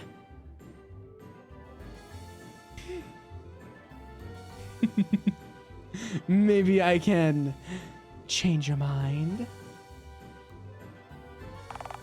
You cannot, no. Aw, you're not feeling even slightly seduced right now. Well, arousal is the cousin of fear. In a way. Look, Randy had some change with him last time you two were here, right? Why not see if it amounts to $2 whole and use that to pay yourself in? I'm sure Randy's too downtrodden and submissive to do anything other than shove the money into your hands if you so much as suggest the idea to him. Yeah, no can do, Chief. It's all gone. It's... What happened to it? Randy got mugged, Jerry. They took every penny he had to his name.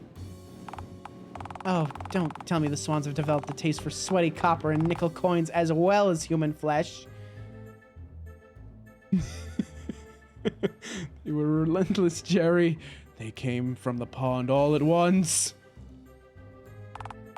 God, swans with a taste for wallets. This is a dark, dark day. Who's gonna protect us from them? This is meant to be Randy's job, and he's our only hope? He has no hope whatsoever. He is defeat. You know, thanks to the curse ruining his life. Wait. Curse what now? The curse, Don't you remember? He got cursed by a fortune teller robot at this very fun fair? Oh, come on. Surely you don't really believe in all this curse, hex, and or bewitchment hogwash. I mean, I know you probably believe in the likes of Bigfoot, but... Bigfoot is real. He and I are kindred spirits. Well, if Bigfoot was real, which he definitely is, then you two would definitely make quite the pairing. Fuck, I should have brought Bigfoot on that date instead of Randy. Dating primordial ape men aside, what were we talking about again? The robotic fortune teller wench cursing Randy. Yeah, about that. Hide your kids, hide your wife. Oh, God, that's an ancient meme. Holy shit, how old is that? I want to say that's like early 2010s. Maybe even earlier than that. 2008, maybe? Good God. I had that hunk of junk for years. My boss bought the stupid booth on a whim ages and ages ago, figuring it'd make a good novelty attraction, I guess. But, the thing is, basically the thing doesn't work. Like, at all. From what Randy told me, that's definitely the case. No, you don't understand. Even less functional than you're picturing. Would you say magically so? Look, this is beyond the realm of magic. That thing doesn't even function as a dumb novelty attraction. Lies. Truth. Seriously, the boss just threw the booth over in the corner away from the rest of the other attractions. Figured people just not bother with it till he could hire a cheap repairman to take a gander at it, I guess? Then along came Randy. So wait, what was actually up with the booth then? What I understand, those gaudy Madame Mediocre booths were mass-produced by an arcade company as a dumb novelty attraction for arcades and the like. You put a quarter in, her orb head lights up, and the speaker behind her head dispenses a random pre-recorded fortune. So what's the deal then? The deal was that the bastard who programmed the randomizer got drunk the night before the cabinets all shipped out and thought it'd be just hilarious to add a really rare response to that fortune pool. Essentially, he decided to add a 1 in 1,000 chance of Madame Mediocre telling you that your future's gonna be full of ceaseless anguish and relentless torture. Fun. So, Randy got the 1 in 1,000 chance. Jeez, talk about unlucky, right?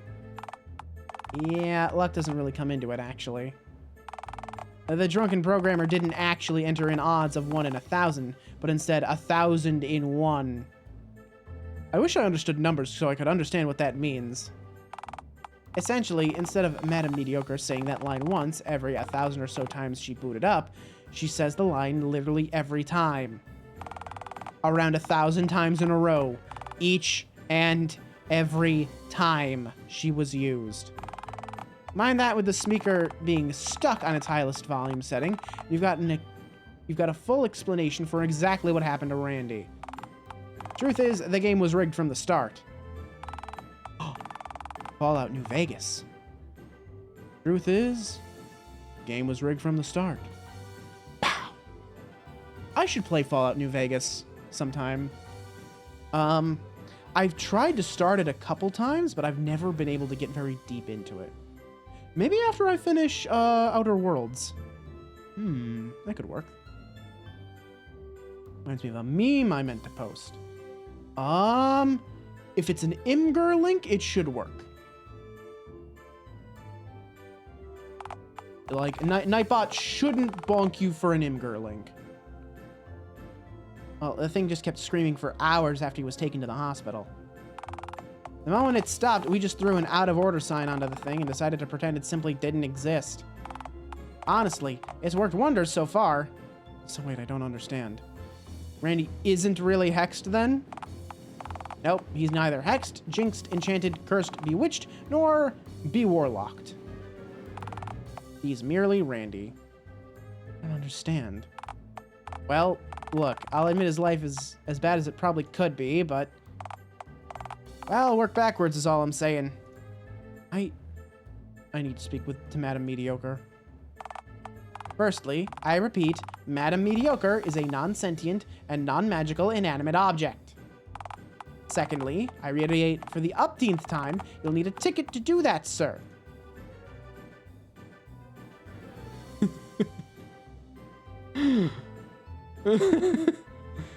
Oh,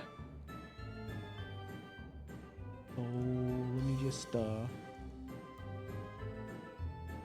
yeah, save. Thank you.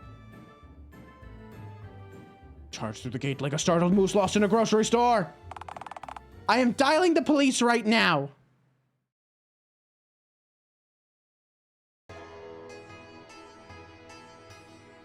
There she is. Yep. Oh my. Standing right in front of her. Thrilling. Hello, Madame Mediocre.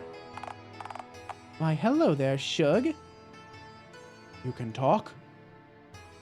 Ticket Jerry told me that you're just an inanimate object. Oh, don't worry, Shug. He's completely correct. All this is happening in your head right now. I don't understand. Yeah, you're just really out of it right now, Shug. You chugged cough nectar this morning, don't forget. Yeah, I did do that, didn't I? Yeah, you sure did. Now, what can Madam Mediocre do for you, hun?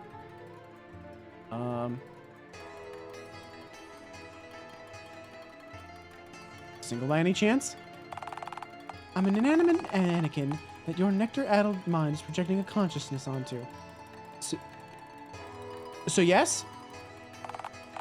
Really, Shug? Oh, come on, just give me your number. My head is a crystal ball, not a Look, I'm not real anyway, so any number I give you will probably end up leading to a random New York pizza place. Also, I'd just be wasting both of our times since you don't have anything to write the numbers down on. How did you know that? I'm literally in your... Yeah, join the club, madam. Alistair Ring talks to me in broad daylight. Pretty sure he doesn't understand my broader metaphysical role at all. I didn't even see what that was. Narrator, be quiet now! Oh, I didn't realize there was another thought being floating around. Yeah, hey. How you doing, Shug? Oh, you know, I don't exist, so it could be worse. Yeah, I feel ya.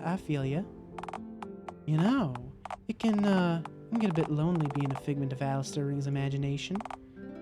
I'll say. Hey, you know, you look quite nice for an inanimate fairground attraction. I like your lipstick. Thanks. A robotic arm at the factory painted it on and accidentally shattered the crystal ball next to me, putting the lipstick on her. Inky. Oh, stop that, you. And by the way, I think your lack of a corporeal form is adorable. That's the nicest thing that anyone has ever said to me. Why, I think I might be falling in love. Nope, I'm not letting my voices date each other. You can die alone and miserable, narrator. Just like the vessel you're contained within. We ride together, we piss together. We die alone in the same pub toilet. Ah. Sorry, madame. It was nice meeting you. Call me. You said you. You. What's up, Shug? Is there anything else you're after then? Can you tell me what my future is? Sorry, hun. I'm cheap, but I ain't free cheap. Do you have 25 cents? Yes. No. You don't need psychic powers to predict your future, Shug. Just to predict which Badgerton, your lifeless husk of a body, will turn up in one day. I hate that you're right. Any other questions, dear? Can you tell me what the winning lottery numbers are? Can I? No, because I'm a figment of your imagination, you lime-hued troglodyte.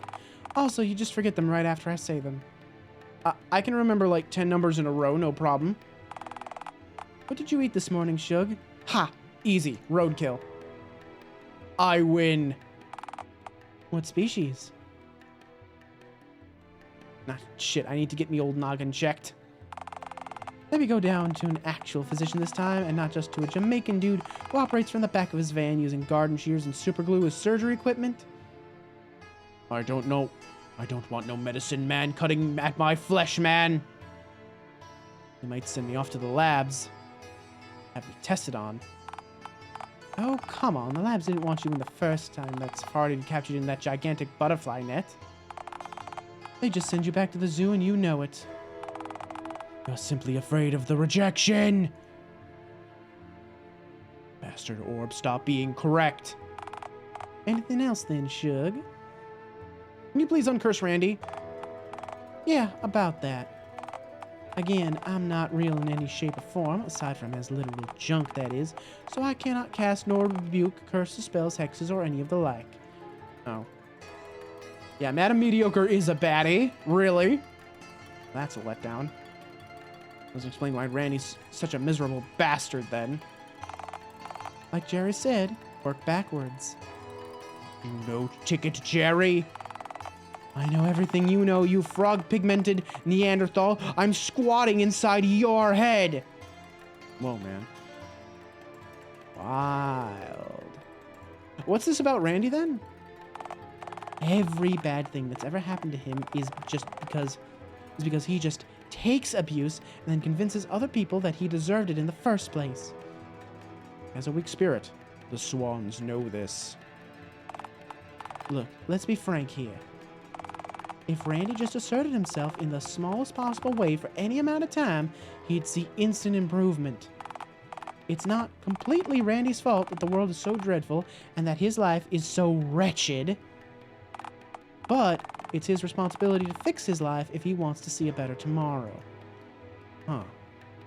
See, that's inspirational and all, but, Randy's real gung-ho about this curse nonsense. I don't think he's gonna want to hear that he's the problem. Okay, look. Maybe just spoon-feed him this information, but, coated in whimsy and magical riffraff. He might just take to it then.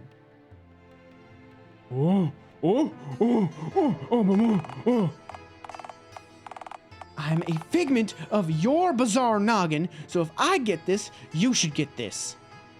Don't be mean. Look, this is all rather easy, ape man. All you gotta do is tell him that you spoke to me, that I'm willing to revoke his eternal curse. He just has to come to the booth and I'll undo the enchanted whatever. Good idea, except for the fact that Randy is scared shitless of you. He wouldn't even entertain the idea of approaching you on our date. So that idea, like a possum floating in my po' boy's gumbo, is dead in the water. Also, Ticket Cherry called the police, so I should clear out of here relatively soon. Oh, I don't know. Fine, how about this? Gather some candles, some miscellaneous knickknacks and such, and then return to Randy. Tell him some witch doctor gave you a magical annihilate all curses and other such cosmic mockery ritual. That sounds absolutely ridiculous. Tomfoolery of the highest caliber. Well, is it any more ridiculous than you conversing with inanimate fairground attractions? Okay, I can see where the fair and fun fair attraction comes from. This will work as long as he believes that it will. Oh, it's like the placebo effect. You mean the placebo effect? Placebo. Placebo. Flaccid bone? Of all the minds I could have come from. Is there anything else you wanted then, Shug? I'm fine. I got what I came for. Okie doke. Just remember what I said, hun. Your syrup-fried mind isn't gonna just forget all this the moment you walk away, is it? Wait. Where am I again? I forget. Are you Randy? You're cursed forever! You will be devoured whole by time and returned to the gutters from whence you came as green, tire-tracked roadkill. That's a given. You're just pointing out the obvious. Wow, you really are a fraud. Bummer. Leave my sight at once, mortal. Haha, rad. Later, sis. Be gone with you. Gnarly. Laters. God. Ugh. Okay. Oh. Mediocre is just a hot girl suffer. Randy. R-A-N-D-Y. Oh, hold on.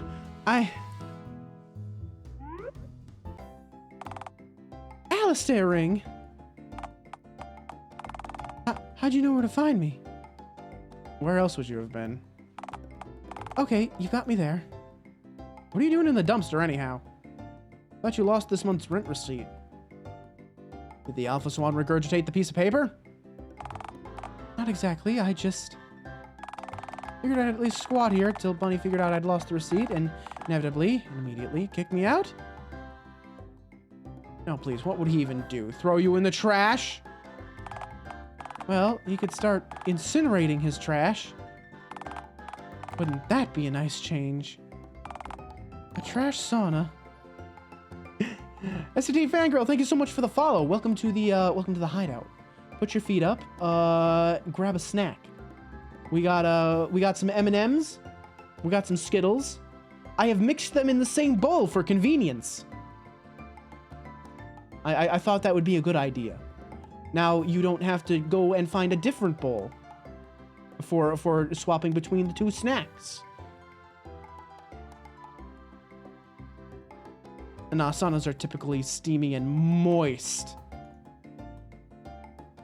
The flames would just evaporate the moisture away. More like being trapped in God's fuck-sweet fireplace. Which is still a step up regardless. Oh, hey, you want to come over to mine, by the way? There's a large list of pros and cons for that idea. Main pro being, I'm no longer in a dumpster, and the main con being, I'm at the mercy of pond dinos again. I didn't exactly quit the swan wrangling gig just to willingly spend my days at that hellhole for free. There's another pro! And what's that? Getting to spend time with me. Oh, like that's a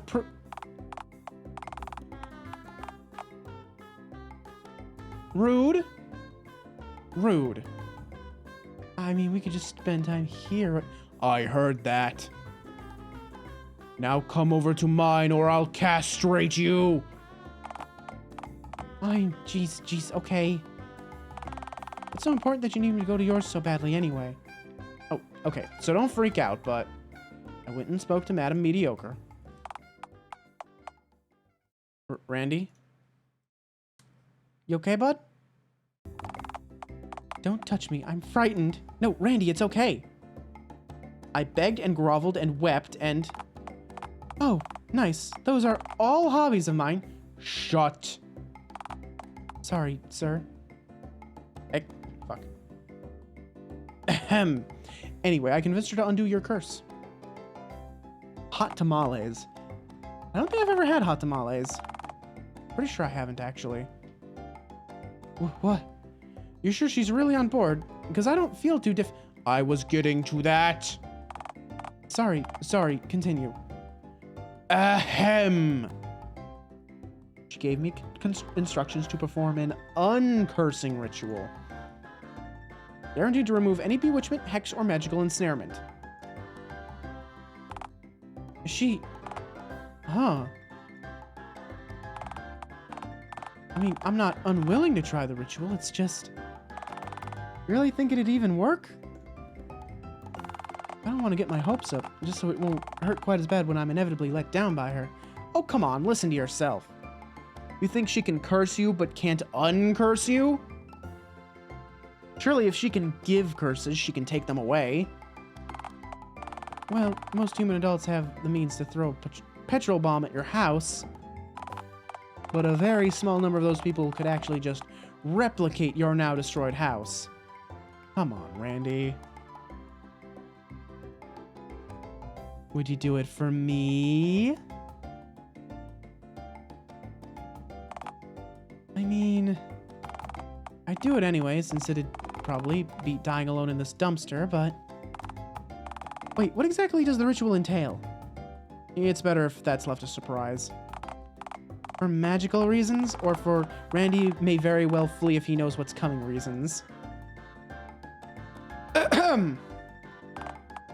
Ah, fuck it. Fine. Fantastic. I've got the ritual ready to go in my tent right now. Are there lit candles involved? I mean, it's a magical ritual, so of course there's... You have lit candles left unattended in a fabric tent?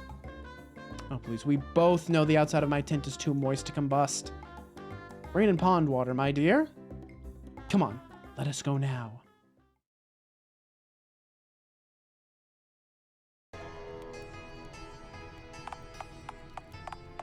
Go. Very, Is that, hanging meat? Yes. Candles, hanging meat. Boy, how lucky you were that the exact ingredients needed for the ritual could all be found in the dumpster outside of Bill and Dave's Candles and Mystery Meat Emporium. Yeah, So, Brother Randy, are you ready? Brother Randy?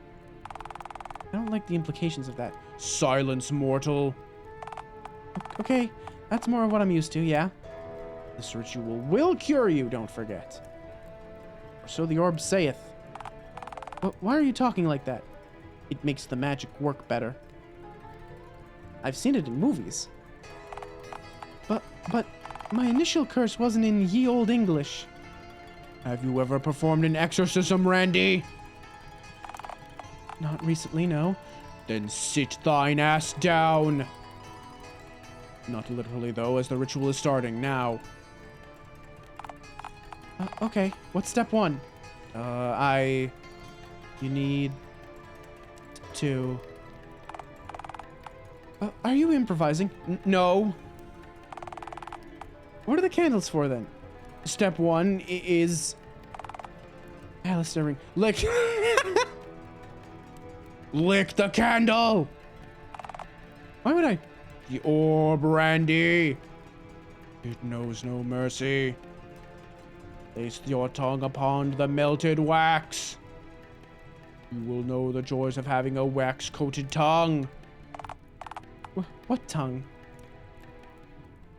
Alright, maybe that step wasn't important. Step 2, the magic words. You do know the magic words, don't you? Yeah, they're, Latin. You speak Latin? Well, I speak Taco Hovel menu.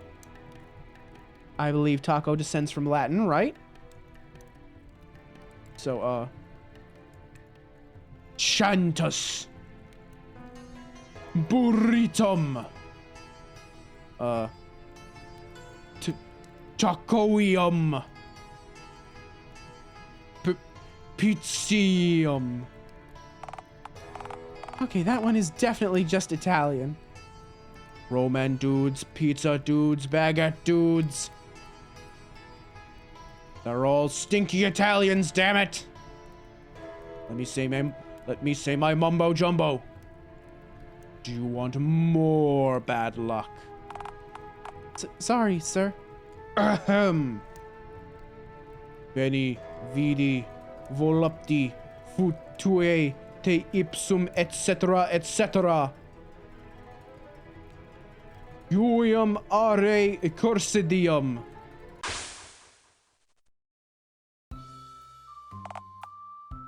Whoa. You're cured, bitch. My curse. Curse gone. Go bye-bye. It's gone? Just like that? Well, yeah, sure. I don't know. I don't feel that different. I'm sorry, but you are still Randy. There's nothing I can do about that. But I am an uncursed form of Randy, though, aren't I? So says the orb, yes.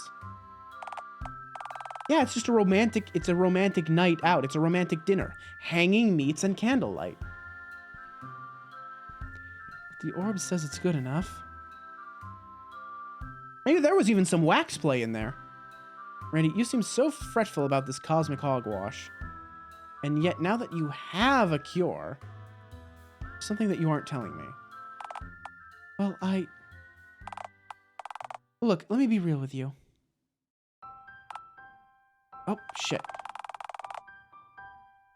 I'm not actually certain that the curse is the only reason my life is so unbelievably cruddy. I mean, it's nice to look at things and say, oh boy, the whole world seems to be really crummy right now, but at least I'm not responsible for any of it, you know? You know, that while I'm a failure in every possible way, that if one moment had gone differently, that things would all be fine. Meaning that nothing is really my fault deep down, you know? You understand? You aren't a loser. Certainly feel like one. So, about the whole getting my life back on track idea, Randy, if you want your life to get better, you actually have to take some kind of risk. Like bungee jumping? What? No, like a real risk.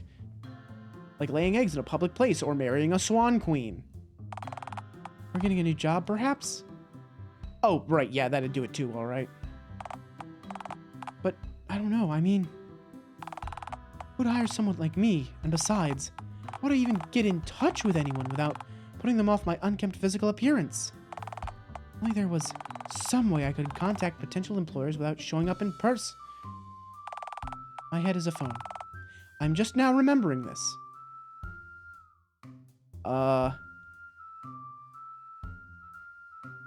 I would have suggested carrier pigeon, but sure, that works too.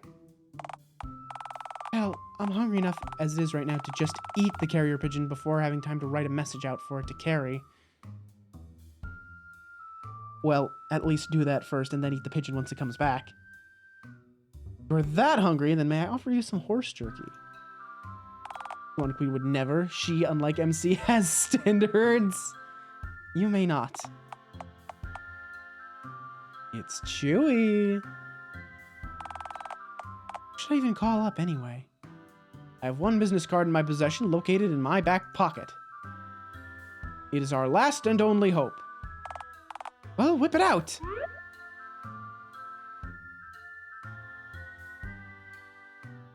My God. Dialtown Carnival. The Comic Sans means we're fun. We have rides, hot dogs. No clowns. You know why. I think this is where the whole egg-laying idea came from. I don't know. No. I mean, that font on a business card?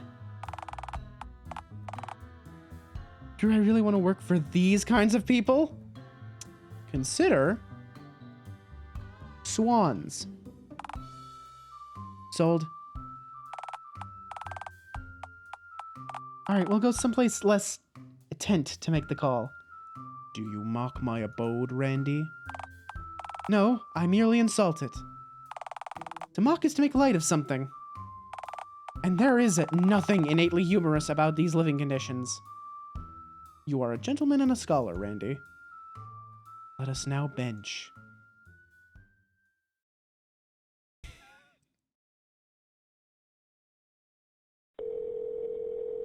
Oh, here we go. All right, it's ringing. It's... Hello. My name is Randy Jade, and... Yeah, that's right. I am the dude who got caught shoplifting, already discounted, soon to expire lunch meat from the 24/7 gas station over on the intersection at... I mean... Nope. You must be thinking of a different, less confident Randall Jade.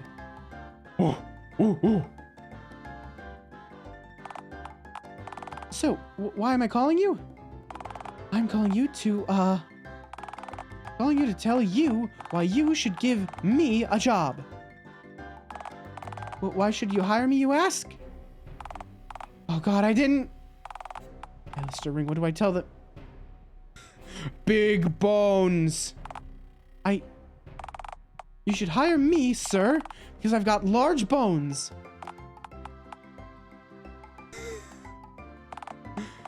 No, I'm not saying that I'm fat. I've got thick, sturdy bones, I guess?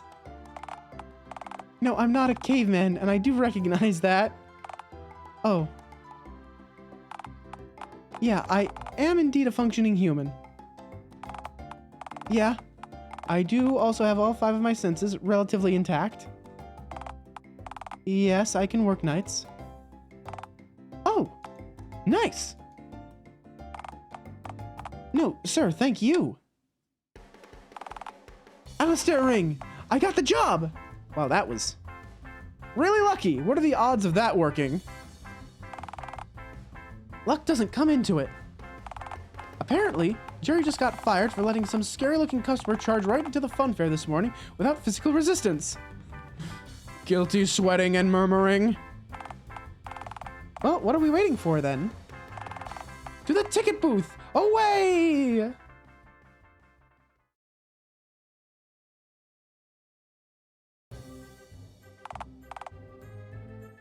Well, here we are. Ticket Jerry died so that Ticket Randall could be born. My new post. Let me tell you, it feels really nice knowing that if any swans appear within near striking range of me, that I'll have my coward glass to protect me.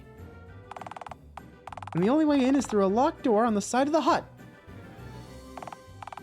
You don't think a swan could learn how to work a door handle, do you? Well, if a velociraptor can. Best lock the door from the inside, just in case. Oh, hey, you know what the best part of all this is? Apparently, the boss says I get to sleep on the floor of the hut, because that way, I'll have to listen for noises at night. It's my general sleep anxiety, and he doesn't have to pay me for working the night shift since I'm using my herbivore survival mechanic at my place of work off duty. What the fuck?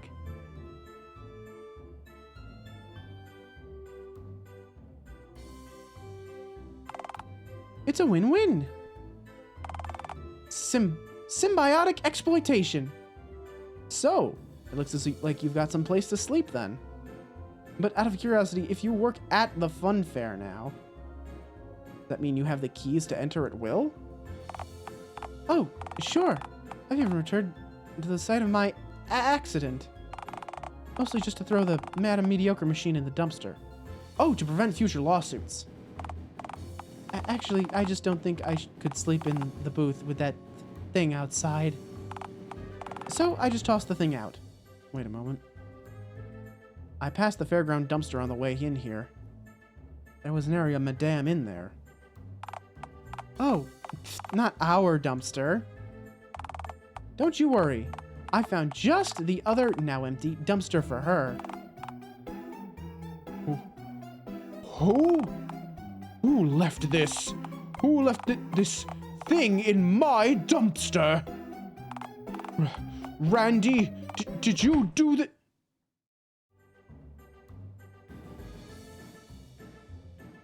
He's dead. He's dead.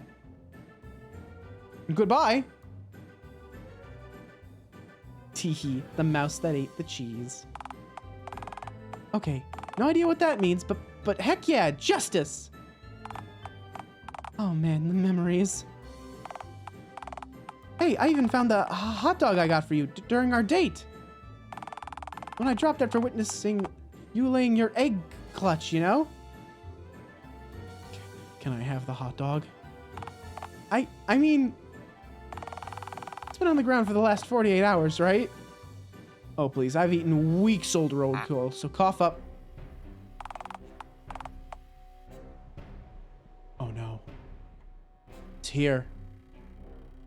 Alistair Ring, don't move! Oh, hey, a swan. Alistair Ring, I've seen enough dinosaur movies to know. These things are like the descendants of T-Rexes, so if you don't move, it can't see you. Randy, you're sweating heavily. $10 says it can smell you through the glass. Shit. I don't know, man. Looks fairly docile to me. Why don't you feed it the old hot dog you found on the fairground? Make love, not war. Worst case scenario, it'll reject your booth dog and just waddle off. Well, I guess I can.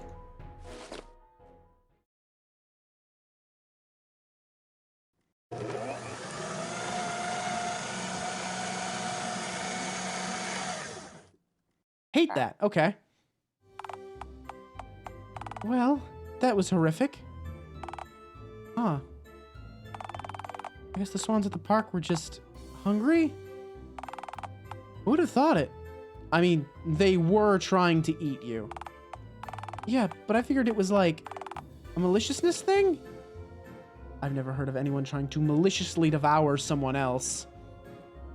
And trust me, man, creatures tend to eat for nourishment, sport, or sexual gratification.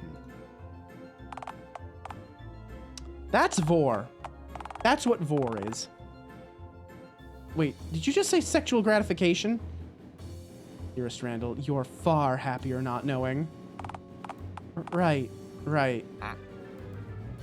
Bye, Swan. I'm happy for you, Shug. I'm sure Jerry is too. Thanks, and wait. So, if I'm here, then, where did Jerry end up? Is he okay? Don't worry, Randy. I'm sure that he's been well taken care of. What does that mean exactly? Nothing, nothing. I just don't think Jerry's gonna be bothering us anymore. Why does that sound so ominous? Alistair Ring? Where's Jerry? Somewhere we won't be seeing much of him anymore. Somewhere far more peaceful. Well, specifically? Oh, well, that sounds just lovely. That job's gonna mellow him right out. Yeah, I know like 4 shepherds. If anything, he was overqualified for the position. Wait, why'd you give him that job and me this one? Why not just cut out the middleman and give the shepherd job to me? Oh, please, you on a farm? I don't understand, Randy. Horses bite, Randy. Okay, yep, understood now. And let us not forget, Turkey, the tasty and angry cousin of swankind. Mom, come pick me up, I'm scared. Well, with Madame getting thrown out, Bunny getting fucking flattened, my poverty being cured, and my curse being revoked, I guess that means each and every loose end has been neatly tied up. Nobody move. Nobody fucking move! Ah, darn it. Consequences. I hate those. That's right, you bandaged smuck. I told you that I'd track you down for not getting me off. How'd you even find me anyway? How'd you think, bozo? I searched every public place in this dumpster fire of a city. Every shop, every park, every gazebo. Every gazebo? Each and every one. This is literally the last public place in the city that I hadn't checked. I told you that I'd find yous. Wait. Were you pantsless during the whole search? Did you literally walk around the entire city of Dialtown without any pants on? Yeah, you bet I did, Nimrod. Some paper pushing printer bitch called the fuzz on me for violating the bank's dress code. No shirt, no pants, no service. Bullshit. That's... My god, you really are the most pathetic person in Dialtown, aren't you? Not anymore.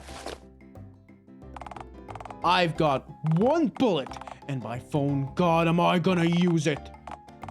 That sounds like a great plan, except... the glass is bulletproof, you know? Ah, shit, really? Bulletproof, huh?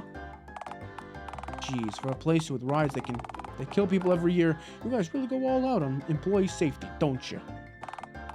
Yeah, my new job has its perks. Ah, well, don't you worry. It's all G. I'll just shoot what's-his-face instead. What? No, wait, you can't do that. I mean, I totally can, bozo, since I've actually got a bullet this time. But please, you can't. Randy, shh, don't beg. It's okay. I've had a good life. I've made peace with my demons.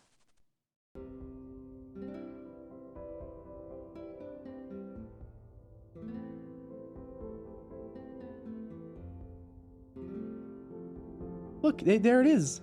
That's me. Wait, they gave me the wrong head. I have a typewriter head. I don't have a phone head. I have a typewriter head. Okay, I don't believe any of that actually happened. Ah, shit, you're right. My life was horseshit. Ah, to hell with it. Mugger guy, just do your thing. Oh, I'm gonna enjoy this. Is that a swan? Ah, shit. What's this fucking thing doing so far from the park? Swan. Swan? Attack! Let's go! Swan friend. Swan friend now. Why did that even work? You fed it a stale hot dog, Randy. You're a dad now, like it or not. Huh. I guess swans can seem kind of cute when they're not trying to pierce my jugular. Yeah, swan gang, swan gang, swan gang! Swan gang, rise the fuck up! Hey, before we wrap up, can you come outside for just a moment? From behind my beloved Pyrex force field? Aye, I have something to give you. You just slip it through the slot? Just come out, smelly. Alright, alright. So, what is it? Well, I found something else in the dumpster. The same one I found the candles and dumpster meat in. Candles, dumpster meat, and something else valuable enough to give your boyfriend as a gift? My, what a bountiful dumpster. What is it anyway? Let me show you. Is that a Band-Aid for Randy? I don't understand. My biggest wound, my pride, it's been fixed, right? What'd you possibly... Your forehead, you cretin! Band-Aid can go over your bandage. Oh, I see. That's the nicest thing anyone has ever done for me. Thank you.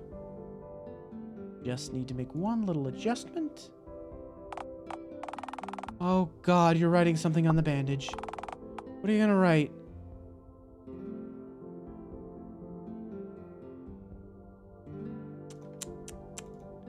Oh, I do wonder.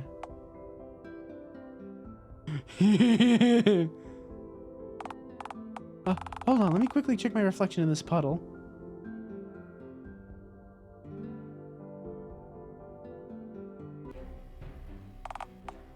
Fuckface V2!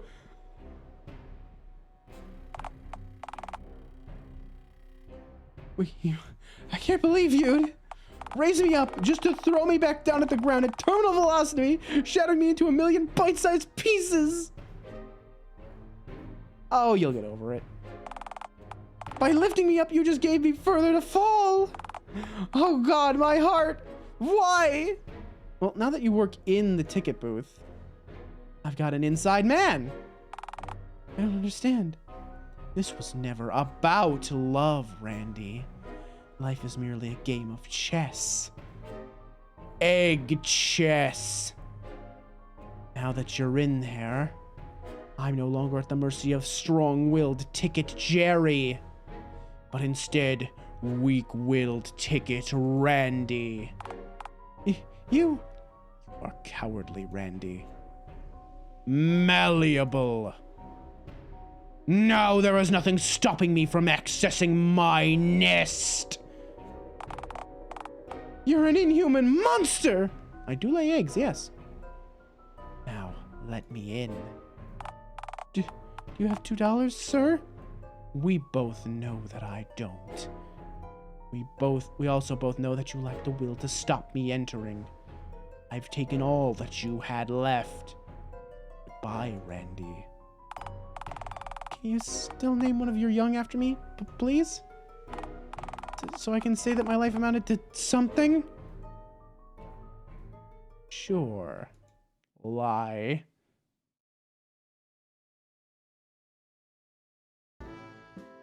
Holy fucking shit. The ending where you break Randy's heart for no real reason.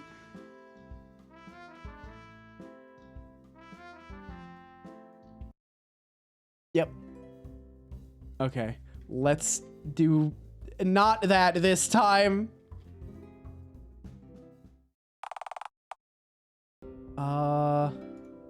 Something encouraging.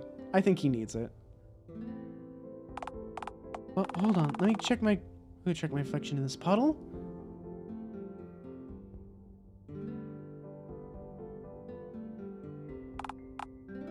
Wait.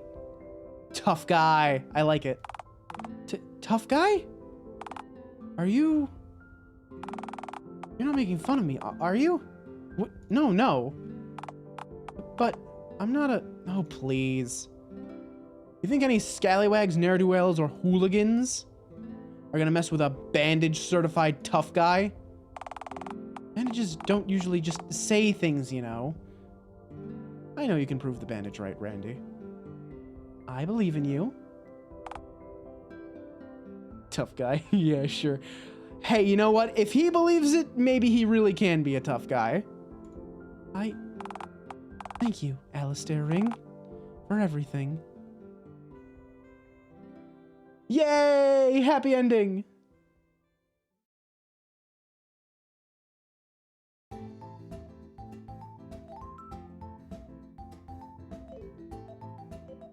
Achievement unlocked. Lovable schmuck. The ending where things work out just fine for our dear friend Randall Jade. Happy. Aww. Yay! Good. Hey, I want to check something real quick. Chapter 2. Let's see. 1 and 2 datables. Datables meant 2 out of 4. Okay, let's see. Help a man emerge from a dumpster for a final time. Save a dying theater from ruin. Encourage an artist to follow her dreams. Teach an ape man to accept himself. Ooh. Well, that was a hell of a first route. Ugh. I want to do this. I want to like keep playing this, but like I'm so fucking hungry and I'm kind of sleepy. I've been sleepy all day. Weekends, man, weekends. But we will come back to this. I'm absolutely coming back to this. I want to do all these. I want to do whatever this chapter 3 is. I'm very excited. So yeah, thank you all so much for joining me for Dialtown. What a fucking trip, dude. Oh, I had a lot of fun though. This is a great game. I'm very excited to come back to it.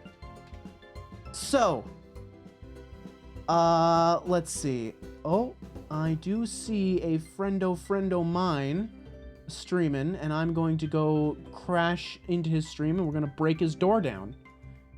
Oh, thank you so much. I appreciate it. I like my model too. Red Panda, and you're not the first person to ask. Red Panda, yeah. I am a wah. The running joke here being that red pandas are cousins of raccoons, and you know, being a thief is my whole shtick. But let's see. Yeah, it was the weirdest shit ever, but it was so good. It was so good. All right. So, right, the raid message. Right there. Hang on, give Nightbot a minute. Any second now, Nightbot. There we go. Feel free to place the sub emotes with, you know, just a heart or something. You can also use channel points to unlock an emote, you know, for like 24 hours if you want to do that. Let's see. What's coming up soon? So tomorrow is the Outer Worlds. Hopefully finish Murderer on Eridanos, the DLC. Maybe we'll have time to dip into the second DLC. We'll see. We'll see. I'm not sure how much time we have left on the first DLC. And then next week, let's see. We got a few things coming up next week. Probably more of this. We are definitely playing the full release of Card Shark. Very excited about that. And maybe Elden Ring will finally not get shafted by my horrendous sleep schedule. You know? Maybe just once, my inability to sleep will not prevent me from playing Elden Ring. It has to have been like a month now since the last time I played it, right? Jesus. I want to get back to it. I want to finish it. I love that game, but I just haven't had the things keep conspiring. And maybe eventually I'll stream more Dragon Song. Maybe Sunday. Maybe? Well, no, we're not. No, that's right. That's right. We're not running on Sunday this week because one of our tanks, I believe, is going on a trip for Memorial Day. So, maybe some Dragon Song prog next week if you're into Final Fantasy XIV and you want to see me and 7 other schmucks bash our faces against the newest Ultimate. We can do that. Anyway, let's get this raid going to a Mr. Shining Heart. That would be Ryusei Shining Heart, friend of the channel, really cool dude. Most powerful wizard. Dragon with a big fat tail. He's very cool. Very good friend. So let's see. What else is going on with me? Let me think. Socials down below, and I will also do this. If you have any desire to join the Discord, it's there. No pressure. I understand Discord's not for everyone. If you're new around here, feel free to drop a follow. Remember that for small creators like myself, any bit of exposure is good for us.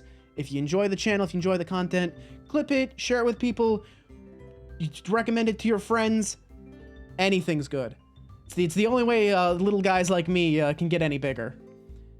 Coming up in the relatively near future, I don't think I'm doing anything special for it, but I guess my debut anniversary is June 3rd. I kind of let that one sneak up on me. I'll be playing Card Shark that day, so that'll be fun. I don't think I'm going to do anything for that, but keep your eyes open on the Twitter, because the Rogue Royale is coming sooner rather than later. Big VTuber wrestling thing that I'm doing. Keep your eyes open. Anyway, take care, everybody. I'll see you next time. Peace out.